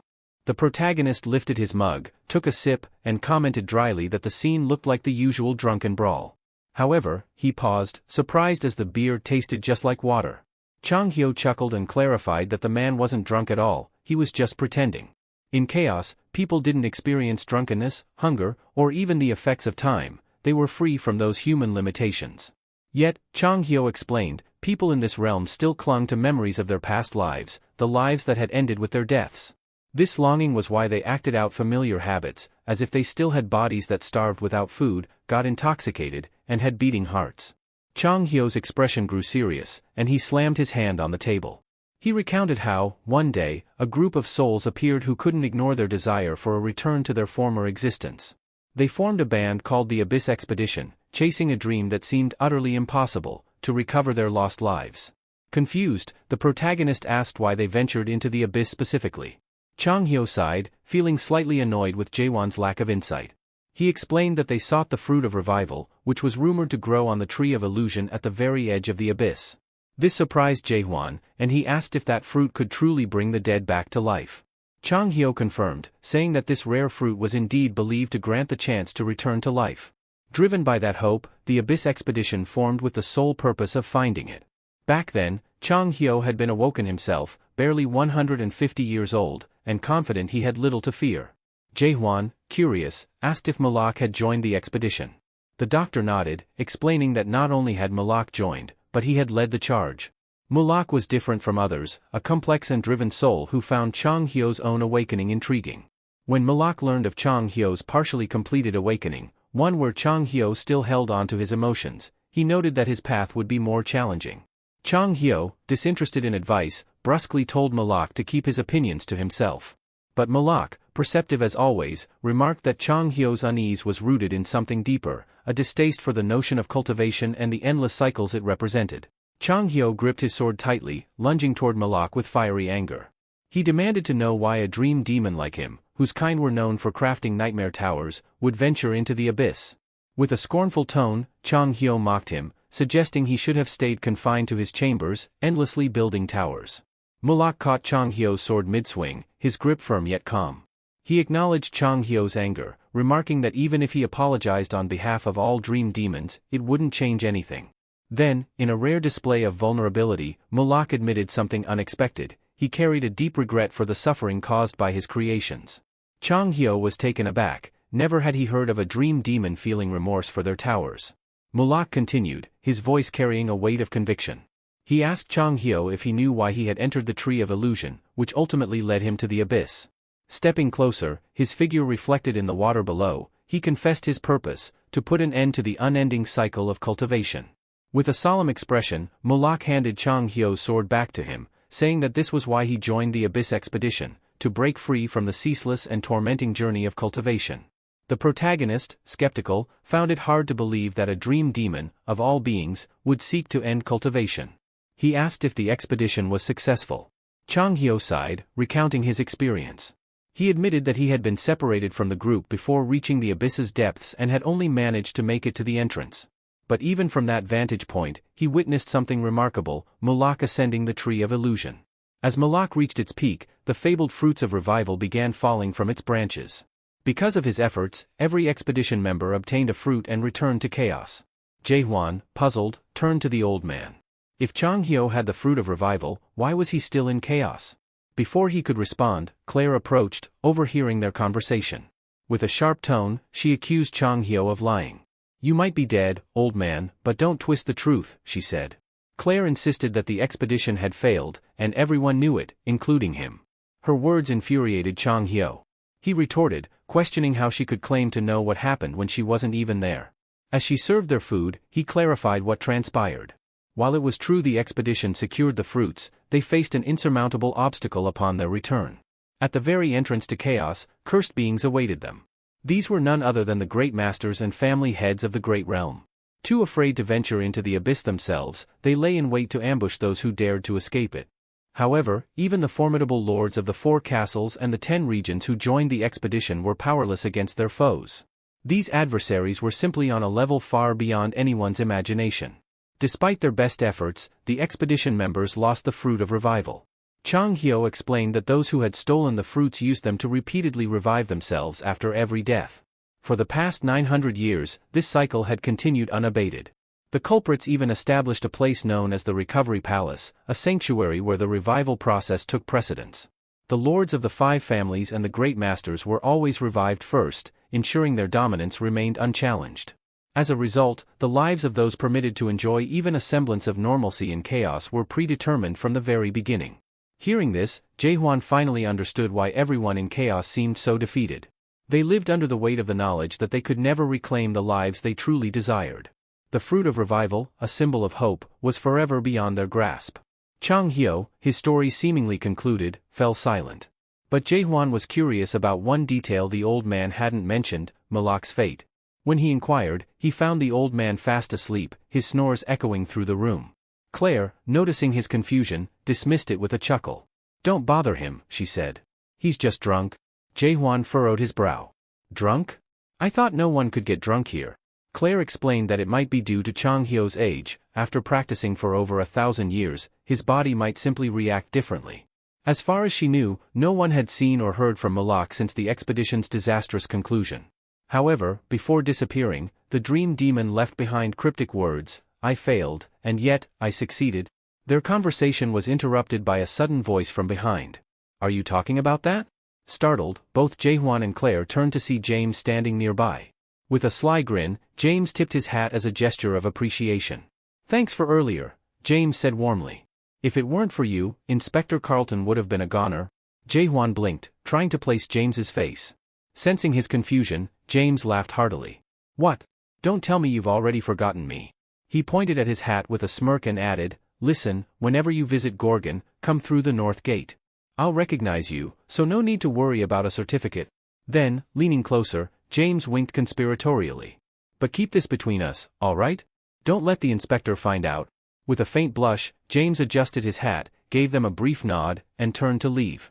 Jaehwan could only stand there, speechless, watching as James disappeared into the distance, his mind swirling with unanswered questions.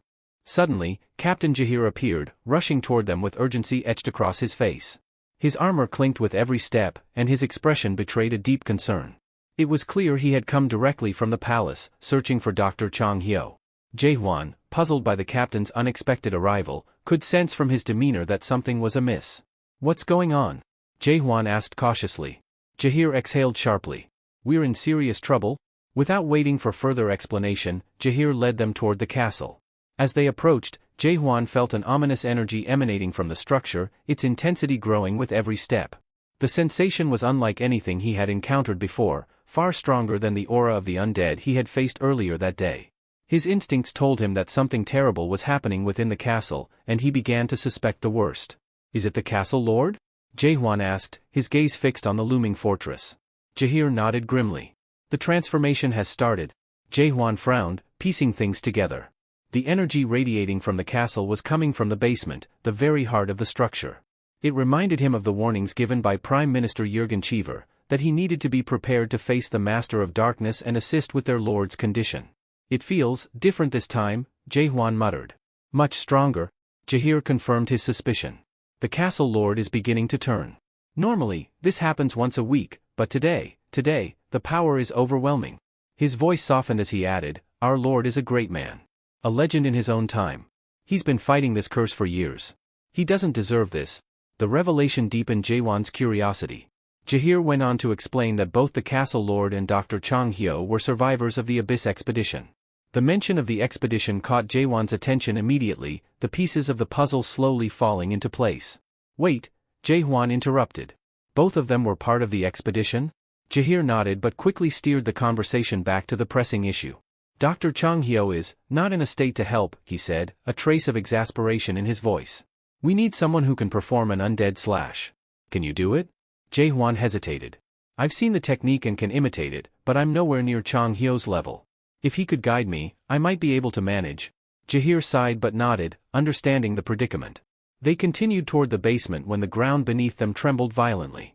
A low hum filled the air, and the energy around them thickened, almost suffocating in its weight. The wind picked up, swirling with such force that it threatened to knock them off balance. Jahir cursed under his breath, shielding his eyes from the debris kicked up by the gale. "Damn it," he muttered. "The transformation must already be complete."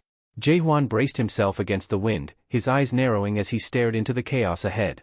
"What now?" he asked, his voice steady despite the turmoil. Jahir didn't respond immediately.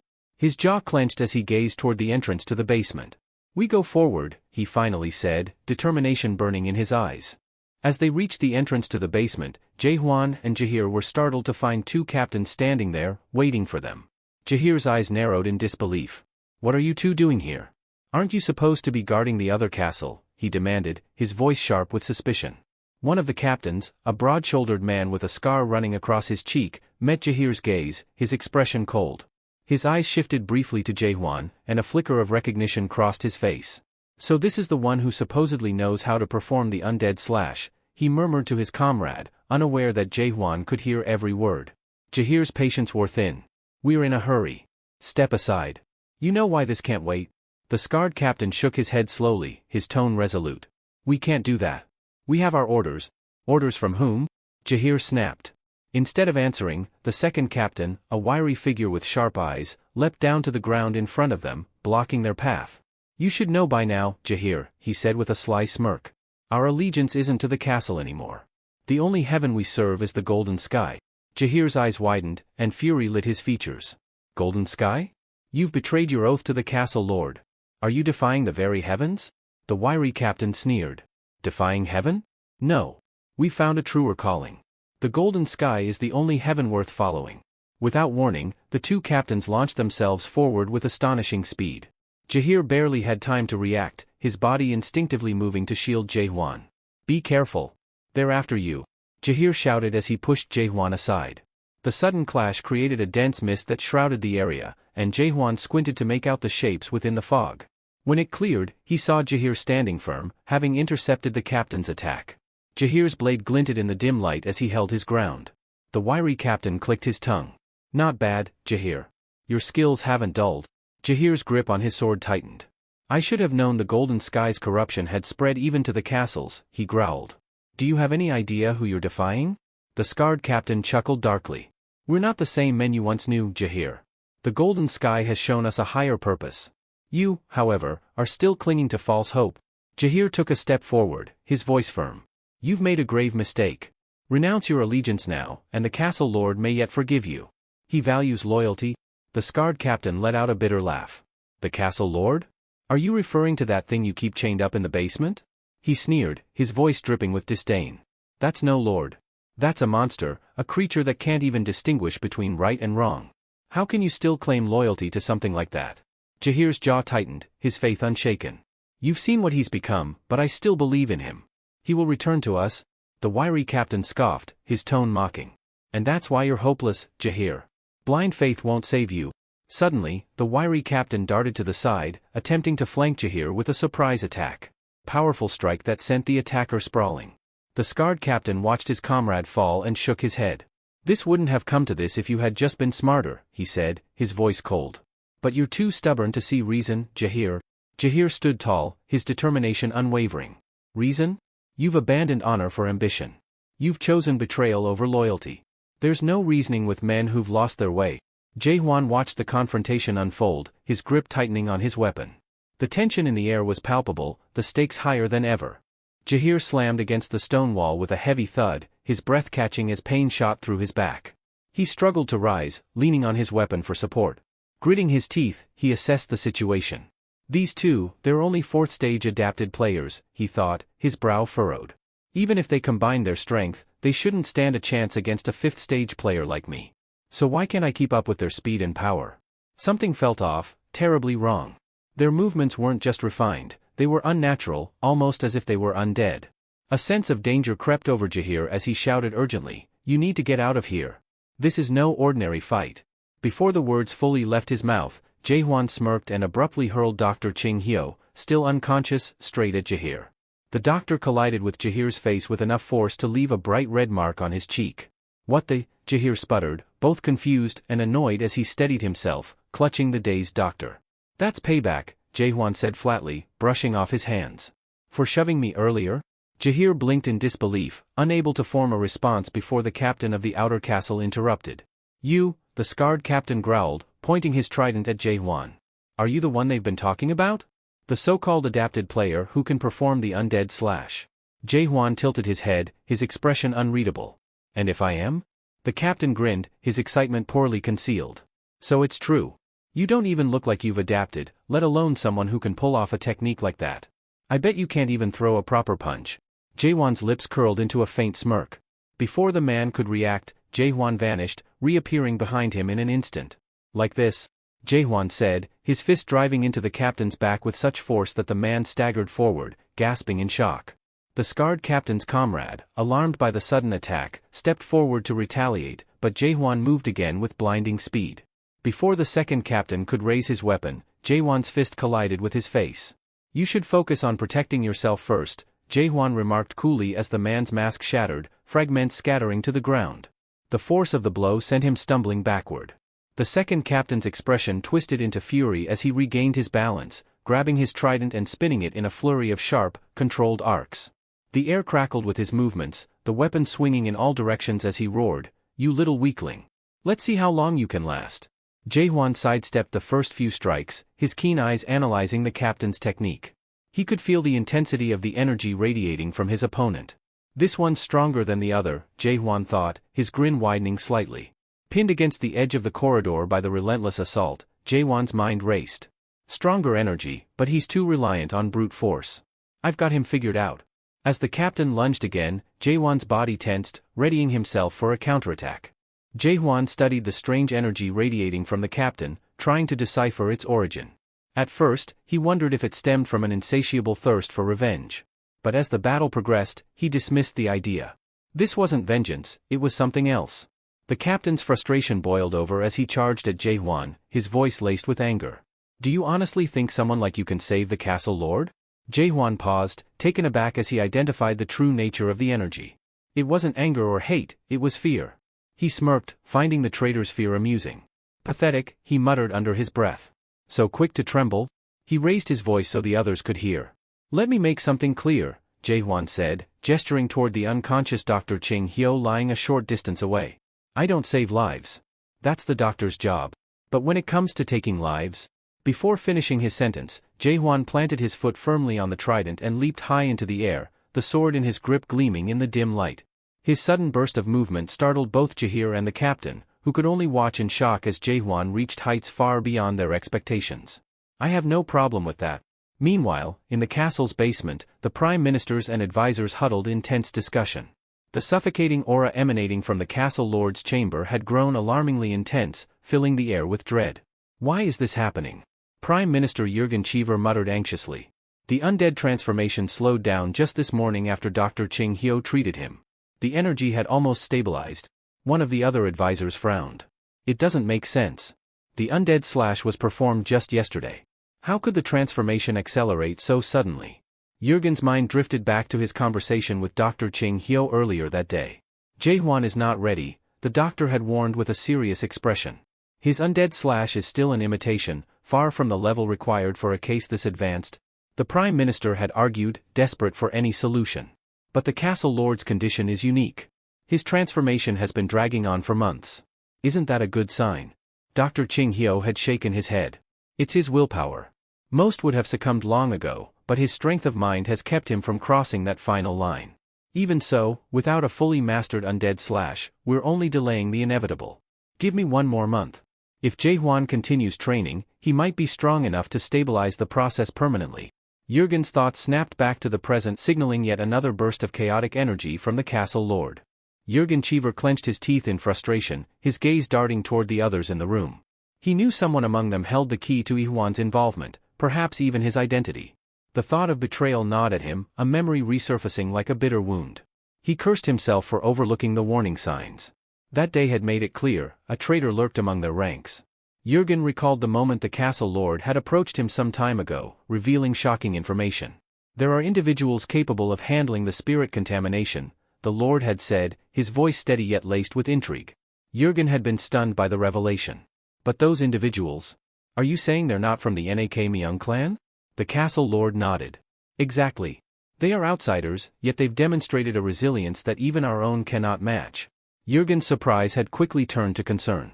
He had urged caution, suggesting they dispatch the captains or other lords to investigate. My lord, anything involving spirit contamination is perilous. Surely there's no need for you to personally oversee this matter. But the castle lord had dismissed his protests with a firm resolve. Jurgen, you must have more faith in me. I am the lord of this castle, and I have endured trials that would break lesser men. Have you forgotten? I survived the War of the Abyss expedition. The memory of the castle lord's unwavering determination still weighed heavily on Jurgen. The lord had reminded him of their shared history, of the battles fought and lost, especially the devastating defeat over the Fruit of Revival. Yet, despite everything, the lord's commitment to the safety of Gorgon and its people never wavered. This is my duty, the lord had said firmly. And I will fulfill it, no matter the cost. Not long after, the castle lord departed to investigate the outer castle. Jurgen had watched him go, his unease growing with each passing moment. Then, disaster struck. The castle lord returned, but not as the man they had known. His spirit had been contaminated, twisted by a force they didn't fully understand. He had to be carried back to the castle, his condition deteriorating rapidly. Jurgen snapped back to the present, his anger boiling over. If only we had acted differently. If only I had insisted harder. Now, as the castle trembled with the repercussions of their failures, Jurgen could feel the weight of his past choices pressing down on him. Time was slipping away, and the safety of the castle lord, and Gorgon itself, hung by a thread. Jürgen Cheever's thoughts churned as a singular, troubling name came to mind, manhwa. He had been there the entire time, and now doubt crept into Jürgen's heart, casting suspicion over every action manhwa had taken. Manhwa's commanding voice echoed through the chamber as he addressed his men. Brace yourselves. This is a critical moment, and hesitation will cost us dearly. Jürgen's unease deepened. Manhwa, this is too dangerous. We should wait for the doctor to return, he urged, his tone laced with both concern and desperation. But Manhwa's resolve was unshaken. If we wait any longer, Gorgon will fall. I will do what must be done. The Prime Minister froze, the weight of Manhwa's words sinking in. What are you planning? Are you saying you'll kill the castle lord? Manhwa's eyes burned with conviction. You know as well as I do that not even all of us together could defeat the castle lord in his current state. But if we wait, we'll lose more than him, we'll lose Gorgon itself. Jürgen's voice faltered as he pressed. Then what are you proposing? Manhwa's expression hardened. We will create an undead seal. The room fell silent, save for the distant hum of the corrupted aura emanating from the basement. Jürgen's heart sank. That's madness. You know as well as I do that the undead seal is a last resort, and we don't even have the stone of fallen souls to complete it. Do you? A grim smile tugged at Manhwa's lips. Don't play coy, Prime Minister. We both know the stone exists. Jürgen's blood ran cold. He opened his mouth to protest further, but the sound of approaching footsteps from the tunnel silenced him. The air grew tense as a figure emerged from the shadows. Manhwa's expression shifted to one of triumph. Ah, perfect timing. From the dim light of the tunnel, the captain of the Dark Soul unit appeared, carrying a chest. The sight left Jürgen speechless.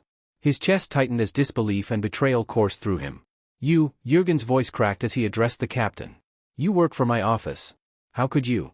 The captain remained silent, his stoic face offering no answers as he placed the chest before Manhwa. Jürgen's mind raced. Have I misjudged him all along? Has the Dark Soul unit betrayed me, too? Manhwa turned to his men, his voice cold and commanding. Prepare for the sealing ritual. Time is running out. Jürgen clenched his fists, his heart pounding with equal parts anger and despair.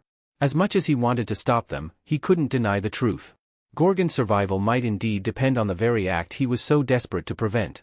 Jürgen's gaze fell upon the chest carried by the captain of the Dark Soul unit. Within it lay Jaehwan's Stone of Fallen Souls, a sacred and dangerous artifact that should never have left the vaults of the castle. His chest tightened as Manhwa's sharp words pierced the tense silence. The future of Gorgon hangs by a thread, Prime Minister. And yet, you saw fit to hide this stone? Manhwa's tone was accusatory, his eyes gleaming with a dangerous intensity. Did you honestly think withholding it would help? Jürgen gritted his teeth but held his silence. Manhwa stepped closer, his voice lowering but no less venomous. Do you understand what's at stake if the castle lord fully turns into an undead? Have you ever thought about the devastation a giant undead could wreak? He sneered, his words dripping with malice. You've seen the destruction caused by a single medium-sized undead. Entire armies crumble before them, cities turn to ashes. Now imagine that multiplied 100-fold, a living calamity enslaving the souls of the dead and spreading endless ruin. Is that what you want for Gorgon? Jürgen clenched his fists so tightly his knuckles turned white. He couldn't deny the truth in Manhwa's warning. The castle lord's rampage was proof enough of the threat, and with Dr. Chang Hyo still absent, the situation had spiraled beyond control. But creating an undead seal? That was a drastic step, and Jürgen knew the consequences all too well. Even with the Stone of Fallen Souls, only someone from the Nak Myung clan has the skill to craft an undead seal, Jürgen countered. You know as well as I do that it's too late to summon anyone qualified from the clan. Manhwa's lips curled into a sly grin. Oh, don't worry about that, he said smugly. With a wave of his hand, figures emerged from the shadows behind the captain of the Dark Soul unit. Jürgen's eyes narrowed as the figures stepped into the light. They were draped head to toe in tattered, ceremonial wrappings, their faces obscured. A foreboding aura surrounded them, a testament to their unnatural presence. These individuals, Manhwa announced with pride, have mastered the art of creating an undead seal. No, they're not from the Nak Myung clan, but their skills will suffice. Jürgen's stomach churned as he studied the mysterious figures. There was something deeply unsettling about them, something inherently wrong. Do you even understand what you're proposing? Jürgen snapped, his voice filled with fury. If you go through with this, all of the castle lord's mana will be drained into the stone. Do you have any idea what kind of devastation that could cause? Manhwa's expression darkened. I know exactly what I'm doing. Sacrifices must be made for the greater good, Prime Minister. You've had your chance, and now it's my turn to act. Jürgen's heart pounded as he realized the depths of Manhwa's resolve. He wasn't just attempting to save Gorgon, He was prepared to gamble everything, even the castle lord's life and mana, in a bid to wrest control of the situation. In the chaotic hierarchy of Gorgon, no hereditary system ensured the continuation of power. Jürgen Cheever understood the devastating implications of the current situation. If someone claimed the Stone of Fallen Souls infused with the castle lord's mana, they could inherit his immense power and seize control of Gorgon. The thought chilled him: what if this power fell into the wrong hands? As the strange, bandaged figures extracted the Stones of Fallen Souls from the ornate box, preparing to initiate the formation of the undead seal, Jürgen's unease deepened. Handling such stones was perilous, a feat only the Nak Myung clan, or rare exceptions like Jae-hwan, could manage without succumbing to contamination. Jürgen's mind flashed back to a conversation with the castle lord, who once mentioned a peculiar group capable of wielding such power without adverse effects. Could these people be the ones his lord had spoken of? The timeline of events suddenly struck him with clarity. Over the past 6 months, the castle lord had spiraled from initial spirit contamination to bouts of uncontrollable rage. Had this all been orchestrated? Suspicion turned to certainty as Jürgen's eyes fixed on Mai-han. Was the outer castle minister the architect of this scheme, plotting to seize the castle lord's power all along? Jürgen spun around and barked an order to his men. "Arrest Mai-han," he commanded, his voice echoing in the chamber. But his heart sank as he noticed the stony expressions on their faces. Not a single soldier moved to obey. Their silence spoke volumes. His men were no longer his allies, they had sided with Mai-han. Realizing his isolation, Jürgen fell to his knees in despair. The betrayal cut deep. He had been blind to the collusion within his ranks, and now, Gorgon teetered on the edge of disaster. Mai-han, his confidence unwavering, smirked as he directed the cloaked figures. "Begin the process. We don't have time to waste, the castle lord is moments away from fully turning." The mysterious figures circled the castle lord, their movements deliberate and ritualistic as they began crafting the undead seal. A haunting energy filled the air, and Jürgen's chest tightened with guilt. He looked at the lord, whose form trembled under the weight of the transformation. This was his failure, a consequence of his complacency and trust misplaced. "I'm sorry, my lord," Jürgen whispered, his voice barely audible amid the ominous chanting. "I failed you. I failed Gorgon." Helpless, he could only watch as the ritual unfolded, fearing the dawn of a new, darker era. Tears streamed down Jürgen Cheever's face as he knelt, his voice trembling with apologies to the castle lord. The weight of his failure crushed him, leaving him powerless to prevent the unfolding disaster. Suddenly, a deafening crash shattered the heavy atmosphere. The basement ceiling caved in, debris raining down amid a cloud of dust. The ground trembled under the force of the impact, and chaos erupted as everyone scrambled for cover. As the dust settled, wary eyes darted toward the gaping hole in the ceiling. Confusion rippled through the room as figures struggled to make sense of the attack. Jürgen wiped his tear-streaked face and glanced upward, his sorrow replaced with astonishment. There, standing amidst the rubble, was Jae-hwan. Mai-han, his composure momentarily shaken, narrowed his eyes at the intruder. "Who dares to storm the fortress so brazenly?" he demanded, his voice laced with anger and incredulity. "Do you even know where you are?" Before Jae-hwan could respond, Captain Jahir stepped forward, his fury directed at Mai-han. "Enough of your charade." Jahir snarled, his tone sharp and unyielding. He gestured to the battered man he had dragged along. "This one has already confessed everything, your betrayal, your lies, and how you've manipulated and harmed the castle lord." The revelation hung in the air like a storm cloud. Mai-han's eyes burned with anger as he turned toward his accomplice, who stammered a plea for forgiveness. Without hesitation, Mai-han silenced him permanently, striking him down in cold blood. Gasps erupted around the room as the lifeless body hit the floor. "You dare kill him in front of us?" Jahir bellowed, his voice filled with both outrage and disbelief. "What is the meaning of this madness?" Mai-han smirked, his expression twisted with mockery. "Suicide," he declared with feigned innocence. "Poor fool couldn't live with his guilt after being exposed. You can hardly blame me for not stopping him." Jahir's hands clenched into fists as his temper flared. "Enough of your lies," he shouted, rallying the others. "This is betrayal of the highest order. Don't fall for his manipulations, we must stop him before he completes the undead seal. If we don't, he'll control the castle lord's power and doom Gorgon." But even as Jahir tried to inspire resistance, a chilling sight stopped him cold. The soldiers, his own comrades, turned their weapons toward him. Their eyes were devoid of reason, their movements eerily synchronized. Jahir's heart sank as realization struck him like a hammer. "What's wrong with all of you?" he whispered, disbelief mingled with despair. The truth dawned like a nightmare. Mai-han's treachery ran deeper than anyone had imagined. His influence had poisoned not just the leadership but the very defenders of Gorgon. Jahir's grip on his sword tightened as he prepared for the battle of his life, knowing the odds were against him. The soldiers lowered their heads slightly, their voices a chilling monotone as they addressed Captain Jahir. "Forgive us, Captain," one of them muttered. "But we cannot let you oppose Minister Maihan and the Golden Sky Clan. The Castle Lord seal must be completed, and you do well to remain silent until it's done." Jahir's fury burned hotter than ever as he faced the betrayal head-on. "You spineless cowards," he roared, his hand tightening around his weapon. "You dare stab your own comrades in the back? Have you no shame?" Jaehwan, who had been quietly observing the chaos, let out a low, sardonic chuckle. "So this is the mighty Gorgon," he mused aloud, his voice laced with mockery. "I was promised your protection in exchange for saving your castle lord, but tell me, how is a city full of traitors supposed to protect anyone? This hardly seems like a fair deal." Prime Minister Jurgen Cheever's head snapped up, his heart pounding with unease.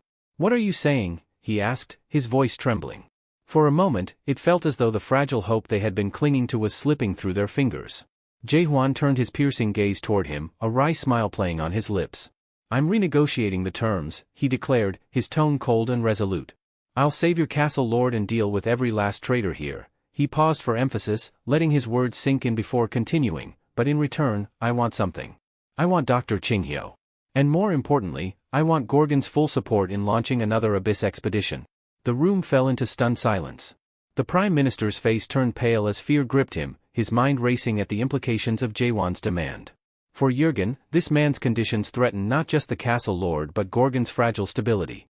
The traitors exchanged nervous glances, their confidence visibly shaken by Jaehwan's audacious proposal. Even the captain of the Dark Soul Unit, a figure known for his composure, faltered at the sheer boldness of the proclamation. Their shock deepened as the realization hit, this man wasn't bluffing. Minister Maihan's eyes narrowed as he studied Jaehwan. His mind raced to piece together the fragments of rumors he had heard about the enigmatic warrior. He had dismissed the stories of a man who single-handedly killed Janaya, even after the latter had turned into an undead, as mere exaggerations. But now, watching Jaehwan's confident demeanor and the ripple of fear spreading through the room, Maihan began to reconsider. "So you're the one who killed Janaya," Maihan said, his tone sharp with suspicion. "I didn't believe it at first, but judging by your actions and the terror you've instilled in my men, perhaps the rumors are true after all." Jaehwan raised an eyebrow but said nothing, his silence only adding to the tension. Maihan's expression hardened. "No matter who you are or what you've done, I cannot allow you to interfere. If you think you can stop us, then you'll have to fight with everything you've got." His declaration echoed through the chamber, signaling the inevitable clash. The traitors readied their weapons, their initial doubts now replaced with grim determination. Jaehwan, however, stood unfazed, his eyes gleaming with the confidence of someone who had faced far worse. The air grew heavy with anticipation, the basement teetering on the brink of an explosive battle. The protagonist gripped his sword tightly as Minister Maihan gave a sharp signal. In an instant, the conspirators charged at him from all directions. Their collective assault was fierce, but Jaehwan moved with precision and deadly efficiency. With a single sweeping arc of his blade, he cut down scores of traitors, shattering masks and severing the arm of the Dark Soul Unit's captain in one devastating blow. Yet the relentless tide of enemies gave him pause. No matter how many fell, more surged forward to take their place. Jaehwan's expression remained composed, though a faint sigh escaped him as he assessed the situation. He pointed his sword toward Maihan and, with deliberate focus, unleashed a simple thrust. The power behind the attack was anything but ordinary. The sheer force of Jaehwan's stab ripped through the air, carving a destructive path toward Maihan. The minister's eyes widened in alarm as the deadly energy roared toward him. In that moment, he realized the enormity of his mistake in thinking he could challenge this man. Maihan twisted his body at the last second, narrowly evading the attack. The energy blast struck the wall behind him, leaving a massive, gaping hole in its wake. Sweat beaded on Maihan's brow as he stared at the destruction. He knew with chilling certainty that if he hadn't dodged, he'd be nothing more than a corpse right now. Jurgen Cheever and Captain Jahir stood frozen in shock, their disbelief plain on their faces. Jahir tightened his grip on his weapon as he muttered under his breath, How is he this powerful?" Amidst the chaos, Jaehwan overheard the conspirators muttering urgently among themselves. "Minister Maihan," one of them whispered, "what do we do now? If we can't complete the undead seal, should we move to Plan B?" Maihan turned toward the speaker, his expression unreadable. The conspirator continued, their voice trembling, "If we release the black cloud now, it might destroy all of Gorgon, but we'll have no other choice." Jaehwan's sharp glare locked onto Maihan. His voice, low and menacing, cut through the tension like a blade. "Maihan Kaldegran," he began, his tone dripping with disdain. "Outer Castle Minister of Gorgon Fortress, Elder of the Golden Sky Clan, whatever titles you claim, it's clear you've chosen to tread the path of ruin."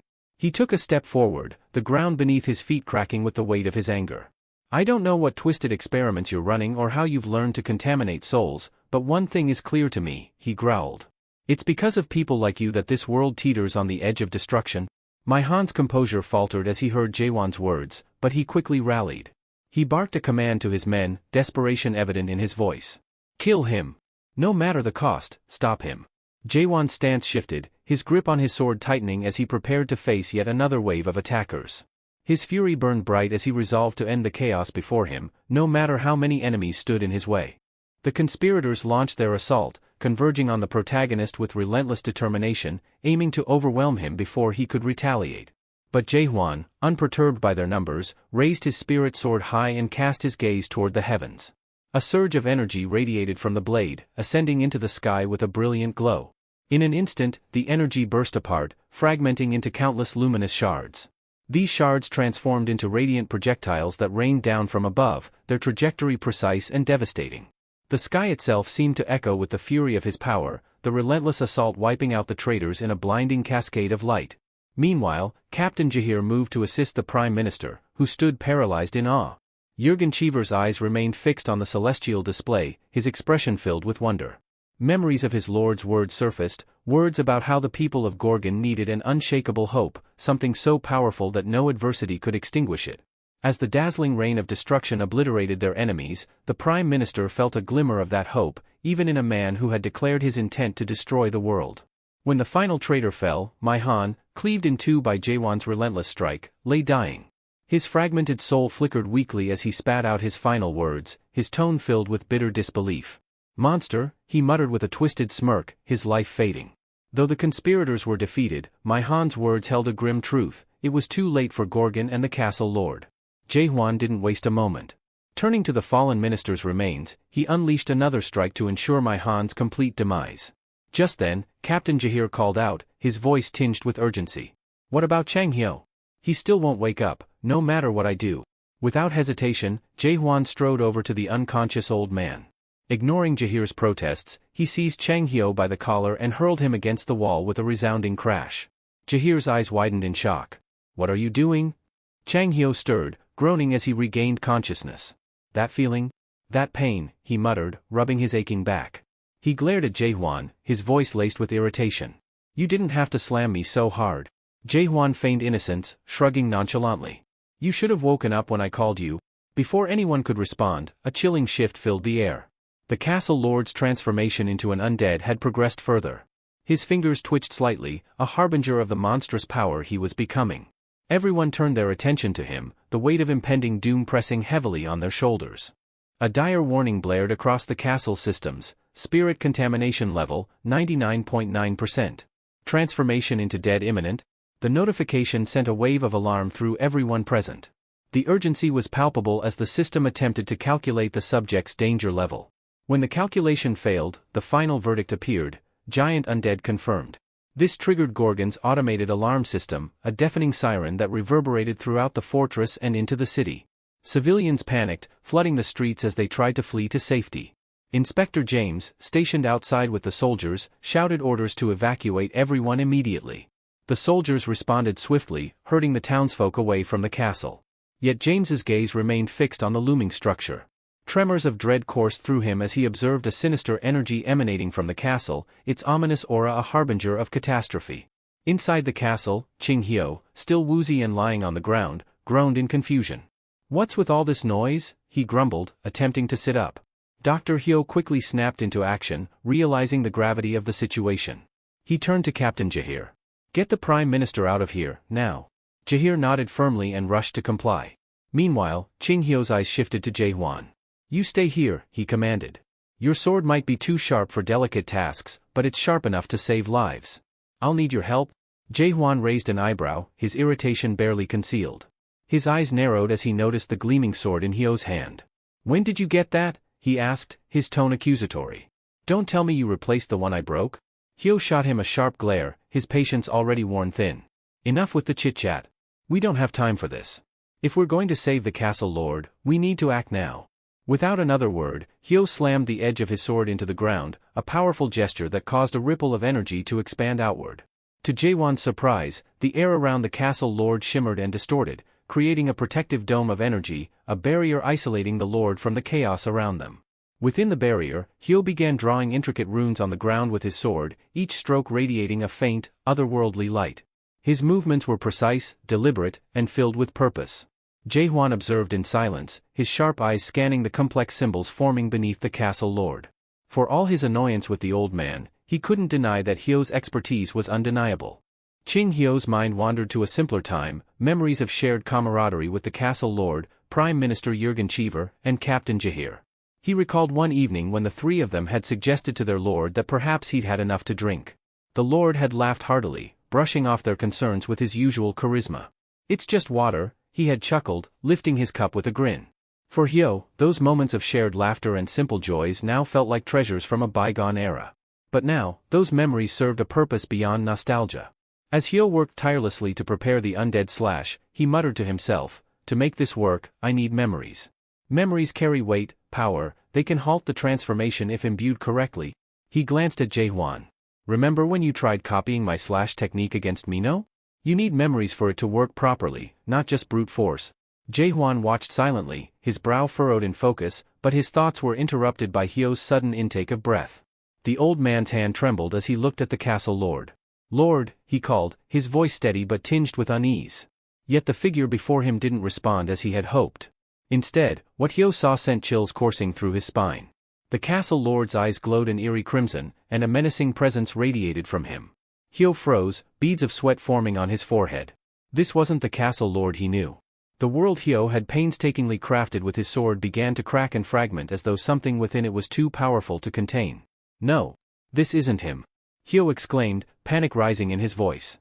Jaewon's sharp gaze snapped to the lord, and his body tensed as he tried to assess the situation. "What's happening?" he demanded, his voice edged with urgency. Hyo's trembling reply came as a whisper. "That's not the castle lord, not anymore." The figure before them shattered the chains that bound him as if they were mere threads. Veins bulged grotesquely beneath his skin, pulsating with unnatural energy. His body seemed larger, more imposing, as an ominous red mark etched itself onto his forehead. An aura of malevolence engulfed the room, suffocating everyone present. Hyo staggered back, fear etched across his face. Despite his trembling legs, he managed to whisper, This is a monster." The creature lifted a foot and stomped against the ground, unleashing a shockwave of energy. The air crackled, and an oppressive force surged toward Jaewon and Hyo. Jaewon braced himself, his instincts screaming danger, while Hyo stood frozen, overwhelmed by the enormity of what stood before them. This wasn't just a transformation, this was something far worse. The creature stared down at its own hands, flexing them as if in disbelief at the form it had taken. Its crimson eyes glowed with eerie delight, scanning the room with a sense of curiosity and superiority. "So, this is the body I've taken," it murmured, its voice a deep, resonant tone that seemed to reverberate through the very air. A smirk crept across its face as it examined itself. "At last, the castle lord succumbs to the undead. A fitting vessel for my return." Its gaze shifted to Ching Hyo, who stood paralyzed, his trembling figure betraying the sheer terror gripping him. Recognition flickered in the creature's eyes, and it grinned, baring sharp teeth that gleamed menacingly. "Well, isn't this an unexpected encounter?" it mused, tilting its head. "Ching Hyo, still clinging to chaos after all this time. Tell me, have you not found what you sought in the abyss? Even after 900 years? Ching Hyo staggered back, his knees nearly buckling under the weight of the creature's oppressive aura. He whispered hoarsely, the lone king of chaos." The creature's grin widened, amusement flashing in its eyes. "Ah, so you do remember me. The lord of the undead palace, harbinger of the abyss catastrophe." It waved a hand dismissively, shattering the intricate world Ching Hyo had painstakingly constructed moments ago. The illusion crumbled like fragile glass, leaving the castle chamber bare and exposed. The sheer force of the destruction sent shockwaves through the room, making both Jaewon and Ching Hyo reel from the pressure. Jaewon clenched his fists, his jaw tightening as he tried to make sense of the being before him. It bore the traits of an undead, yet something about it was distinctly different. Something far more ominous. "What is that thing?" he muttered, his voice filled with frustration and disbelief. The lone king of chaos turned its attention to Ching Hyo once more, its gaze piercing. "Why linger here, old man? Have you not yet abandoned this doomed world? Or is there something left for you to protect?" Its mocking tone sent chills through Hyo, who could only shake his head, unable to muster a response. The creature's smirk faded into a look of mock contemplation. "Perhaps you truly believe this world can be saved," it said, waving its hand lazily. The energy it released obliterated every trace of Ching Hyo's protective constructs, leaving him gasping in horror. "Pathetic," it added, its disdain evident. "Your efforts are as fragile as this creation of yours." Hyo's wide eyes filled with panic as the truth began to sink in. "This isn't just the castle lord, this is catastrophe's doing," he murmured, his voice shaking. "This is one of the Lone King's clones, brought forth through the undead incarnation." Jaewon's eyes narrowed at the revelation. He could feel the suffocating pressure emanating from the being before them, and his instincts screamed danger. Yet, amidst the chaos, a strange flicker of curiosity sparked in the Lone King's gaze as it turned toward him. "And who is this?" it asked, its voice tinged with interest. "A human? No, something more. Fully awakened, yet still bound to a mortal's mind. Fascinating." The Lone King leaned closer, its ominous presence bearing down on Jaewon and Ching Hyo. "Tell me," it said with an unsettling calm, "what is it that you fight for, little one? Do you truly believe you can stand against the abyss?" The Lone King of Chaos stood still, his malevolent gaze fixed on the room, his crimson eyes glinting with amusement. Lost in thought, he was jolted by the sharp voice of the protagonist. "Did your undead fail?" Jaehwan called out, gripping his sword tightly, his tone edged with determination. The Lord of the Undead's lips curled into a sinister smile. "And what do we have here?" he said, his voice dripping with mockery. "Do you think you can kill me, boy?" He let out a low chuckle that grew into a booming, haunting laugh. What a bold and amusing little human. Ignoring the condescension, Jaehwan tightened his grip on his blade, stepping forward with resolute confidence. Ching Hyo quickly intervened, fear evident in his trembling voice. "Stop, you fool. You don't understand what you're dealing with. You can't defeat that thing." He gestured desperately toward the Lone King. "Not even Malak could face catastrophe and live. This creature may only be a clone, but its power is still beyond imagination." Jaehwan glanced back, his expression calm and unwavering. "Don't worry about me, old man," he said, his voice firm. "I'm not planning to lose." His assured demeanor left Ching Hyo flabbergasted. How could someone stand so confidently in the presence of such overwhelming power? The Lone King of Chaos let out a hearty laugh, the sound reverberating through the room like a sinister echo. "Confidence, is it?" he mocked, watching Jaehwan with growing interest. "Or is it just foolishness? Either way, it's been a while since I've seen someone so audacious." As the tension grew, the creature suddenly paused, his body shifting unnaturally. Something dark began to rise from deep within him, traveling up his form like living shadows, pooling at his throat. Jaewon's eyes narrowed as he tried to make sense of what was happening, while Ching Hyo froze, his face pale with horror. The Lone King reached into his mouth and, with a sickening motion, pulled forth a blade forged of pure darkness, a weapon that seemed to swallow the very light around it. Its jagged edges pulsed with void-like energy. "Do you recognize this?" the creature hissed, holding the weapon aloft. "The Void Blade, a relic of the Abyss. One that turned half your precious expedition into mindless undead at the Abyss's gates." Ching Hyo staggered back, his voice barely a whisper. "The Void Blade. I thought it was lost. How is it here?" The Lone King sneered, his aura flaring with terrifying intensity. "Foolish awakened one," he spat, addressing Jaehwan.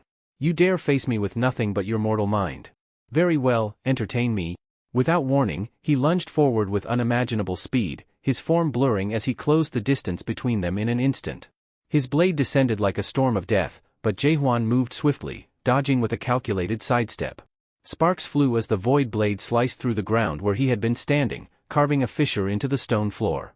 The Lone King straightened, a hint of surprise in his crimson eyes. "Interesting," he murmured. "That look in your eyes? I've seen it before." He tilted his head, scrutinizing Jaehwan with a newfound curiosity. "You're not just fighting for survival. Tell me, human, are you aiming for the abyss?"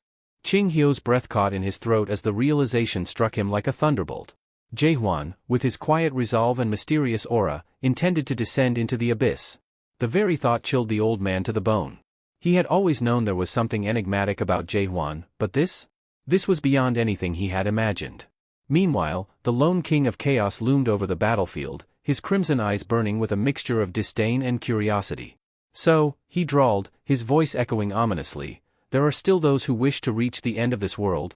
He stepped closer, his towering presence casting a dark shadow over Jaehwan. Without warning, the creature's clawed hand shot forward, gripping Jaehwan's head with crushing force.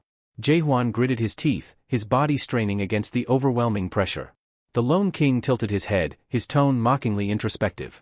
Weak, he muttered, as if disappointed. Far too weak. You're nothing like that dream demon from 900 years ago. As if to punctuate his scorn, the Lone King raised his cursed blade high, the edges glinting with abyssal energy. The air around it seemed to wail, a harbinger of devastation. With a roar, the blade descended toward Jaehwan, aiming to end him in one strike. But Jaehwan wasn't one to fall so easily. Gritting his teeth, he grabbed the undead king's wrist, straining against the impossible strength, his muscles trembling with exertion. In a desperate bid for freedom, he twisted his body and somersaulted backward, narrowly evading the deadly swing of the void blade. The ground where he had stood moments before exploded into shards of stone, the sheer force of the strike reverberating through the castle. Landing deftly on his feet, Jaehwan retaliated in an instant, lunging forward with precision. His blade flashed, slicing through the air and striking the Lone King's arm. With a sickening crack, the arm fell, severed cleanly at the joint. Jaehwan skidded back, his heart pounding in his chest as he allowed himself a brief moment of relief. But that moment was short-lived. The Lone King's laughter rang out, cold and unrelenting. "Did you think that was enough?" he sneered, his severed arm bubbling and twisting unnaturally. Before Jaehwan's astonished eyes, the arm began to regenerate, the flesh knitting itself back together in mere seconds. The Lone King flexed his restored hand, his grin widening. "You'll have to do better than that." Without giving Jaehwan a chance to recover, the undead monarch surged forward again, his movements unnaturally swift. Jaehwan darted to the side, narrowly avoiding being caught by those clawed hands, but the gap between them was closing fast. Seizing the opportunity while Jaehwan was momentarily distracted, the Lone King of Chaos struck with ruthless precision. His void blade sliced through the air, grazing Jaehwan's arm before the young warrior managed to twist away. With a swift counter, Jaehwan launched a quick thrust of his sword, forcing the undead king to retreat momentarily. Utilizing the small opening, Jaehwan dashed to safety, narrowly evading another deadly slash from the cursed weapon. The Lone King let out a low chuckle, his voice dripping with malice. "Time itself is a disease," he mused, his crimson eyes fixed on Jaehwan. "Even the slightest touch of the void blade will make you feel the weight of centuries, no, millennia, aging you until you're nothing but a withered husk." Jaehwan's gaze shifted to the wound on his arm, blood trickling from where the blade had grazed him. The ominous aura surrounding the injury made his stomach twist. Was this what the Lone King meant? The thought sent a chill through him. Noticing Jaehwan's unease, the Lone King's grin widened. "Yes, worry, human. Time erodes all. Even the mightiest spirits are not immune. They weaken, age, and eventually succumb to contamination, becoming nothing more than mindless undead. It's inevitable." As he spoke, one of his arms, which had been damaged in their previous clash, began to regenerate. The process was grotesque, yet seamless, as if time itself rewound to restore the limb to its former state. Jaehwan, however, wasn't one to be shaken so easily. He glanced at his injured arm again and scoffed, raising his blade defiantly. "If you're talking about this wound," he said, a sharp edge to his voice, "then it's nothing worth worrying about." Without hesitation, Jaehwan brought his sword down and sliced through his own arm just above the wound, severing it cleanly. Blood spattered the ground as he gritted his teeth through the pain, but his expression remained resolute. "If time and contamination are your weapons, then I'll simply cut them away," he declared. The Lone King's laughter echoed through the battlefield, a mixture of amusement and admiration. "Fascinating," he murmured, his gaze lingering on the now injured warrior. "You may be reckless, but you are certainly not dull. Let's see how long that fire of yours lasts against the unrelenting tide of eternity." Catastrophe roared with laughter, the sound reverberating through the desolate hall. His amusement only grew as he observed Jaehwan sever another contaminated part of his spirit. "Impressive willpower," he sneered, "but that's all you have, isn't it?" Suddenly, jagged void blades sprouted from Catastrophe's form, a grotesque and menacing display that momentarily caught Jaehwan off guard. The air crackled with ominous energy as the blades hovered ominously, all aimed at him. Before he could react, the blades hurtled toward him like a swarm of malevolent shadows. Changhyo cowered behind Jaehwan, trembling as he shielded himself from the onslaught. Catastrophe's gaze flicked to Jaehwan's spirit sword, and his eyes gleamed with recognition. "Ah, that blade," he murmured. "Did you pull it from the sheath replica brought here from Nightmare Tower? Curious, how quaint." Jaehwan gritted his teeth, gripping his spirit sword tightly as he deflected the relentless barrage of void blades. His strikes were sharp and precise, but the onslaught was unrelenting. One blade pierced his shoulder, another slashed through his leg, and the searing pain tore through him. "Not bad," Catastrophe taunted, a twisted grin splitting his face. "That little toy of yours, crafted by a mere dream demon, no less, might hold up for now, but it's only a matter of time before it fails you. Chang Hyo's eyes widened in horror as he saw Jaewon's bloodied form, multiple wounds inflicted by the cursed blades. The void energy emanating from the wounds was suffocating, spreading its contamination like a disease. But before the corruption could take hold, Jaewon stabbed his wounds with his spirit sword, the radiant energy burning away the taint. His expression was resolute, even in the face of agony. "I know how this ends," he muttered. Taking advantage of Jaewon's weakened state, Catastrophe closed the distance between them with blinding speed. His void blade arced downward, aiming for a decisive blow, but Jaewon raised his spirit sword just in time to block the strike. Sparks flew as their blades collided, the force of the impact sending shockwaves through the room. Chang Hyo, unable to withstand the sheer force of their clash, was flung backward, colliding with the rubble-strewn walls. "You can't keep this up forever," Catastrophe hissed, leaning closer to Jaewon. "At this rate, you'll carve away every piece of your spirit, leaving nothing behind. And then, you'll be mine?" Jaewon smirked through the pain, his resolve unwavering. "You're right," he admitted, his voice steady despite the strain. "I can't keep doing this. But if I don't, I won't last anyway." His eyes darted around, searching for a weakness in his opponent. However, every possibility seemed to close off before him, his focus disrupted by the strange, shimmering particles that hung in the air like malevolent fireflies. Frustrated yet determined, Jaewon's mind flashed to something Chang Hyo had once told him. The White Realm of Remembrance. The name resonated within him like a distant echo, offering a glimmer of clarity amidst the chaos. Chang Hyo's words about the unique worlds of the Awoken echoed in Jaewon's mind. Each world, a manifestation of its creator's innermost desires or emotions, was shaped by the defining keyword of their awakening. It was a reflection of their essence, a sanctuary or a battlefield, depending on the heart that birthed it. Jaewon gritted his teeth, his grip on his sword tightening as the truth resonated within him. "All Awoken have their own world, huh?" he muttered, his gaze burning with determination. He parried a void blade with a sharp twist of his weapon, sending a burst of energy that disrupted its trajectory. Catastrophe chuckled darkly, amused by his persistence, but Jaewon had no time for his taunts. With a fierce cry, he propelled himself backward, distancing himself from the towering menace. Jaewon's eyes gleamed with resolve as his energy surged. The air around him thickened, pulsating with an ominous force. Slowly, the fabric of reality began to warp and twist as he summoned his own world into existence. Shadows spread like ink across the battlefield, and a chilling, oppressive aura descended. Chang Hyo gasped as the transformation unfolded before him. Jaewon's world materialized, a realm that mirrored the torment within his soul. The sky was an endless, swirling vortex of crimson and black. The ground was cracked and barren, oozing with molten hatred, while the air shimmered with a palpable rage. It was a hellish landscape forged from fury and sorrow, a domain born of Jaewon's disdain for the broken world he had endured. Catastrophe's expression flickered with intrigue as he observed the unfolding scene. "So, this is your ideal world," he mused, a crooked smile forming on his lips. "Fascinating. It's no wonder you've survived this long, carrying such raw emotion within you." Jaewon wasted no time. With the oppressive particles now banished by the dominance of his realm, he dashed forward. His blade burned with renewed energy as he targeted Catastrophe, striking directly at his grotesque, gaping maw. The Lord of the Undead reacted swiftly, but not before Jaewon's sword pierced through, eliciting a guttural, inhuman shriek. Tentacles erupted violently from Catastrophe's mouth, coiling around Jaewon like living chains. They wrapped tightly, restricting his movements as the monster's laughter filled the air. "Is that all you've got?"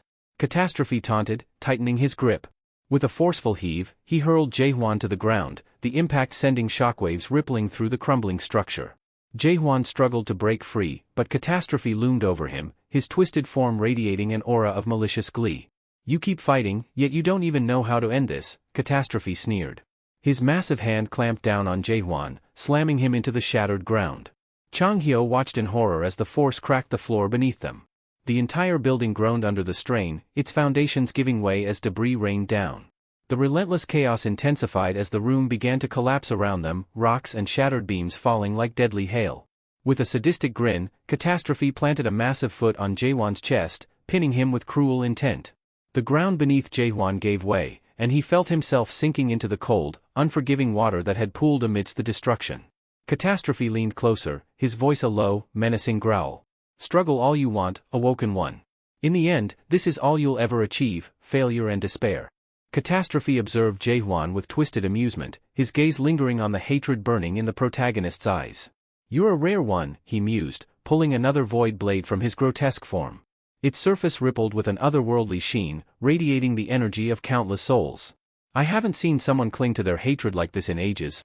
Grinning, Catastrophe leveled the blade at Jaehwan, his voice laced with mockery. This little game has been fun, but I'm afraid it's time to end it. As the void blade surged forward, Jaehwan's eyes snapped open, gleaming with fierce determination. With a burst of speed, he twisted his body, narrowly evading the strike. Before Catastrophe could react, Jaehwan countered with a devastating slash, his sword slicing through the creature with a crackling surge of energy. The strike cleaved Catastrophe in two, his monstrous form splitting apart. Jaehwan dropped to one knee, exhaustion clear on his face, but his grip on his sword never faltered. He glared at the remains of his opponent, his voice steady despite his battered state. "Is that all?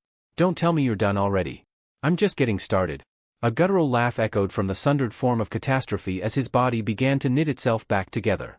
Tendrils of blackened energy stitched his halves into one, and he rose once more, towering over Jaehwan. The mark on his forehead flared violently, releasing a wave of force as new blades sprouted from the pulsating sigil. "You amuse me, human," Catastrophe said, his voice reverberating like the toll of a distant bell. "But let's not pretend. You've yet to lay a scratch on me." Jaehwan's expression darkened as the grotesque figure before him transformed. The monstrous regeneration was unlike anything he had seen, a crawling, shifting mass of blades and limbs that defied reason. Each movement exuded malice, as if the creature's very existence was an affront to life itself. Catastrophe lunged with terrifying speed, catching Jaehwan off guard. The strike sent him crashing into a nearby wall with a sickening thud. Blood spilled from his mouth as he struggled to rise, narrowly evading another bone-crushing blow. The battlefield trembled under the relentless assault as Jaehwan steadied himself. His sword glowed faintly in his hands as he pointed it at Catastrophe, a glimmer of defiance in his eyes. He charged forward, his blade cutting through the air in a precise arc. Catastrophe, however, had anticipated the move. A shimmering barrier materialized in front of him, absorbing the strike effortlessly. The Lord of the Undead chuckled, his voice dripping with centuries of disdain. "Do you think I haven't seen this before? I've watched countless beings like you. They construct their worlds, driven by hope, ambition, or hatred, only to crumble under the weight of their own insignificance." His gaze bore into Jaehwan. "For hundreds of thousands of years, they've tried to climb the tree, each one desperate for answers. And now you stand before me, with that same determination in your eyes?" Catastrophe tilted his head mockingly. "Tell me, awoken one, what truth are you so desperate to uncover in this wretched existence of yours? What is it that you hope to gain from this broken world of yours?" Jaehwan didn't answer. He gritted his teeth and gripped his sword tighter, his silence louder than any response he could muster. Catastrophe slashed at Jaehwan with his void blade, the air rippling from the sheer force of the strike. Yet, Jaehwan managed to sidestep, his movements sharp and precise. Observing his defiance, Catastrophe's expression shifted from amusement to curiosity. He studied the determined man before him, his thoughts spiraling into new questions. "So," Catastrophe began, his voice laced with malice. "Is that why you fight? To demand answers from this world?" He tilted his head, almost mockingly. "Tell me, what does this place mean to you? Eradication? Annihilation? Or perhaps total extermination?" As he spoke, Catastrophe's eyes gleamed with realization. "No," he murmured, a dark grin spreading across his face. "It's destruction, isn't it? That's the only answer that fits your resolve. The idea of destruction clings to you like a shadow." His grin widened into a sinister sneer as he continued, "How arrogant of you. A mere human, questioning the value of the tree of illusion itself." His voice grew thunderous, filled with disdain. "Do you think your fragile world can judge whether the tree has the right to exist?" With those words, Catastrophe lunged forward, aiming to crush Jaehwan with overwhelming force. But Jaehwan, his expression unyielding, parried and countered with a swift strike of his own. As their blades clashed, Jaehwan's voice rang out, steady but sharp. "I don't know what nonsense you're rambling about." Catastrophe froze momentarily, clearly caught off guard. The Lord of the Undead narrowed his eyes, his towering confidence shaken. He hadn't anticipated that Jaehwan held no desire for questions or answers, only the will to fight. Seizing the moment of hesitation, Jaehwan took a step back to catch his breath. Thoughts churned in his mind as he reflected on the intense confrontation. Then, clarity struck him like a bolt of lightning. The way this creature moved, fought, and taunted, it all felt eerily familiar. Memories flooded his mind of his battle with the demon cultivator in the Nightmare Tower. The realization settled over him like a heavy weight. "This thing," Jaehwan muttered under his breath, his eyes narrowing, "it's just a clone, a twisted fragment that's hijacked the body of the castle lord." The pieces clicked into place, his resolve hardening further. Jae-hwan shifted his stance, readying himself for what lay ahead. Clone or not, the creature before him was an overwhelming force. But he'd faced impossible odds before, and he wasn't about to back down now. With renewed determination, Jae-hwan surged forward, his sword aimed directly at the towering figure of the Lord of the Undead. Catastrophe tilted his head slightly, bemused by the apparent recklessness of the attack. Jae-hwan's blade struck true, driving into the creature's form and sending it crashing into the wall behind it. For a moment, the room was silent, the dust and rubble from the impact settling in the air. Then, a low, mocking laugh echoed as Catastrophe emerged from the debris, his form unscathed. His glowing eyes locked onto Jae-hwan as he spoke with contempt. "Have you completely lost your mind? After all this, do you still not understand? You cannot kill me." Catastrophe began crawling toward Jae-hwan, his movements both grotesque and deliberate. "You're nothing more than a fool," he sneered, his voice dripping with disdain. "Still fighting, still struggling, when there is no hope left for you. This battle bores me, so let us end this charade." In a sudden burst of speed, the clone lunged at Jae-hwan, its enormous mouth opening wide in a grotesque attempt to consume him whole. Yet, even in the face of this monstrous display, Jae-hwan remained composed. His eyes began to glow with a resolute light, their brilliance cutting through the darkness. Leaping high above his opponent, Jae-hwan's gaze shifted upward, and there it was, the golden thread of light. It confirmed his suspicion, this clone was tethered to its main body, a conduit of the lone king of chaos. His grip on his sword tightened, his resolve unshaken. He dove toward the source, his blade igniting with energy. With a decisive strike, Jae-hwan severed the connection, his sword carving through the clone's form in one powerful motion. Catastrophe let out a guttural roar, its body unraveling as the golden light faded. Its eyes widened in disbelief, and in its final moments, it rasped, "You've chosen the path of destruction. I'll be waiting, at the abyss." The clone dissolved into nothingness, and with its defeat, rain began to pour from the skies above, a somber yet cleansing end to the battle. Jae-hwan leaned heavily against the wall, exhaustion weighing on him. Before him, the castle lord's grotesque form shimmered, transforming back into its original human appearance. As Jae-hwan caught his breath, his thoughts turned inward. This fight had been a harsh reminder of his current limitations. Defeating the clone had been a struggle, and he knew facing the true lone king of chaos would require far more strength. His combat style, relying heavily on stabs, had proven effective against groups of enemies. However, against a powerful individual like Catastrophe, the large attack radius lacked precision and power. Clutching his sword, Jae-hwan made a silent vow. He would grow stronger, refine his techniques, and forge new paths to overcome the trials ahead. Jae-hwan's intense stabs, though effective in buying time, had proven insufficient against such overwhelming power. It became clear to him that he needed a new approach, skills tailored to counter formidable enemies like the lone king of chaos. As the darkness around the castle began to lift, a radiant light enveloped the area. The oppressive aura that had plagued them dissipated, leaving an atmosphere of uneasy tranquility. Amidst the rubble, Chang-hyo, who had been lying unconscious, stirred awake. Nearby, the faint sounds of voices grew louder as Jahir and Jurgen Cheever arrived, their expressions tense as they surveyed the aftermath. Before Jae-hwan could fully collect his thoughts, a weak voice called out to him.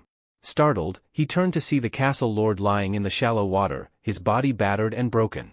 Despite his grievous injuries, the castle lord's eyes were sharp, and he beckoned Jae-hwan closer with a trembling hand. Approaching cautiously, Jae-hwan knelt beside him. The castle lord's voice was hoarse but resolute as he spoke. "Even in my undead state, I was aware of everything you did. I saw your struggle, your determination. You fought the lone king of chaos not just for yourself, but for the people of Gorgon. For that, I am eternally grateful." Suddenly, the castle lord's hand shot out, gripping Jae-hwan's arm tightly. The unexpected gesture startled him, and he wondered what the dying lord intended. With a faint smile, the castle lord continued, "Gorgon has suffered under my rule, but it is time for change. I ask you, Jae-hwan, take this burden and guide them toward a better future." A brilliant light erupted from the castle lord's hand, enveloping Jae-hwan's arm. As the light dimmed, intricate runes shimmered on Jae-hwan's skin, glowing with an otherworldly energy. Alongside the runes, the image of a majestic dragon etched itself onto his arm. Jae-hwan stared at the markings in disbelief, feeling a warmth radiate from them. The castle lord's expression softened, as if sensing something familiar within Jae-hwan. "This energy," he murmured, "it reminds me of what I once held dear. Warm memories, don't lose your humanity, Jae-hwan. Protect Gorgon and its people."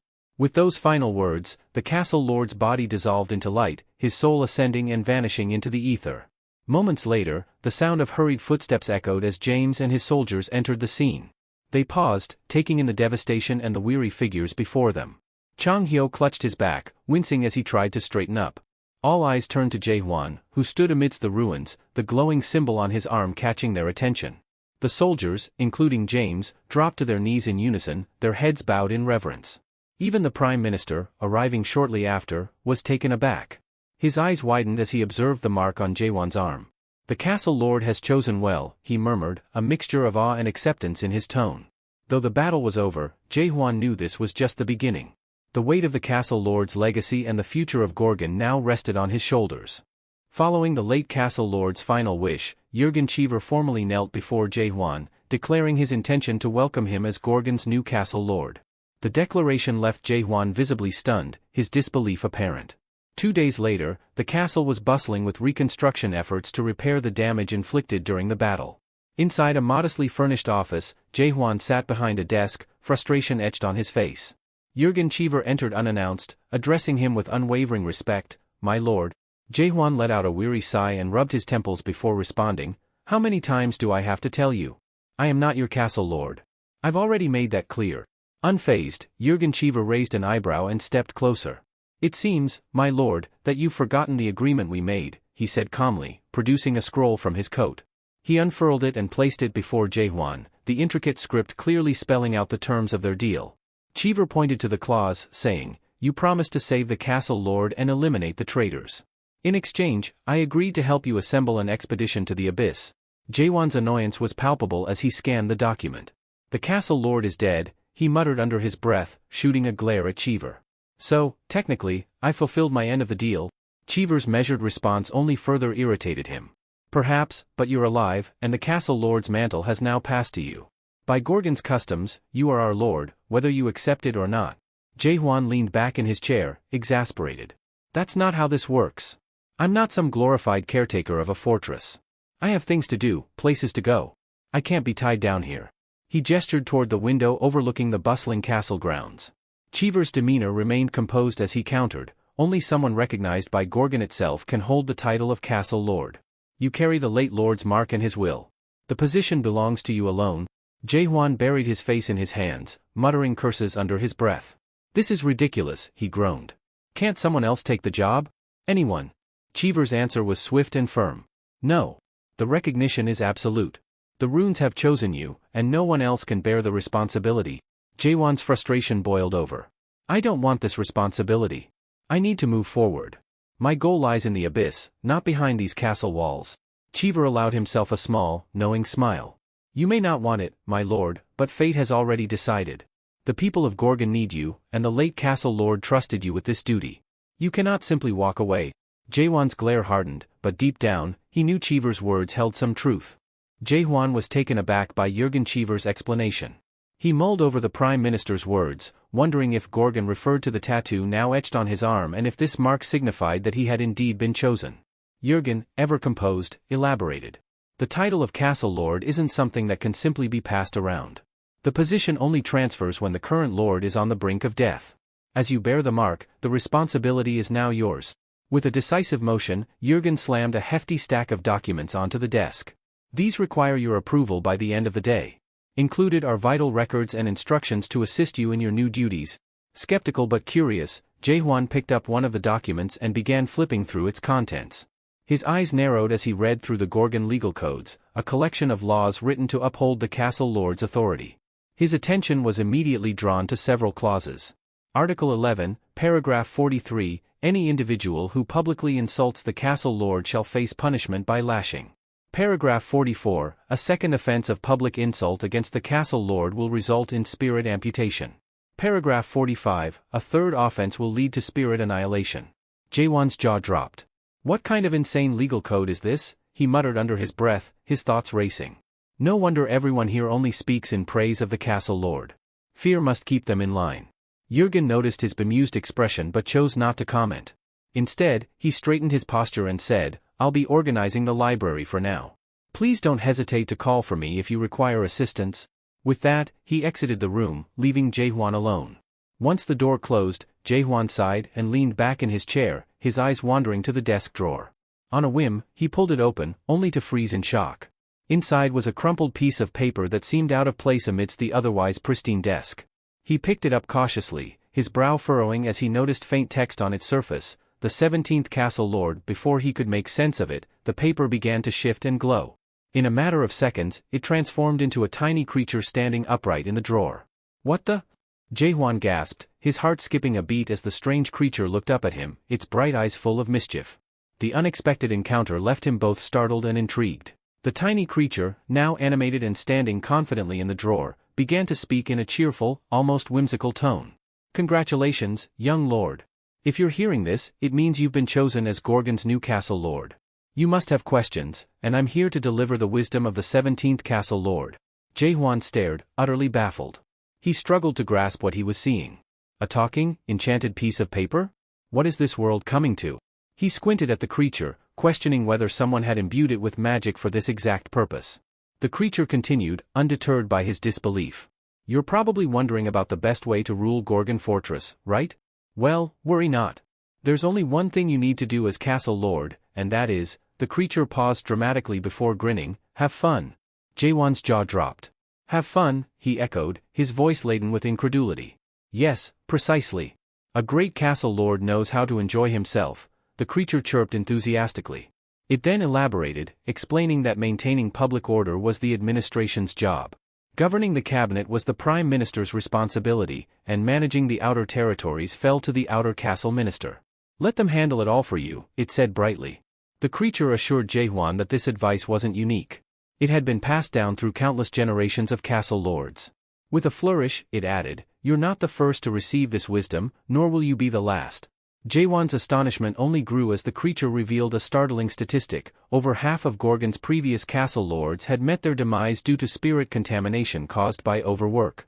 "Overworking yourself leads to chaos, for both the castle lord and Gorgon itself," it warned. The creature's tone turned solemn as it shared the 17th Castle Lord's parting advice. "Don't be greedy. This world cannot be changed. Instead of striving for transformation, focus on maintaining balance. Don't tire yourself out attempting to please the few, prioritize the survival of the many. A good castle lord is one who understands that less is more." With those final words, the creature reverted to its original state as a crumpled piece of paper, leaving Jaehwan alone with his thoughts. He leaned back in his chair, rubbing his temples. The revelation was both enlightening and disheartening.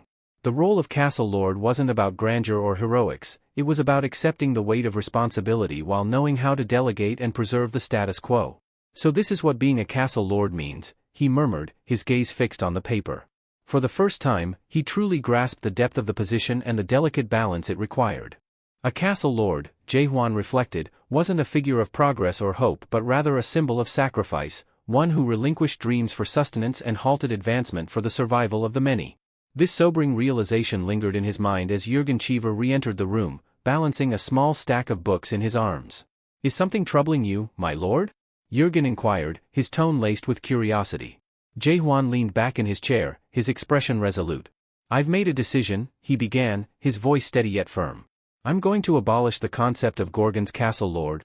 Jürgen froze mid-step, his eyes widening in shock. What do you mean by that, my lord?" he stammered, his books nearly slipping from his grasp. Jaehwan gestured for him to sit before continuing. "It starts with understanding the foundation of it all. Tell me, Jürgen, what is a fortress?" The Prime Minister blinked, startled by the unexpected question. "A fortress? My lord, a fortress is a stronghold, a military structure designed to protect its people from external threats." Jaehwan nodded thoughtfully. "And what would happen if there were no more enemies?" Jürgen's mouth opened as if to respond, but no words came out. The question unsettled him, an idea so foreign it left him grappling for an answer. Jaehwan didn't wait for a reply. If there's no one left to attack, the fortress loses its purpose. Without enemies, there's no need for defense, and consequently, no need for a castle lord. Jürgen furrowed his brow. "But a world without enemies, that's unthinkable, my lord. There will always be conflict." "Not if I unite chaos," Jaehwan countered, his eyes gleaming with conviction. Jürgen's breath caught. The weight of Jaehwan's declaration wasn't lost on him, though he couldn't fathom how such a feat could be achieved. Jaehwan pressed on. "You see, in chaos, we don't hold funerals like they do elsewhere. Instead, we have spirit recitations. These ceremonies are not to remember the dead but to erase them from existence entirely. During a spirit recitation, people share stories of the departed without pause.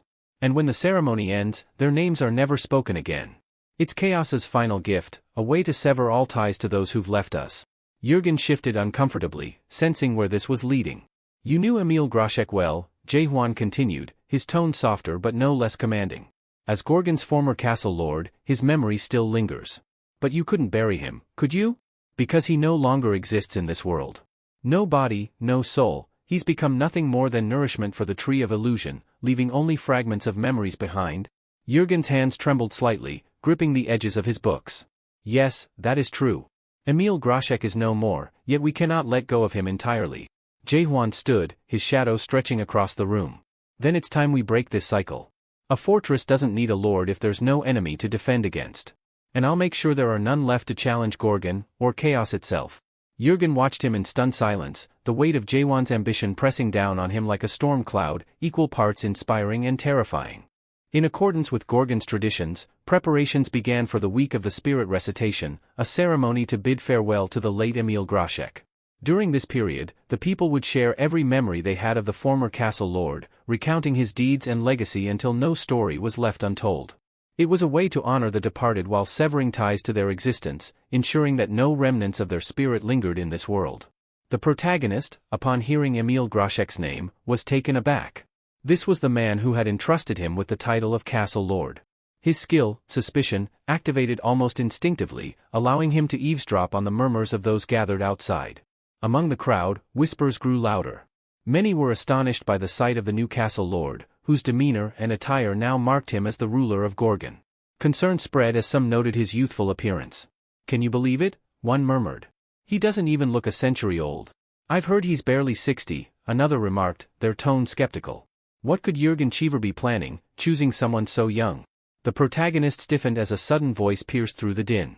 Well, you look like you might be entertaining to fight, a veiled woman remarked with a sly smile. She had appeared beside him without warning, her presence unsettling and yet oddly captivating. Before the protagonist could respond, another figure emerged, a towering man with a muscular build and a commanding presence. So, you're the new castle lord? He greeted, his tone both friendly and appraising. Moments later, Chang Hyo, the Forest School clan's representative, joined the scene. He chuckled, glancing at the veiled woman. Vice Lord of the Ladies of Faith clan, you're slower than usual. It looks like the old raccoon from the Forest School clan beat you here. The veiled woman's eyes gleamed with amusement. This is getting interesting, she said, turning to the man beside her. Doctor of Doom, who are you betting on? Chang Hyo smirked, folding his arms. Betting? Really? This doesn't even seem like a fair wager. The Forest School clan's representative then addressed the protagonist directly. If you don't mind, may I ask how old you are? Rumors say you're exceptionally young. Jae-hwan hesitated for a moment before responding. I just turned 60 this year. The man's eyes widened in disbelief. 60, he exclaimed. Is Gorgon a hereditary monarchy? Are you the son of Emil Groszek? His question immediately captured the crowd's attention, their murmurs growing louder. His son? Impossible, someone interjected. There's no way that's true. Speculations and doubts rippled through the onlookers as Jae-hwan remained silent, observing their reactions. It was clear that his presence and his newfound role as castle lord had stirred a storm of curiosity and skepticism among the gathered clans. The crowd couldn't believe the audacity of Ilan Zhang. While the new castle lord's youth was undeniable, questioning him in such a disrespectful manner was crossing the line. Even those familiar with the chaos of Gorgon were baffled by his brashness. Ilan Zhang, however, seemed unfazed. He stepped forward with a sly grin, extending his hand toward the protagonist. Looking forward to working together, he said smoothly. I'm Ilan Zhang, Vice Lord of the Forest School clan. Jae-hwan studied him warily, noting the cunning glint in Ilan's eyes. Ilan's smile turned wicked as he added, I've heard some interesting rumors about you, Castle Lord. A non-adapted player, is it? This should be entertaining. As he spoke, a flicker of something darker crossed his face, a hint of unresolved resentment. 10 years ago, Ilan had faced humiliation within the walls of Gorgon, and it seemed he had not forgotten. Back then, he had been ordered to secure the rights to establish a branch of the Forest School clan in Gorgon, no matter the cost. His strategy had been simple, bribe the northern checkpoint guards. But things hadn't gone as planned. Uptight and incorruptible, Inspector Carlton had caught wind of his scheme and arrested him for attempting to bribe the guards. The incident quickly escalated, reaching the ears of the former castle lord. The situation caused quite a commotion, with Ilan pleading his case and trying to justify his actions. The former castle lord, unimpressed by Ilan's audacity, had been unyielding. "You caused such a disturbance, and yet you have the nerve to think you can open a branch here?" the castle lord had remarked with icy disdain. In the end, Ilan's request was flatly denied. The castle lord, known for being as strict and principled as Inspector Carlton, refused to let him set foot in Gorgon again. Now, standing before Jaehwan, Ilan seemed eager to settle the score.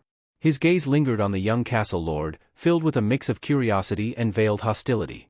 He was ready to see if this new ruler, so young and inexperienced, would be as inflexible as the former one, or if he would finally find a way to assert his dominance in Gorgon.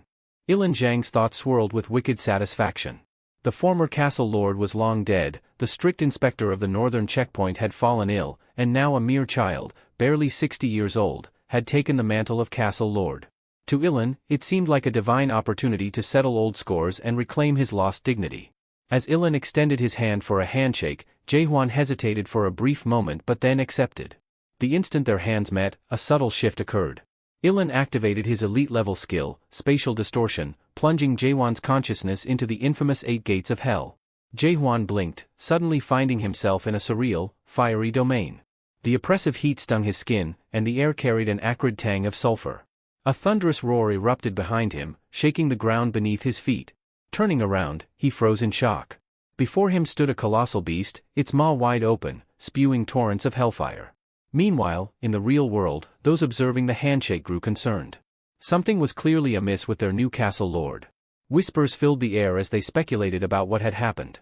Did Ilan really use the 8 gates of hell on him? Someone murmured. That's despicable. He's just a kid. Ilan smirked, his expression brimming with malice. He glanced at Jaehwan, whose face remained eerily composed, and thought to himself, let's see how long this boy can last. He imagined Jaehwan writhing under the torment of the red dragon timer's flames, begging for mercy. Soon enough, Ilan believed, the new castle lord would submit and become his pawn. But to Ilan's astonishment, Jaehwan suddenly spoke. His voice was calm yet laced with an edge of amusement. "You have an interesting way of greeting people in chaos?" Before Ilan could process the remark, Jaehwan's grip tightened around his hand like an unrelenting vice. "Now," Jaehwan continued with a faint smirk, "let me show you my way of welcoming guests." Without warning, Jaehwan unleashed his skill, Oblivion, reversing the tables. Ilan gasped as the surroundings around him shifted. The flames of the 8 gates of hell dissolved into a void darker and more terrifying than anything he could have imagined. He found himself in Jaehwan's domain, a realm of absolute despair and unending torment. Shadows writhed and twisted, clawing at his very soul. Ilan's composure shattered as he fell to his knees, screaming in terror. In the physical world, those watching were stunned to see Ilan crumble before the castle lord, his once smug demeanor replaced with sheer panic. "What's happening to him?" someone whispered. Did the new castle lord break free from the 8 gates of hell? Jaehwan released Ilan's hand, his expression unreadable.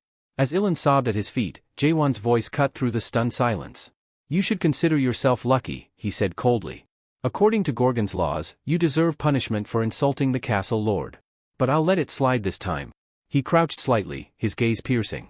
"Watch yourself from now on, or you won't be given another chance." The gathered crowd remained silent, their awe growing as they realized that their young castle lord was far more formidable than they had anticipated. Qing Hyo couldn't hide his disappointment with Jaehwan's decision. He had anticipated a more severe punishment for Ilan, something befitting his insolence. The trembling Ilan, however, left everyone, including the vice lord of the Lady Faith clan, utterly speechless. Whispers rippled through the crowd as they speculated about the new castle lord. Many had expected Jaehwan to retaliate with physical force. As the spirit recitation ceremony concluded, an announcement followed. The castle lord's inaugural speech was next. Jaehwan approached the stage, where Jurgen discreetly informed him about the voice amplification spell embedded in the podium. "Hold the podium while you speak, my lord," he advised. Qing Hyo observed the scene with unease, feeling an ominous tension in the air. "This kid making a speech. I have a bad feeling about this," he muttered under his breath. When Jaehwan began his speech, the crowd's murmurs fell silent. "My name is Jaehwan," he declared, his voice steady yet casual.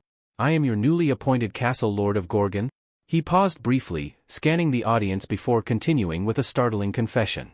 "I'll be honest, I don't know who Emil Groshek was. I don't know what he accomplished in life, nor do I know what kind of castle lord he was." His candid admission shocked the crowd. Gasps of disbelief rippled through the audience, and even Jahir appeared taken aback. Jurgen, however, looked as if he'd seen a ghost when Jaehwan added, "And frankly, I don't care." Jaehwan's calm demeanor betrayed his sharp awareness of the crowd's disdain. He knew they doubted him, questioning how someone so young, with such unremarkable spirit pressure, had become castle lord. "I understand your skepticism," he said plainly. "You're probably wondering how someone like me ended up in this position. To be honest, I agree with you. I never wanted this role, nor did I seek it out. It was an accident, pure and simple." The crowd murmured, exchanging uneasy glances. "So," Jaehwan continued, a wry smirk forming on his lips, "since neither of us seems particularly thrilled about this arrangement, I've come up with a solution." He paused, letting the tension build. "If anyone here believes they're more suited to this position, let's settle it the simplest way possible." The audience held their breath, unsure of what was coming. Jaehwan leaned forward slightly, his tone sharp and resolute. "If you think you're better than me, step forward and challenge me to a one-on-one fight. Whoever defeats me will take the title of Castle Lord." A stunned silence followed his declaration. Then, abruptly, a loud slam echoed through the hall as Cayman, lord of the South Sea clan, rose to his feet with a broad grin. "Now that," he said with palpable excitement, "sounds like my kind of challenge." The hall erupted in murmurs, with some eagerly anticipating what would happen next while others stared at Jaehwan in disbelief, wondering just what kind of castle lord he would prove to be. Cayman's enthusiasm was contagious, and his proclamation left the audience buzzing with anticipation. Many were surprised and impressed by Jaehwan's audacious proposal. "That's the kind of castle lord I've been waiting for," Cayman declared, his grin wide. "I didn't think Emil could pick a successor worthy of his name, but it seems I was wrong." The murmurs grew louder as someone from the crowd called out, "Is that all, or are there more conditions?" Jaehwan, his demeanor calm but firm, nodded. "There are additional conditions," he replied. "You have 1 month to challenge me. But if you lose, prepare yourselves. In 2 months, we'll embark on an abyss expedition." Gasps and exclamations rippled through the audience. No one had anticipated such an unexpected and perilous declaration. The mere mention of an abyss expedition struck fear and awe into the hearts of many present. Jurgen Cheever, Gorgon's prime minister, stood silently in the corner, watching the scene unfold. Though Jaehwan's actions often left him uneasy, he couldn't deny the young castle lord's unshakable confidence. Jurgen had placed his trust in Jaehwan ever since the boy had saved Gorgon from the Golden Sky clan. Emil Groshek's decision to name Jaehwan as his successor, despite his unconventional methods, had solidified that trust. Even when Jaehwan shared his seemingly outlandish plans, whether it was abolishing the castle lord title or uniting the chaotic realm, Jurgen had believed in him. But now, as Jaehwan stood before a crowd of Gorgon citizens and warriors, openly inviting challengers to his position, Jurgen couldn't suppress a sense of foreboding. Word of Jaehwan's declaration spread like wildfire across chaos. The notion of an outsider, barely 60 years old, ascending to the prestigious role of castle lord caused an uproar. Rumors circulated that Jaehwan might be affiliated with the enigmatic Regeneration Palace, further fueling speculation. Worry and doubt festered among the people. Could such a young and untested individual truly safeguard the future of chaos? Meanwhile, chaos erupted outside Gorgon's gates. Inspector James, tasked with maintaining order, struggled to control the surging crowd. Warriors, mercenaries, and adventurers all clamored for the opportunity to challenge the castle lord and claim the title for themselves. "You can't go in." Inspector James barked, his voice barely audible over the din. "No one else is allowed entry." The mob, undeterred, surged forward. "We have a right to fight for the position," someone shouted. Others echoed the sentiment, their voices blending into an uproarious demand. The players pressed against the gates, their persistence unwavering. Inspector James gritted his teeth, doing his best to hold them back. The gates of Gorgon groaned under the pressure, the crowd relentless in their efforts to force their way in. All they wanted was a chance to face the castle lord and seize the throne for themselves. Inspector James, overwhelmed by the chaos outside the gates, desperately cried for help. If only Inspector Carlton Javier were here, he muttered under his breath, wishing for the experienced officer to return and handle the volatile crowd. Meanwhile, Jurgen Cheever sat in his office, his brow furrowed with concern. He silently hoped Jaehwan wouldn't make a rash decision that could jeopardize Gorgon's future. The tense atmosphere was broken when Captain Jahir burst into the office, his face etched with urgency. "I'm sorry to disturb you so early, Prime Minister," Jahir began, slightly out of breath. "But you need to see this." He handed Jurgen a document featuring an exclusive interview with Dr. Ching Hyo. In the interview, Ching Hyo boldly claimed, "I once faced Gorgon's castle lord in combat, and to this day, no one across the 10 regions of chaos could defeat him. Jurgen's heart sank. The weight of those words unsettled him further. This is spiraling out of control, Jahir admitted, his voice tinged with worry. As Jurgen processed the information, his trembling hand accidentally spilled hot tea across his fingers. The sting of the liquid snapped him out of his daze. Without wasting another second, Jurgen rose from his seat and hurriedly made his way to Jaewon's office, Jahir trailing close behind. When they reached the door, Jurgen threw it open, only to be met with an unexpected sight. Stacks of papers and documents tumbled out of the office in an avalanche, nearly knocking Jahir off his feet. Jurgen's eyes widened in disbelief. How long has he been neglecting his duties? He muttered furiously. He waded through the sea of paperwork, his irritation mounting with each step. As he approached Jaewon's desk, Jurgen was about to chastise the young castle lord, but his words caught in his throat. Sitting at the desk wasn't Jaewon. Instead, Inspector Carlton Javier was there, his presence utterly unexpected. "Carlton!" Jurgen exclaimed, his voice laced with confusion. "What are you doing here? I thought you were still in the hospital." Carlton looked up calmly, a faint smirk tugging at his lips. "It seems the reports of my absence have been greatly exaggerated," he replied, his tone as steady as ever. Jurgen Cheever's temper flared as Carlton calmly explained, "The castle lord summoned me to assist with the backlog of paperwork." Jurgen's face turned red with fury. "Where is the castle lord now?" he demanded, his voice echoing through the room. He had expected better from Jaewon, not this reckless disregard for responsibility. Meanwhile, Jaewon was in the training yard, nonchalantly practicing his techniques on a peculiar set of targets, statues of Carlton. A nearby observer, Dr. Ching-hyo, was in disbelief. He gaped at the shattered remains of various statues. "You've destroyed the tentacled undead Carlton, Carlton the fallen angel, Carlton in anguish, and more," Ching-hyo exclaimed, clutching his head. "Do you have any idea how valuable these statues are? Young women across the realm are obsessed with these." Jaewon, unbothered, replied, "There are plenty of these statues in Carlton's hospital room. Besides, I've developed a new technique." Intrigued yet skeptical, Ching-hyo arched an eyebrow. "A new technique, you say? What kind of technique?" Without answering, Jaewon adjusted his stance, his movements fluid and deliberate. Ching-hyo watched closely, noticing a refined grace in the young castle lord's form. "That starting position, it's gentler than your usual style," he muttered. As Jaewon demonstrated the technique, Ching-hyo's eyes lit up with recognition. "Wait," he mused, "this technique feels oddly familiar. Did my own slash influence it?" Jaewon smirked. "Perhaps. What should I call it?" Ching-hyo beamed with pride. "Name it Ching-hyo stab. It's only fitting since my skill inspired it." Jaewon tilted his head, a mischievous glint in his eyes. "How about I use Ching-hyo stab on you to test it out?" The suggestion sent a shiver down Ching-hyo's spine. He took a step back, waving his hands defensively. "Don't you dare. That's..." But before he could finish, Jaewon's sword began to shimmer with energy. Ching-hyo's pride gave way to indignation. "You arrogant brat," he barked. "Just because I've been going easy on you doesn't mean you can disrespect me like this." Infuriated, Ching-hyo prepared to retaliate. "Today's the day I defeat you and take the castle lord's title," he roared, launching himself into battle. Ching-hyo sidestepped barely, and as Jaewon's attack missed its mark, it slammed into the ceiling above. The resulting crash sent chunks of debris tumbling down. Ching-hyo stood frozen, staring at the gaping hole in the ceiling. "You reckless fool," he scolded, pointing an accusing finger at Jaewon. "Show some respect for your elders." Before Jaewon could retort, a distinct thud reverberated through the room. Both men turned their attention to the source of the noise, their argument momentarily forgotten. He turned to investigate the source of the noise, only to be stunned by the sight before him. Yang-yun, the lord of the Thunder God clan, lay sprawled on the ground, unconscious. Moments earlier, Yang-yun had been brimming with confidence. His plan was meticulous. He had asked one of his men if the castle lord was in the training ground, and upon receiving confirmation, he decided to act. Peering through a hole in the ceiling, he spotted Jaewon practicing below. To Yang-yun, this was the perfect opportunity to strike. "I'll finish this quickly and claim the title of castle lord," Yang-yun had thought, preparing to activate his thunder skill. He reasoned that assassination was the most pragmatic approach, dismissing any notions of honor or fairness. "Victory justifies the means," he murmured as the lightning crackled around him. But as he initiated his attack, an overwhelming force struck him mid-action.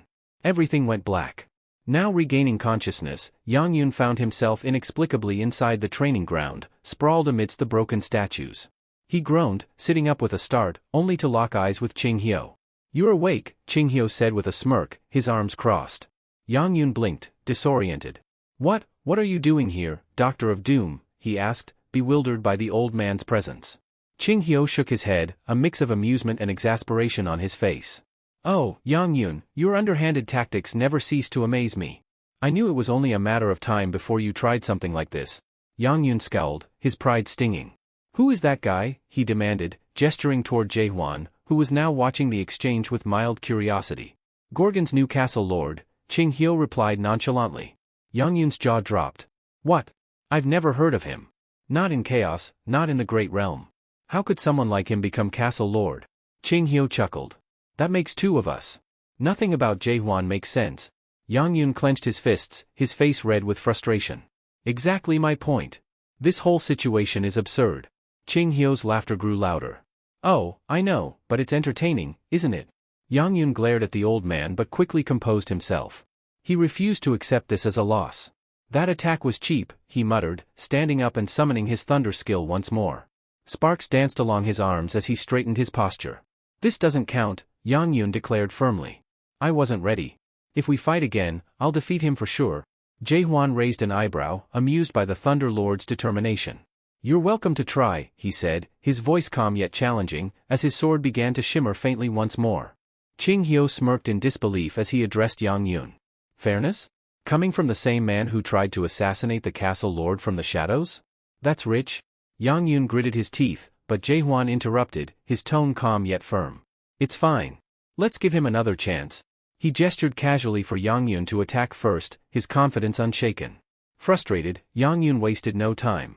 He charged at Jae-hwan, his thunder-infused weapon crackling with power. His first strike was swift, but Jae-hwan sidestepped it with ease. Yang Yun's eyes widened in astonishment, his opponent was far quicker than he appeared. Undeterred, Yang Yun tightened his grip on his thunder scissors. Let's see you dodge this, he shouted, unleashing a flurry of strikes, each more powerful than the last. Yet Jae-hwan evaded them all, his movements fluid and effortless. Realizing he was being outclassed, Yang Yun scowled. He hadn't wanted to resort to his ultimate technique, but desperation pushed him to the edge. Channeling his full power, he prepared to unleash the Divine Thunderstrike, a skill designed to obliterate his opponent in a single blow. However, just as he was about to strike, Jae-hwan vanished. Yang Yun froze, startled, as a voice sounded from behind him. Do you know the problem with that technique? Jae-hwan asked, his tone calm but sharp. Yang Yun spun around to find Jae-hwan standing mere inches away, his presence unnervingly composed. It takes too long to execute, Jae-hwan explained. Yang Yun's face paled as realization set in. He had been thoroughly outmaneuvered. With a resigned sigh, he dropped his weapon and saluted Jae-hwan. I'll spread the word, he said, forcing a smile. The Lord of the Thunder God clan barely lost to Gorgon's castle lord. Ching Hyo clapped his hands in approval. Not bad, kid. Not bad at all. Jae-hwan, unfazed by the praise, looked toward the horizon. Good. Let's hope the next challenger is stronger. Yang Yun's journey to this moment had been a long and painful one. He had been born into servitude, a member of the Yuan family, one of the 5 great families of the Great Realm. But he was not a family member in the traditional sense. He was a slave, bound to serve their every whim. Years ago, Yang Yun and his teammates had successfully cleared the tower, a feat that should have earned them glory and freedom. Instead, most of his comrades were absorbed into the Yuan family, their lives bound to its service. Over the next century, his teammates either perished in battle or were sold off as commodities. Yang Yun, though resilient, was left with the haunting memories of his former allies and a simmering resentment for the family that owned him. Against all odds, Yang Yun survived his grueling years of servitude under the Yuan family. Over the course of a century, his unwavering loyalty and competence earned the family's trust, culminating in his promotion to the rank of official servant. Yet, on the very day of his appointment, Yang Yun found himself unable to accept his fate. For the first time in 100 years, he resisted. He realized he couldn't spend the rest of his life as a mere pawn, bound to the whims of the Yuan family. Driven by desperation and a thirst for freedom, Yang Yun made a bold decision. He leveraged the trust he had painstakingly built over the years, using it as a cover to raid the Yuan family's most guarded treasure, the Tome Library. There, he stole the Divine Thunderstrike, an elite skill revered among the family's secret techniques. Learning this forbidden art not only granted him immense power but also rejuvenated his entire being at a cellular level. The techniques embedded within the Divine Thunderstrike allowed Yang Yun to wield the Thunder God's power with unprecedented ease. However, his defiance came at a steep cost. The Yuan family, enraged by his betrayal, hunted him relentlessly for 20 years. Despite his newfound strength, their pursuit ended with Yang Yun's death. Yet his story didn't end there. Summoned to the realm of chaos, Yang Yun clawed his way back up the ranks, eventually securing the 9th position among the 10 areas of chaos. It was an arduous journey that took him another century, but the divine thunderstrike remained his cornerstone, a testament to the risk he had taken so long ago. Then, fate brought him face to face with Jaehuan, the new castle lord of Gorgon. Yang Yun couldn't comprehend how someone so young, far less than 100 years old, had achieved such a position in chaos. It was baffling, even insulting, to those who had fought tooth and nail for centuries to climb the ranks. What unsettled Yang Yun even more was the presence of Dr. Chang Hyo. The once gloomy doctor, who had been consumed by despair since the failed Abyss expedition, now wore a smile. It wasn't just a fleeting grin but genuine happiness, an emotion Yang Yun had never associated with him. Yang Yun observed the doctor with disbelief. Chang Hyo, who had been a symbol of constant melancholy, was now content in the company of this enigmatic castle lord. Yang Yun couldn't wrap his mind around it. Nothing about Jaehuan made sense. Not his meteoric rise, not his unshakable demeanor, and certainly not his ability to inspire someone like Chang Hyo. No matter how hard Yang Yun tried to understand, the new castle lord remained an enigma, one that defied all logic and expectations. Yang Yun pouted in frustration, clearly struggling to accept his defeat. Meanwhile, Dr. Chang Hyo, observing his dismay, smirked faintly and told him he should consider himself fortunate. Meeting Jaehuan now, before facing true despair, might be the best thing that's ever happened to you, the doctor remarked. Jaehuan, oblivious to their exchange, was focused on the last remaining statue of Inspector Carlton, preparing to use it for his training. Yang Yun, however, couldn't suppress the peculiar expression on his face as he watched the castle lord. Sensing the confusion, Dr. Chang Hyo chuckled softly and asked, "Are you wondering what makes him so special?" Without waiting for a response, the doctor began to explain. Just a week before you arrived, Gorgon was on the brink of falling to the Golden Sky Clan. Yang Yun's eyes widened in shock. The Golden Sky Clan? He echoed, astonished. Chang Hyo nodded grimly. It seems they had been planning this for years. Their influence within Gorgon ran deep, too deep. They almost succeeded in taking over. He paused, allowing the gravity of the situation to sink in. But do you know who stopped them? Chang Hyo continued, his voice lowering. It was that kid.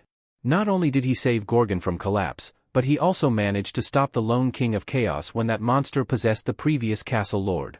That's why he's the castle lord now. Yang Yun was stunned into silence. Why didn't you tell me this earlier? He demanded after a moment. Chang Hyo's lips curled into a wry grin. Well, perhaps because you burst in here, trying to assassinate him before we could even talk? So don't blame me for your ignorance. Their conversation was abruptly interrupted as the room grew tense. Huang Kong, the formidable lord of the Fire King clan, entered, exuding fiery confidence. His entrance was anything but subtle, and his booming voice echoed in the hall. I've come to challenge the castle lord to a duel, Huang Kong declared, his eyes gleaming with anticipation. Beside him stood the lord of the South Sea clan, who nodded in agreement, adding, I'll take him on if you don't mind going second. Jaehuan, who had been paying little attention, finally turned toward them. His response was as calm as it was shocking. No need to wait your turns, he said flatly. You can both fight me at once. I'm training right now, so let's not waste an entire day.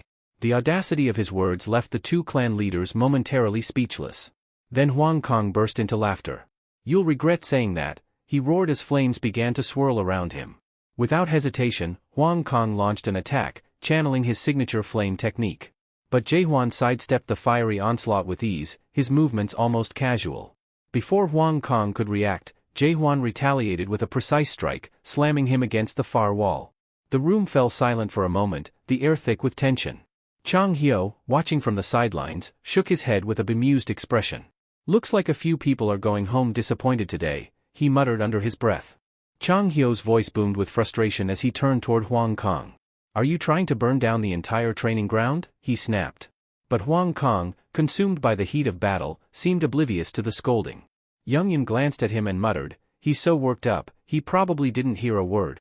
Unfazed by the chaos, Huang Kong charged at Jaehuan, his sword blazing with fierce flames. Do you fear the wrath of my sword flame? He bellowed, his fiery aura intensifying. Jaehuan, however, remained unperturbed. Afraid? Not in the slightest, he replied with a calm voice, raising his fist. In a bold move, he struck Huang Kang's flaming sword barehanded, sending shockwaves through the air. But tell me later, Jaehuan added, his tone casual, "if you're afraid of my stab." The moment Jaewon's sword connected with the blade, a resounding impact echoed through the hall. The sheer force of his strike left a gaping hole in the wall behind them. Stretching his arm, Jaewon frowned slightly. "Still struggling to control my power," he muttered to himself. Young-yoon stood frozen, his jaw practically hitting the floor at the spectacle. Chang-hyo, on the other hand, was already dreading the inevitable fallout. "How am I supposed to explain this to Jurgen?" he groaned, rubbing his temples. Amidst the commotion, Jaewon's next opponent, the Lord of the South Sea Clan, stepped forward. His sword clanged against the ground as he assumed a ready stance. "Hwang Kong will recover soon enough," he said in a calm, even tone. Jaewon turned to him, tilting his head. "Why didn't you attack me earlier? I told you both to come at me together." The water-clad warrior shook his head. "I couldn't stand the heat," he replied, his body emanating a serene, aquatic aura. Lifting his sword, he added with quiet determination, "But now, it's my turn to fight the castle lord." Jaewon's eyes narrowed, intrigued. He couldn't help but marvel at the elemental diversity of his opponents, first electricity, then fire, and now water. The sequence amused him, reminding him of a game he once played. Still, this new challenger seemed different, more composed. As the water warrior gestured for him to prepare, Jaewon wasted no time and charged forward with blinding speed. Their swords clashed, sending sparks and droplets flying. But with a deft movement, the man redirected Jaewon's attack, disarming him with a decisive strike that sent his weapon clattering. Jaewon took a step back, genuinely surprised. This opponent didn't radiate desperation or aggression like the others. Instead, there was a calm precision in his every move, an air of quiet confidence that set him apart. For the first time in this chaotic day, Jaewon felt the stirrings of genuine respect. Kamen unleashed his strongest blow, his sword cutting through the air with fierce intent. But his opponent, the castle lord, had already vanished from the line of attack. The blade struck the ground with a deafening impact, leaving Kamen startled. Glancing upward, he found Jaewon poised above him, fully prepared to counter with precision and force. Before Kamen could properly react, Jaewon launched his attack. Kamen tried to block but miscalculated the sheer speed and power of the strike, forcing him to retreat hurriedly. Breathing heavily, he let out a relieved sigh. "If I hadn't dodged in time," he thought, "I might have ended up like Hwang Kong." Accepting his situation, Kamen raised his hand in surrender. "I yield," he declared, stepping back with a calm demeanor. Jaewon frowned slightly, surprised by the abrupt concession. "But I haven't even seen the full extent of your skills," he remarked, genuinely puzzled. Kamen chuckled softly. "Sometimes, you don't need to see the entire fight to know how it'll end," he said, a hint of wisdom in his voice. "I lost this one." With his defeat acknowledged, Kamen shifted the conversation. "Now that that's settled, why don't you tell me more about this Abyss expedition?" Meanwhile, Hwang Kong stirred, regaining consciousness. Realizing what had happened, his face twisted with anger. News of his defeat had already begun to circulate, thanks to Young-yoon, who wasted no time spreading the rumor that Hwang Kong had been barely bested by the castle lord. "Young-yoon!" Hwang Kong roared, glaring at him. "You had no right to tarnish my name like that." Chang-hyo intervened, his voice firm yet calm. "Don't blame Young-yoon," he said. "The fault lies with you. You lost the duel because you weren't strong enough to defeat the castle lord. Face the truth." Hwang Kong gritted his teeth, his frustration boiling over, but deep down, he couldn't argue against Chang-hyo's blunt assessment. Young-yoon, always quick with a quip, leaned back and grinned. "So, what are you two planning to do now?" he asked smugly. "Since you've both lost, it seems the only logical next step is to join the Abyss expedition with the castle lord." The mention of the expedition turned Hwang Kang's anger toward Jaewon, who was calmly cleaning his sword, seemingly oblivious to the rising tension. "I came here intending to join the Abyss expedition," Hwang Kong admitted, his tone begrudging but resolute. Jaewon's eyes flickered with interest as he glanced at Kamen. "What about you? Do you mean what you said earlier?" Kamen nodded firmly. "I do," he confirmed. Hwang Kong rolled his eyes, though he wasn't entirely surprised. "That's just like you," he muttered, shaking his head. "You've always been this way." Kamen's expression softened, and his thoughts drifted to the past. "I've seen what happens when hope is lost," he said quietly. "Amal, Gorgon's former castle lord, was a close friend of mine. Back then, I wasn't strong enough to join the Abyss expedition. I watched as they lost everything, their lives, their dreams, and the hope they carried. I won't let that happen again." Jaewon listened in silence, his gaze steady. He could sense the determination in Kamen's words. "Then let's see what you're truly capable of," he finally said, sheathing his sword with finality. The Abyss expedition loomed ahead, and the stakes had never been higher. Cayman's gaze was distant, as though he could see the past vividly playing out before him. I witnessed the end of the Abyss expedition, he murmured, his voice heavy with nostalgia. That was 900 years ago, yet it feels like every moment since has been leading to this day. Chang Hyo's brows furrowed with concern as he listened. His worry only deepened when Cayman added, almost nonchalantly, I've decided to go to the Abyss. No matter the condition, I'll be joining the Abyss expedition too. Chang Hyo, startled, clutched his head in disbelief. You're serious about this? He asked, his tone wavering. Turning to Huang Kong, he sought some reassurance. Fire King, what's your opinion on this madness? Huang Kong merely shrugged, a resigned look on his face. Do I have a choice? He replied bitterly. I lost the duel. I suppose I'm bound to follow. Still unsatisfied, Chang Hyo shifted his focus to Young Yun. And you, Lord of Thunder? What do you think about all this? Young Yun's expression was unreadable, but his answer came swiftly. I've made up my mind. Without warning, he bolted toward Jae-hwan. Startled by his sudden movement, the others watched in shock. Chang Hyo's alarmed voice rang out, Young Yun. Are you planning to attack him again? But Young Yun's intentions became clear as he stopped abruptly before Jae-hwan. Instead of striking, he dropped to his knees, bowing deeply. Lord Jae-hwan, he said solemnly, his voice filled with conviction. The unexpected declaration stunned everyone. Young Yun raised his head, meeting Jae-hwan's bewildered gaze. From this moment forward, I, Young Yun, Lord of the Thunder God clan, swear absolute loyalty to you as the Castle Lord of Gorgon. I offer you my fealty, unwavering and eternal. Jae-hwan blinked, visibly taken aback. That's unnecessary, he said, his tone tinged with discomfort. You don't need to swear loyalty to me. But Young Yun's resolve was unshakable. It is my choice, he replied firmly. Even if you don't ask for it, my loyalty will remain steadfast. I will serve you faithfully, even beyond death. The room fell into a stunned silence as Young Yun's declaration echoed. Jae-hwan could only look at him, both perplexed and contemplative, as the weight of the Thunder God's promise settled over the hall. Jae-hwan stood in silence, utterly speechless. Young Yun's declaration hung in the air, but something about it struck a heavy chord. The truth was undeniable, Young Yun was already dead, a fact that made Jae-hwan's expression grow somber. Despite the protagonist's silence, Young Yun pressed on, his tone becoming more desperate. Please, Castle Lord, allow me to join your family, he implored, his voice wavering. You could even make me your captain if you see fit? Chang Hyo's brows shot up at the sudden request. Family? What family are you talking about? Young Yun's resolve didn't falter. Tears streamed down his face as he cried, I swear I won't steal anymore. Just give me this chance.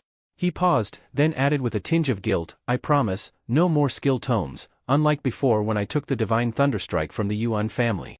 Chang Hyo, still puzzled, interjected, but aren't you the lord of the Thunder God clan? What about your clan? How does this fit into your loyalty to them? At this, Young Yun's face darkened. His voice shook with suppressed anger as he spat, the Thunder God clan no longer exists in chaos. The weight of his words hit hard. Chang Hyo's confusion deepened. What do you mean, no longer exists? What happened? Young Yun's shoulders slumped as he explained, his voice tinged with sorrow. Only 7 members of the clan are left. Including me. Jae-hwan's eyes widened. Your clan, it's gone? Young Yun nodded grimly. Destroyed. Just a week ago? Chang Hyo staggered back as the realization set in. The Thunder God clan, wiped out, he repeated, searching Young Yun's face for any hint of doubt. Young Yun confirmed it with a solemn nod. It happened just as I said, a week ago.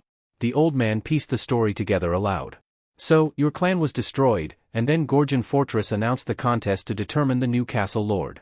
You figured you had nothing to lose and came here, hoping to win the position yourself.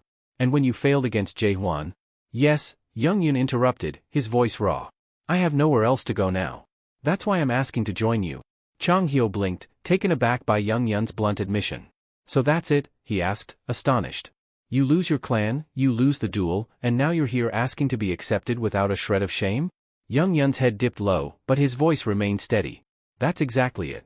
I have nothing left but my resolve, and I offer it to the castle lord. Jae-hwan stared at Young Yun, torn between disbelief and curiosity, as Chang Hyo shook his head in exasperation at the man's audacity. The situation was perplexing. If the Thunder God clan had indeed been annihilated a week ago, word should have already reached them. Cayman frowned and muttered, even considering the distance between Manticore and Gorgon, this doesn't add up. News like this should have traveled by now. Young Yun broke the silence, turning to Chang Hyo. Did you say earlier that the castle lord saved Gorgon? Chang Hyo nodded. Yes, that's what I said. This kid is the one who drove the Golden Sky clan out of Gorgon. Chang Hyo's eyes widened as something clicked in his mind. Huang Kong and Cayman shared his shock as the weight of the situation began to settle on them. Wait, Huang Kong interjected. Are you saying the Golden Sky clan was responsible for the chaos in the inner castle last week? Chang Hyo hesitated, then nodded. It does make sense. If they were behind that, they might also be the ones who destroyed the Thunder God clan. Young Yun confirmed their suspicions, his tone grim. Yes. And it wasn't just us. The Golden Sky clan also crushed the Black Forest clan, ranked 3rd, and the Heavenly Dragon clan, ranked 1st. Huang Kong and Cayman exchanged stunned glances, their disbelief evident. Chang Hyo, however, quickly focused on the implications. If they managed to destroy those clans, then, what about Manticore Fortress? Young Yun's expression darkened. A week ago, Manticore Fortress fell entirely under the Golden Sky clan's control. Chang Hyo's face tightened as the pieces fell into place. That explains it, he murmured. The only way they could keep something like this quiet for a week is by controlling the flow of information at its source. That means, they've seized the skill system, Young Yun concluded grimly. After capturing Manticore Fortress, they must have blocked all messaging skills to ensure no news got out. Huang Kong groaned, clutching his head. Hold on. You're telling me that the 10th-ranked Golden Sky clan destroyed 3 of the top 10 clans in chaos, in a single night? Young Yun nodded firmly. That's exactly what happened. The room fell silent, the weight of Young Yun's words pressing on everyone. The sheer audacity and precision of the Golden Sky clan's actions left them all in shock, with only one question lingering: what would they do next? Cayman had heard whispers about the Golden Sky clan's growing strength over the years, but he never imagined they had become powerful enough to conquer all of Manticore so swiftly. In just a few years, he muttered in disbelief, they've managed to achieve this. The protagonist, Jae-hwan, broke the tense silence with a calm yet chilling observation. The lower the number, the stronger the clan. His statement sent ripples of shock through the group. Young Yun blinked, seemingly struck by realization. He stared at Jae-hwan and muttered, "You're the castle lord. You just realized that?" This remark kindled a burning fury within Jae-hwan. His killing intent surged, filling the air like an ominous shadow. His cold voice cut through the tension. "What do you mean by that?" The overwhelming aura sent shivers down everyone's spines. Young Yun began trembling uncontrollably, stammering as he tried to explain himself. I didn't mean anything disrespectful, Lord Jae-hwan. Please, spare me." Jae-hwan's gaze lingered on him for a moment before he withdrew his killing intent. He nodded faintly, signaling that he wouldn't kill him. Young Yun sighed in relief, visibly shaken but grateful to still be alive. Chang Hyo wiped his brow and whispered, "He's lucky Lord Jae-hwan decided to spare him." The conversation shifted as they delved into the broader implications of the Golden Sky clan's rise. Chaos was divided among 4 great fortresses, Gorgon, Manticore, Dryad, and Garuda, and 10 ruling factions, collectively known as the 10 clans of chaos. However, their strength varied greatly. The lower-ranked clans couldn't hope to compete with the top 3. Yet, recent events had upended the balance. The 9th-ranked Thunder God clan, the 3rd-ranked Black Forest clan, and even the 1st-ranked Heavenly Dragon clan had all fallen to the Golden Sky clan, the lowest-ranked among the 10. Moreover, Manticore Fortress, a symbol of power, had also fallen into their hands. Young Yun voiced his suspicions, suggesting that the Golden Sky clan wasn't acting alone. There must be someone supporting them from the shadows, he said grimly. Jae-hwan remained silent, lost in thought. His mind wandered to his first encounter with a Golden Sky clan operative in a dimly lit pub. Back then, he overheard a name that caught his attention, the Dream Demon. He had always suspected the Golden Sky clan was connected to the creature. Their recent conquests only deepened his suspicions. If they're after the fortresses, they might share the same goal as me, he thought. He recalled the chilling words of the Golden Sky clan member when asked about the Dream Demon. "Even if I told you, it wouldn't matter," the man had said. "Because if that person finds out, you'll wish you were dead."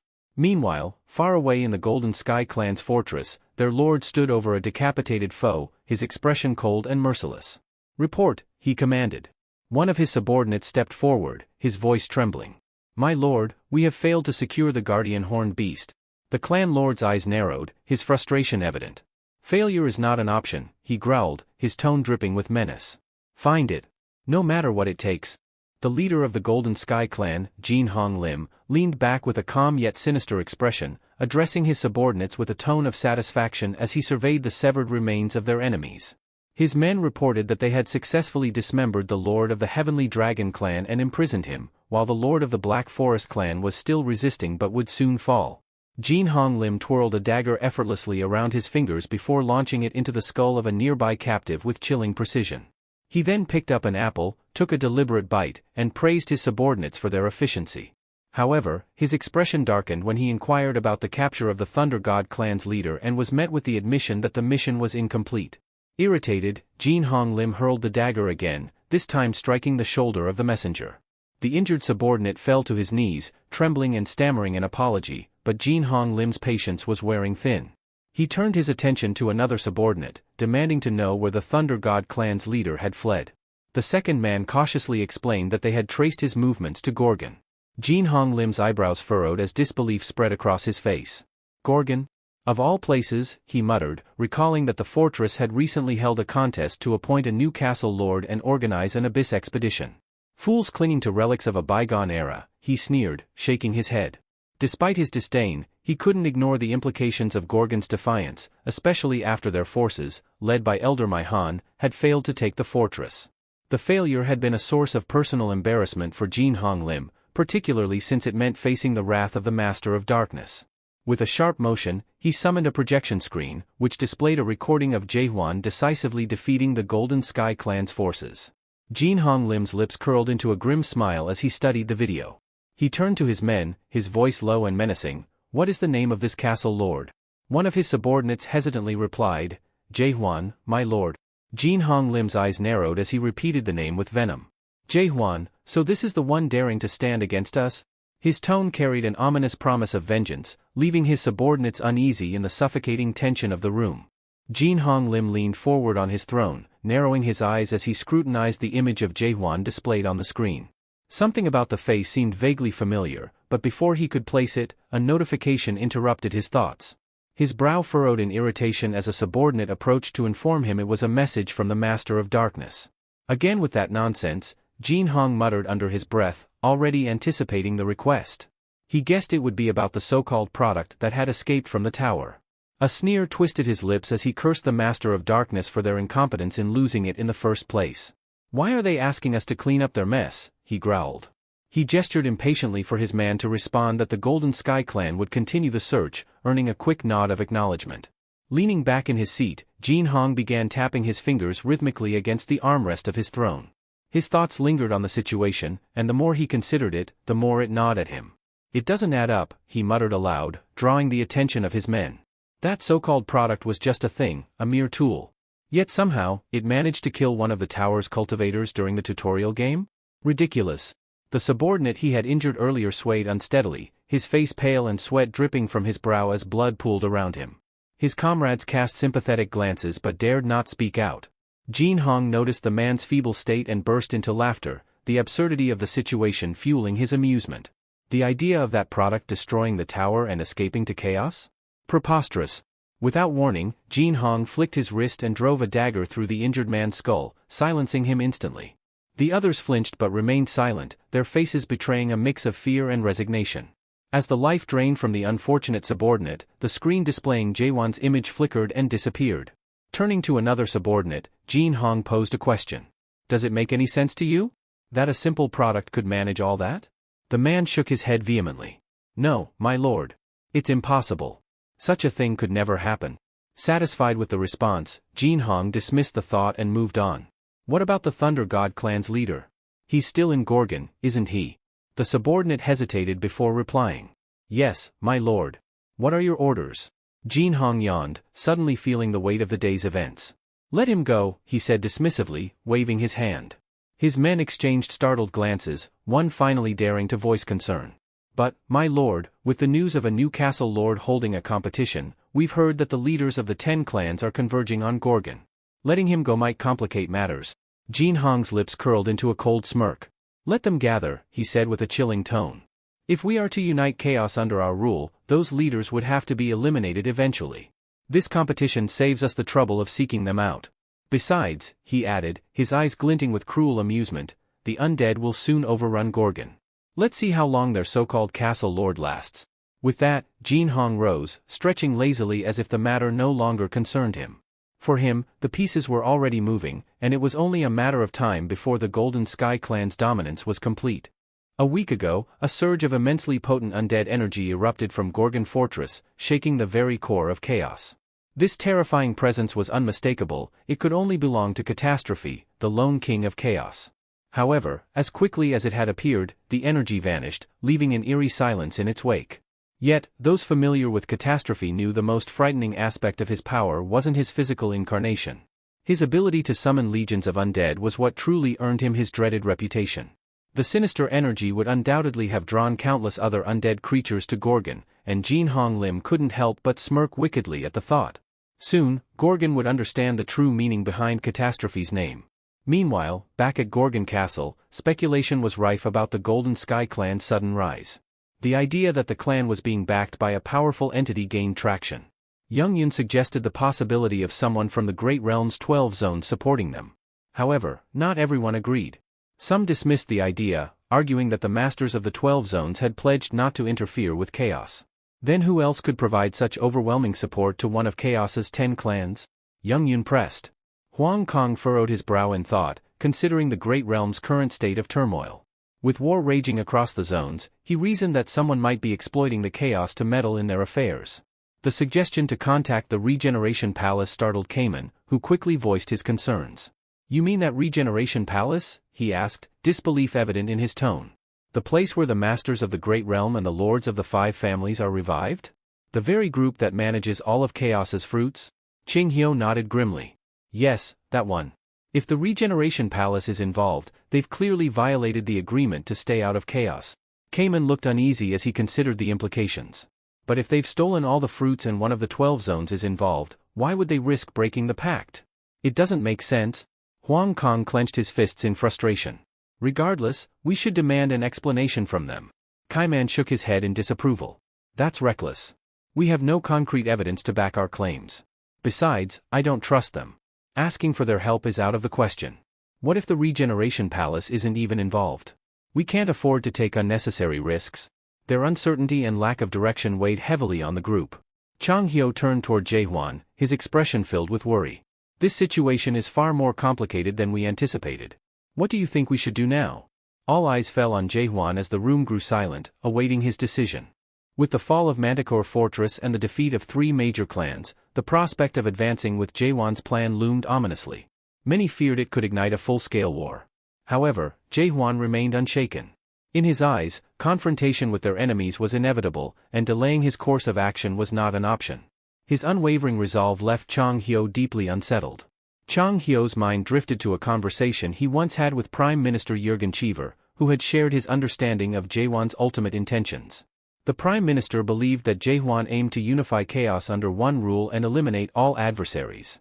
What struck him most was the implication that Jaehwan intended to relinquish his role as Castle Lord afterward.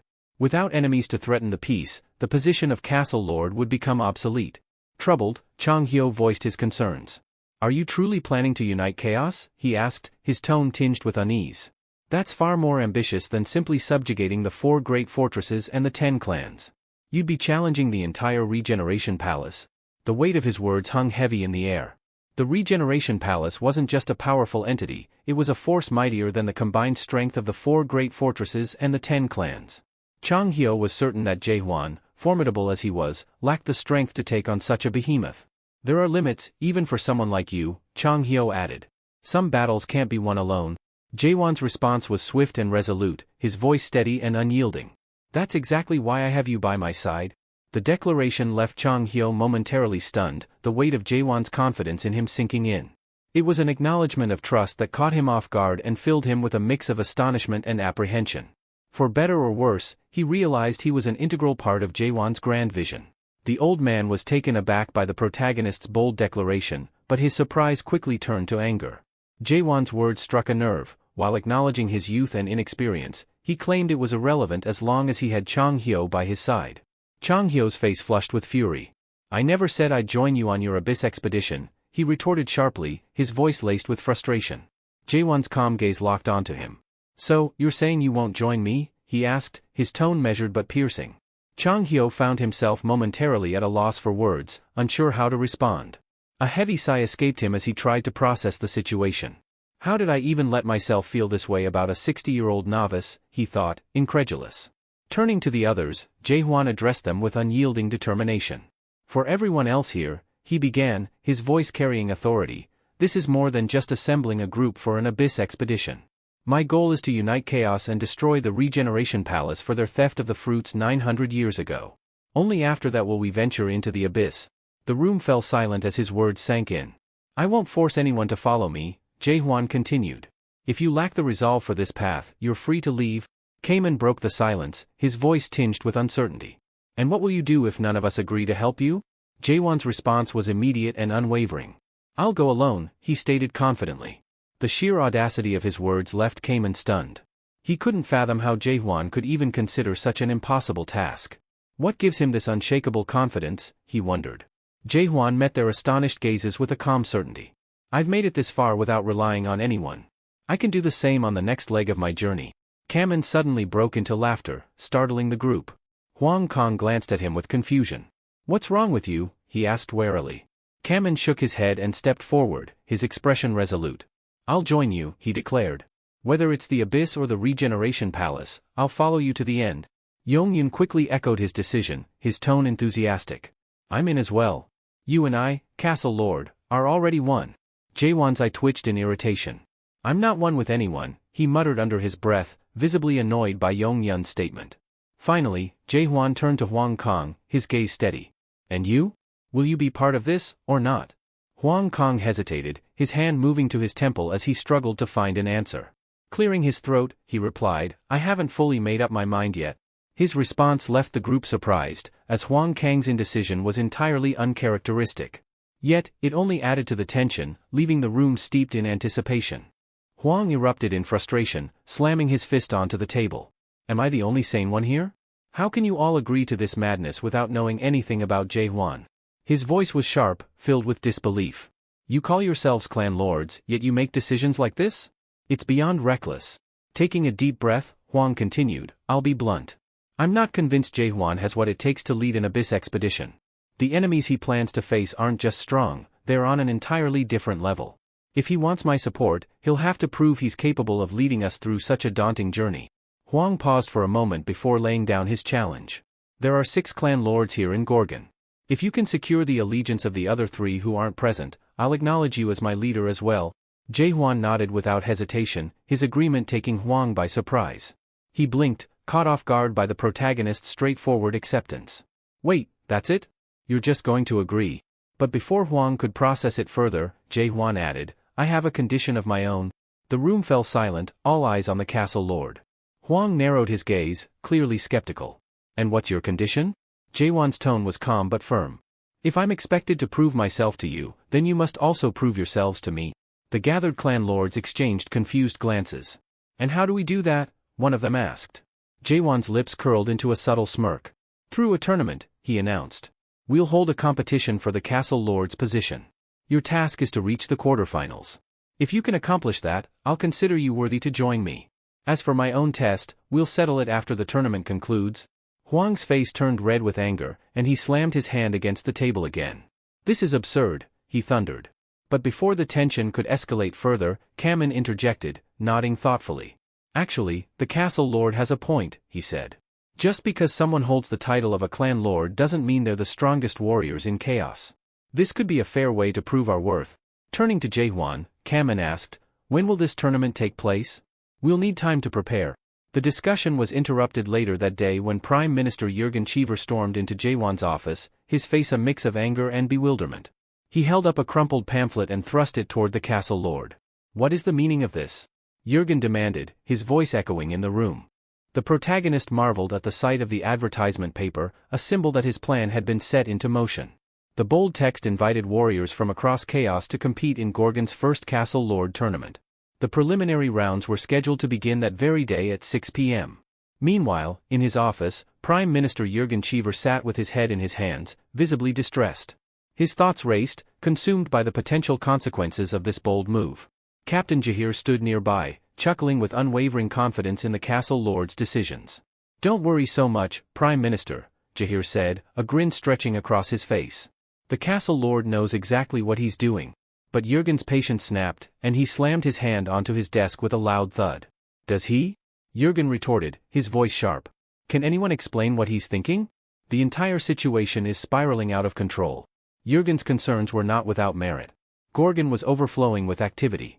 Warriors from every corner of chaos, alongside countless spectators eager to witness the tournament, had flooded into the fortress. The outer castle was bursting with people, and managing the growing crowd at checkpoints had become a logistical nightmare. Carlton Xavier, the Minister of Legislation, entered the room, raising an eyebrow at Jürgen's outburst. "Prime Minister, you seem particularly disapproving of the castle lord's actions." "It's not about disapproval," Jürgen snapped. "It's about principle.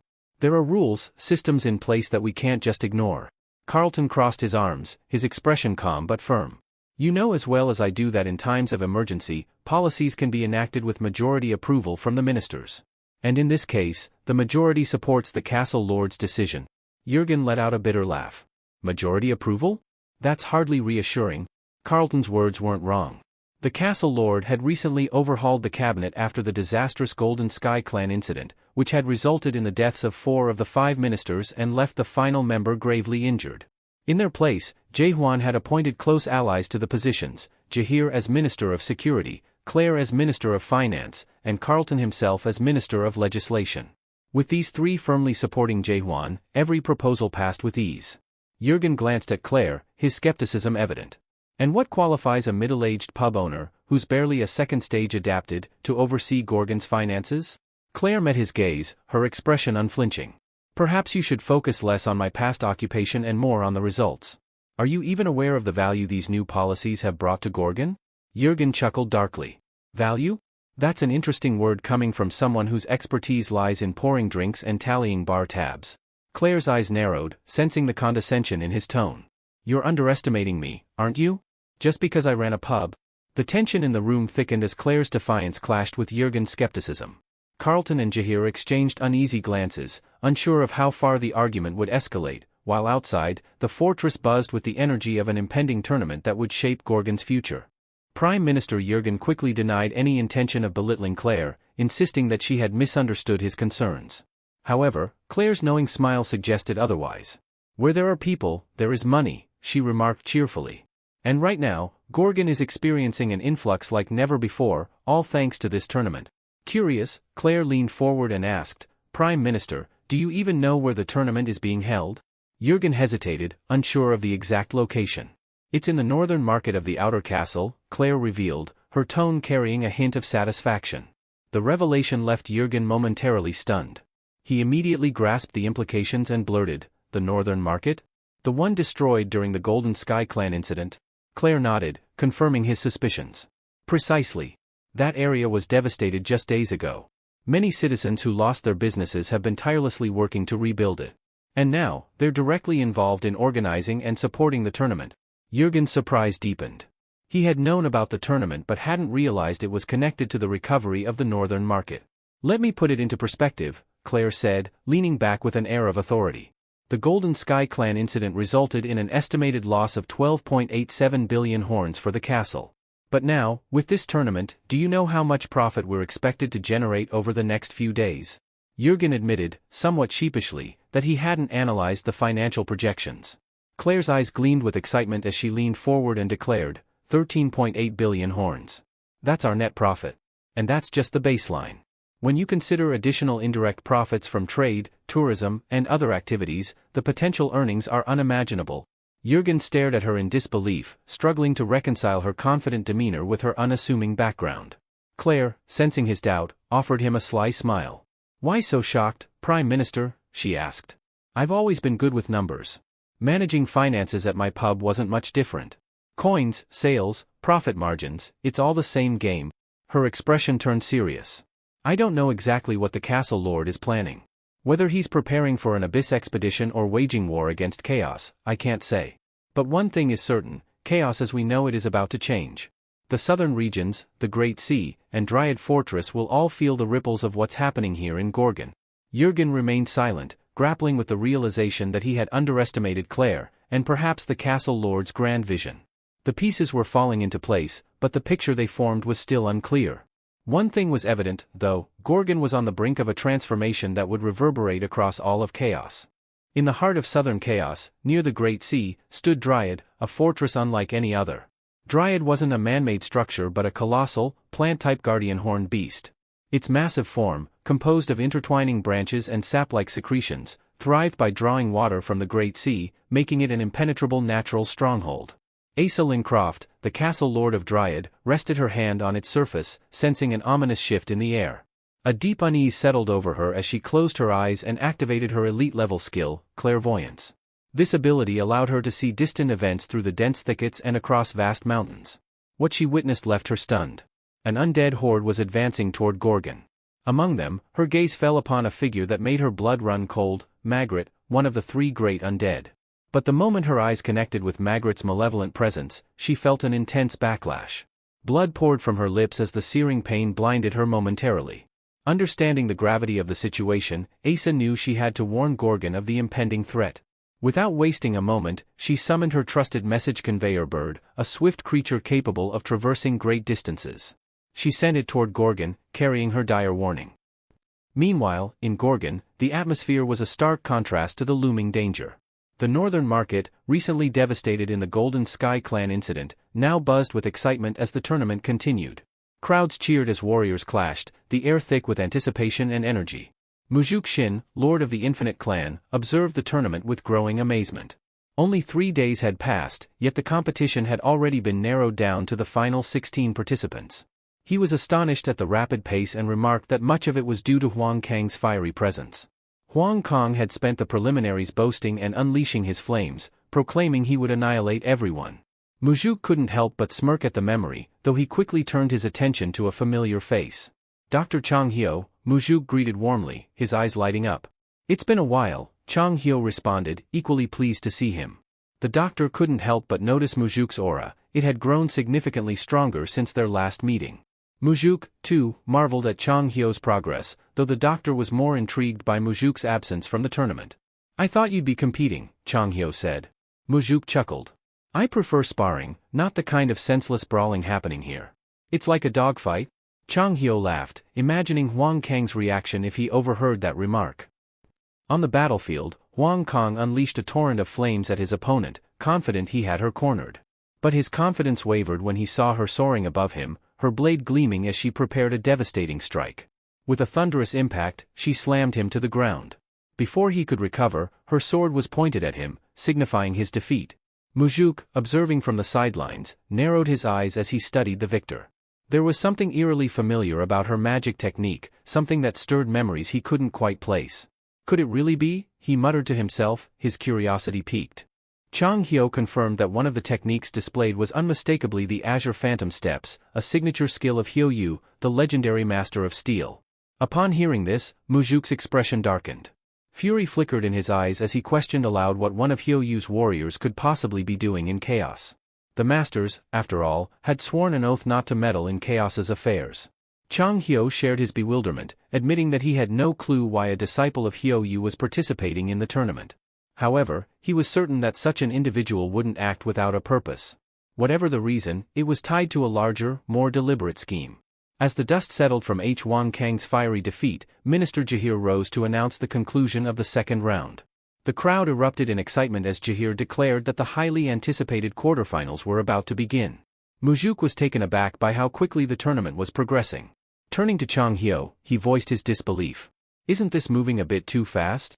Chang Hyo chuckled, shaking his head. "The castle lord is an impatient man. He wants results without delay."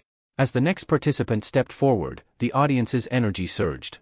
It was finally time for the lord of the Forest School clan to compete, a warrior celebrated as one of Chaos's greatest. Myung Gal, the revered leader of the Forest School clan, emerged with a calm yet commanding presence. His eyes scanned the roaring crowd, a faint smile playing on his lips. But when Myung Gal turned his gaze toward Chang Hyo, the air shifted. His smirk carried a hint of mischief, bordering on arrogance. Chang Hyo bristled at the gesture, his fists clenching. "What kind of greeting is that?" Chang Hyo muttered under his breath, his voice tinged with irritation. Mujuk placed a calming hand on his shoulder. "Easy now. He's just a pup, only 400 years old," he quipped, hoping to lighten the mood. Chang Hyo exhaled sharply, his lips curling into a wry grin. "I suppose you're right. Besides, someone else will teach him a lesson before I do." As if on cue, the castle lord entered the arena. The crowd erupted into thunderous applause, their cheers echoing across the stadium. The tension in the air grew palpable as Myung-Egal and the protagonist finally faced each other in the ring. Myung-Egal tilted his head, studying the castle lord with a mix of curiosity and amusement. "So, you're the one behind this audacious plan. I must admit, I find it ambitious." Mujuk, who had been silently observing from the sidelines, took a step forward, narrowing his eyes as he examined the protagonist. Turning to Chang Hyo, he asked, "Is that really him? The new castle lord?" Chang Hyo nodded, his expression steady. "It is." Mujuk's gaze lingered on the castle lord's form, noting his youthful appearance. "He's just a kid. Do you really think he stands a chance against Myung-Egal?" Chang Hyo smirked knowingly. "You'll see soon enough." There was something about the castle lord that struck Mujuk as peculiar. A faint, yet unmistakable aura surrounded him, one that seemed oddly familiar. "He carries an energy similar to yours," Mujuk remarked, suspicion creeping into his voice. "Is he your disciple?" Chang Hyo didn't answer immediately, his eyes fixed on the arena. A faint smile played on his lips as he watched the castle lord prepare to face one of Chaos's mightiest warriors. Chang Hyo burst into hearty laughter when Mujuk suggested that the castle lord might be his student. "Do you really think a beast like that could ever be my disciple?" he said, shaking his head with amusement. His laughter echoed through the stadium, drawing even more attention to the match. Moments earlier, the audience had been left in stunned silence as the protagonist landed a devastating blow, hurling his opponent against the arena wall with a force that reverberated throughout the structure. Myung-Egal slumped to the ground, visibly shaken but far from conceding. The memory of the events leading to this moment played vividly in Myung-Egal's mind. When he first learned that his quarterfinal opponent was unlisted in the matchups, he was intrigued. However, his interest turned to determination upon discovering that he would face the castle lord himself. His initial irritation with the tournament's trivial nature gave way to a sense of purpose. This was his chance to deliver a message that he had long harbored. Grinding his teeth, Myung-Egal recalled his motivations. As he rose unsteadily, his voice, laden with years of pain and bitterness, rang out. "Castle lord," he said, his tone dripping with venom, "there have been others like you before, dreamers who gave people hope for a life they'd already lost. But you know what hope like that does? It festers. It turns into despair far greater than any suffering that came before." The crowd murmured, unsure of what to make of his words. Myung-Egal's gaze burned with conviction as he continued, "For 400 years, I've crushed that false hope, ensuring no one else makes the same mistake. That's why I'm here, why I entered this farce of a tournament. To stop you before you lead them into ruin." His breathing heavy, Myung-Egal steadied himself, his voice rising defiantly. "Do you think you've won, castle lord? Do you think this is over?" He clenched his fists, refusing to yield. "Admitting defeat would mean discarding 400 years of my life, my resolve, my purpose. I will not surrender that easily." The protagonist stood silently, his expression marked by confusion. Myung-Egal noticed the flicker of uncertainty and smirked. "Did you forget something, castle lord?" he said mockingly. "I agreed to fight you one-on-one, but I never said how the fight would be conducted." A glint of cunning flashed in Myung-Egal's eyes as the crowd leaned forward, eager to see what would happen next. The tension in the arena thickened, the battle taking on a new and unpredictable dimension. The protagonist found himself reflecting on his own words from the inauguration ceremony, the bold declaration that if anyone could defeat him one-on-one, they would earn the right to become the castle lord and ask for anything they desired. Myung-Egal, seizing the opportunity, smirked with a mischievous glint in his eye. "Then let's fight using strategy," he suggested. "It's only fair that I choose the rules of the duel." The audience erupted in jeers and boos, their disdain for Myung-Egal's proposal palpable. They found his tactics cowardly and demanded he admit his defeat outright. Among them, Mujuk and Chang Hyo stood silently, exchanging uneasy glances. They had anticipated this very moment but still found themselves speechless at the audacity of Myung-Egal's maneuver. Mujuk pondered the implications of a strategy battle, knowing it would be far more complex to declare a clear victor in such a contest. Meanwhile, Chang Hyo furrowed his brows, suspecting Myung-Egal was referring to a specific game beloved by military strategists and tacticians. His thoughts raced as he wondered how the protagonist would respond to such an unusual challenge. Breaking the tense silence, the castle lord nodded. "Very well," he said, his voice steady. "What kind of strategy battle do you have in mind?" Myung-Egal's face lit up with triumph, interpreting the response as acceptance of his proposal.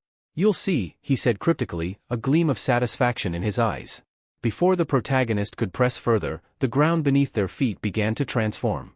Structures materialized from the earth, walls and towers rising into the air. Buildings appeared seemingly out of nowhere, forming a landscape that resembled a carefully designed battlefield. The protagonist glanced around in astonishment, finding himself transported to an unfamiliar terrain. A notification suddenly appeared in his line of sight, providing an explanation for the bewildering scene. He read the words carefully, realizing he had been drawn into a world of strategic battle formation. Despite the unexpected turn of events, his expression remained composed as he braced himself for this new kind of confrontation. The stakes had shifted, and the duel was now a game of wits as much as strength. As the protagonist stood in the unfamiliar battlefield, a notification prompted him to open the menu at the top of the screen. It suggested that he review the controls and rules since he appeared to be a novice.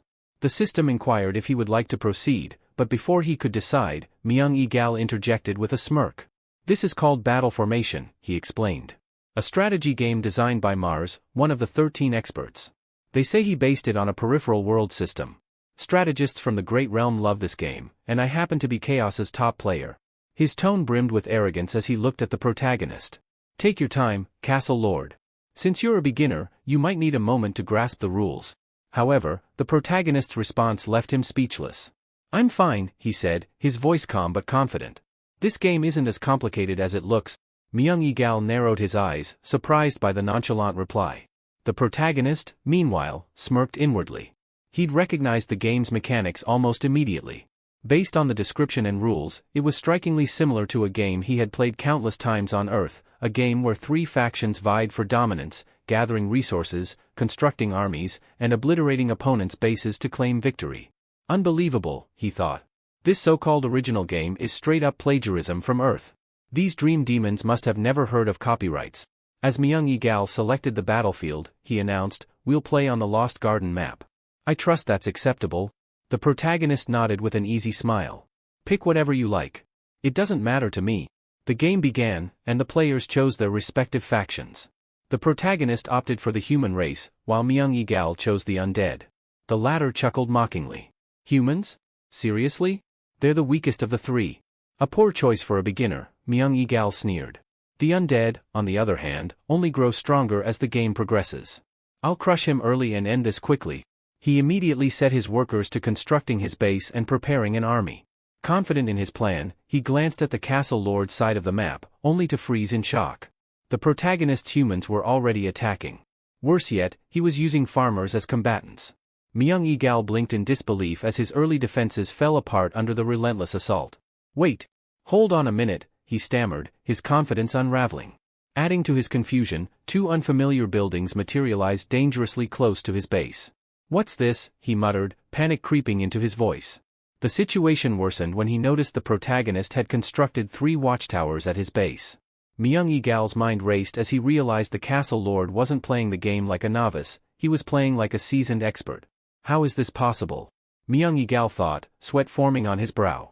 He's at my base already? From the watchtowers, human archers rained arrows directly at the heads of the undead, their precision devastating. Myung-Egal's shock turned to disbelief as he realized these towers, intended for defense, were being used offensively. He gritted his teeth, frustration mounting. "What kind of strategy is this?" he muttered angrily. "I've never encountered anything like it." His predicament worsened as he analyzed his options. Destroying the watchtowers seemed impossible, any attempt would be thwarted by the seemingly invincible farmers acting as shields. Yet, doing nothing wasn't an option either. His resources were dwindling, his ability to construct reinforcements paralyzed. Desperation crept into his voice as he turned to the protagonist. "What is this strategy you're using?" he demanded, both furious and curious. The protagonist chuckled, recalling how this tactic had been infamous back in Korea. It was a widely known and equally despised method, players would groan whenever someone employed it. The audience erupted in cheers, thrilled by the Castle Lord's swift dominance. Among them, Chang-hyo stood stunned, unable to process what he was witnessing. "This is impossible," Myung-Egal thought, his mind racing. "There's no way a beginner could know something this advanced." He finally snapped. "This isn't fair," he shouted. "You're not supposed to attack during the first 10 minutes. It's basic courtesy." The protagonist raised an eyebrow, genuinely intrigued. "Courtesy?" he echoed, as if the very concept was alien to him. "Yes," Myung-Egal exclaimed, exasperated. "You're supposed to use the first 10 minutes to gather resources and build your base. Everyone knows that." The Castle Lord's response was as blunt as it was damning. "Is that in the rules?" he asked plainly. Myung-Egal froze. He couldn't answer, and his silence spoke volumes. The protagonist shrugged. If it's not a rule, it doesn't matter to me. I don't care about courtesy. Myung-Egal's knees buckled, and he knelt on the ground, biting his lip so hard it almost bled. He glared at the castle lord, overwhelmed by frustration. Who is this guy, he thought. He doesn't follow logic, ignores unspoken norms, and plays with a level of audacity I've never seen. He's beyond anything I've ever encountered. No matter how he analyzed the situation, Myung-Egal saw no path to victory. The gap between their approaches was insurmountable, and his limitations as a player were brutally exposed. Myung-Egal, his head bowed in defeat, finally admitted he couldn't best the castle lord. With a deep sigh, he confessed that he might have just encountered the very moment he had been waiting for over the past 400 years. Accepting his loss, he stood and saluted the castle lord as a gesture of respect before leaving the battlefield. After the match, the protagonist lingered in thought, only to be startled when Chang Hyo's voice interrupted him. Turning, he saw Chang Hyo, Mugek, and Dr. Chang Hyo approaching. The older man looked amused and asked when Jaehwan had learned to play strategic battle formation. Dr. Chang Hyo chimed in, expressing his surprise. I thought all you could do was stab people, he said with a teasing grin. Chang Hyo scratched his chin, recalling something.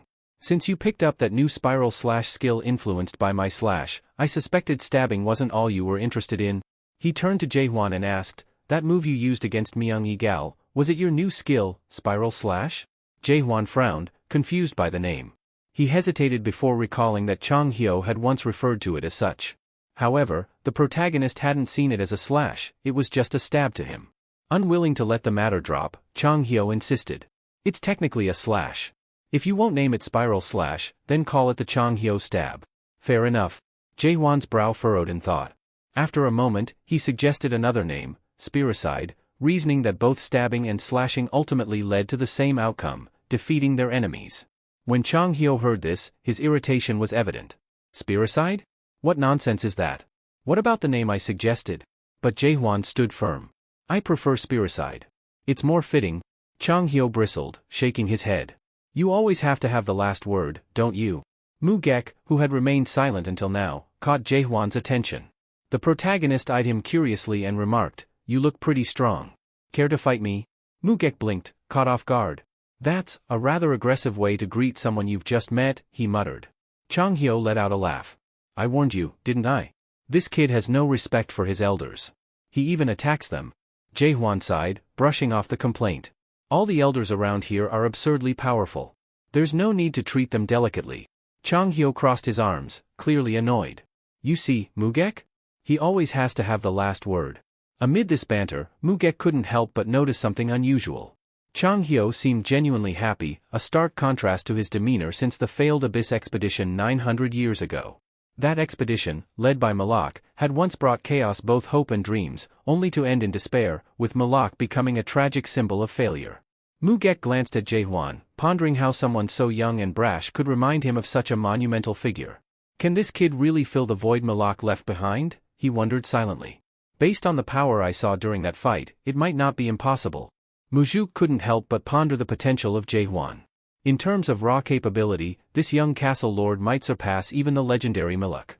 Yet, he was uncertain about Jaehwan's character. Unlike Malak, who had been mature and kind-hearted, Jaehwan didn't exude a strong sense of justice. In fact, Jaehwan was Malak's complete opposite in temperament, and there was something deeply unsettling about him. Mujuk couldn't shake off the ominous aura that seemed to linger around him. Suddenly, Mujuk's perception shifted, and for a fleeting moment, he glimpsed into Jaehwan's world. The sheer terror of what he saw made him recoil, his heart pounding in his chest. He quickly glanced over his shoulder, but nothing was there.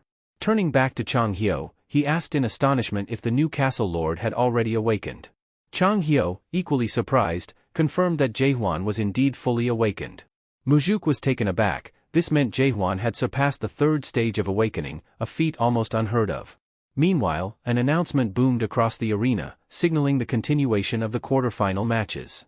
The audience cheered as a live broadcast of the next match was promised to make the event even more thrilling. Chang Hyo noticed Jaehwan moving toward the stage and called out, questioning where he was headed since it wasn't yet his turn. Mujuk remained frozen in thought, still processing the realization that Jaehwan was fully awakened.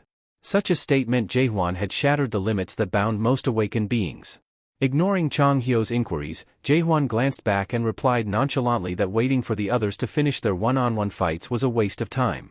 Chang Hyo could only watch in stunned silence as Jae-hwan stepped confidently onto the stage. His audacious behavior left everyone wondering what he was planning. Shortly after, Jae-hwan's opponents emerged. Using his skill, insight, Jae-hwan quickly assessed their strengths. Among them, one caught his eye, a girl wielding a chain scythe. Something about her defied his ability to discern her full power, leaving him intrigued and cautious. Minister Jaheer, observing from a distance, was startled to see Jae-hwan on the stage. It wasn't his match, so what was he doing there? The crowd erupted into a mixture of cheers and murmurs, excited to see the castle lord take the spotlight. One man nudged a new recruit, instructing him to start recording the moment. Jae-hwan strode forward and snatched the microphone from Jaheer, silencing the noise. Holding it firmly, he addressed the crowd. With unwavering confidence, he declared that he had observed enough of the participants and understood the extent of their capabilities. His words carried both weight and challenge, leaving the audience on the edge of their seats, eager to see what he would do next. Jae-hwan, visibly bored with the ongoing one-on-one matches, decided it was time to shake things up. Without hesitation, he grabbed the microphone again, drawing everyone's attention. Before he could continue, Juk Ryongja, the esteemed lord of the Ladies of Faith clan, stepped forward, her expression a mix of confusion and authority. "Hold on," she said firmly, addressing Jae-hwan. "What exactly do you think you're doing? Who gave you the right to disrupt the matches, and what are you trying to change?" Jae-hwan, unfazed by her stern demeanor, responded with calm conviction. "I'm abolishing the one-on-one rule. It's inefficient." Ryongja raised an eyebrow, skeptical. "Are you suggesting we switch to team battles?" Jae-hwan nodded. "Something like that. But not quite." Her skepticism deepened as she crossed her arms. "And how, exactly, do you plan to form these teams? How would you determine the winner?" Jae-hwan sighed, realizing she had misunderstood his intent. "I'm not talking about forming teams. There's no need to divide anyone." He paused, letting the tension build before continuing. "There's only one team, yours. 6 of you will fight together. Against me." The boldness of his statement left Ryongja speechless. Her initial disbelief quickly turned into astonishment. "You're saying, you'll face all 6 of us by yourself?" "Exactly," Jae-hwan affirmed, his voice steady and resolute. "If any of you manage to defeat me, you'll earn the right to become the next castle lord of Gorgon." The proclamation sent shockwaves through the arena. The gathered participants exchanged stunned glances, while the audience erupted into excited chatter. The anticipation of seeing the castle lord demonstrate his full power electrified the air. From the opposing side, the girl wielding the chain scythe stepped forward, her laughter cutting through the noise. With a sly smile, she approached Jae-hwan, her scythe swaying ominously by her side. "You're full of surprises," she said, her tone playful but dangerous. "What's the catch? What's going on in that head of yours?" Jae-hwan regarded her carefully, his suspicion skill silently assessing her capabilities. Yet, her aura remained elusive, shrouded in mystery. The lack of clarity intrigued him as much as it unsettled him. "This is going to be interesting," she added, her grin widening. Jae-hwan smirked and tossed the microphone back to Jaheer without warning. Jaheer, caught off guard, fumbled to catch it, his bewildered expression adding a touch of humor to the intense atmosphere. Jae-hwan turned back to the gathered crowd. He knew earning their trust was essential, but trust wasn't something he could afford to build over time. He needed to solidify their faith in him here and now. And the fastest way to gain trust was through sheer, undeniable power. That's it for today. Thank you so much for watching. If you enjoyed the video, don't forget to hit that like button and subscribe for more. We'll see you in the next one.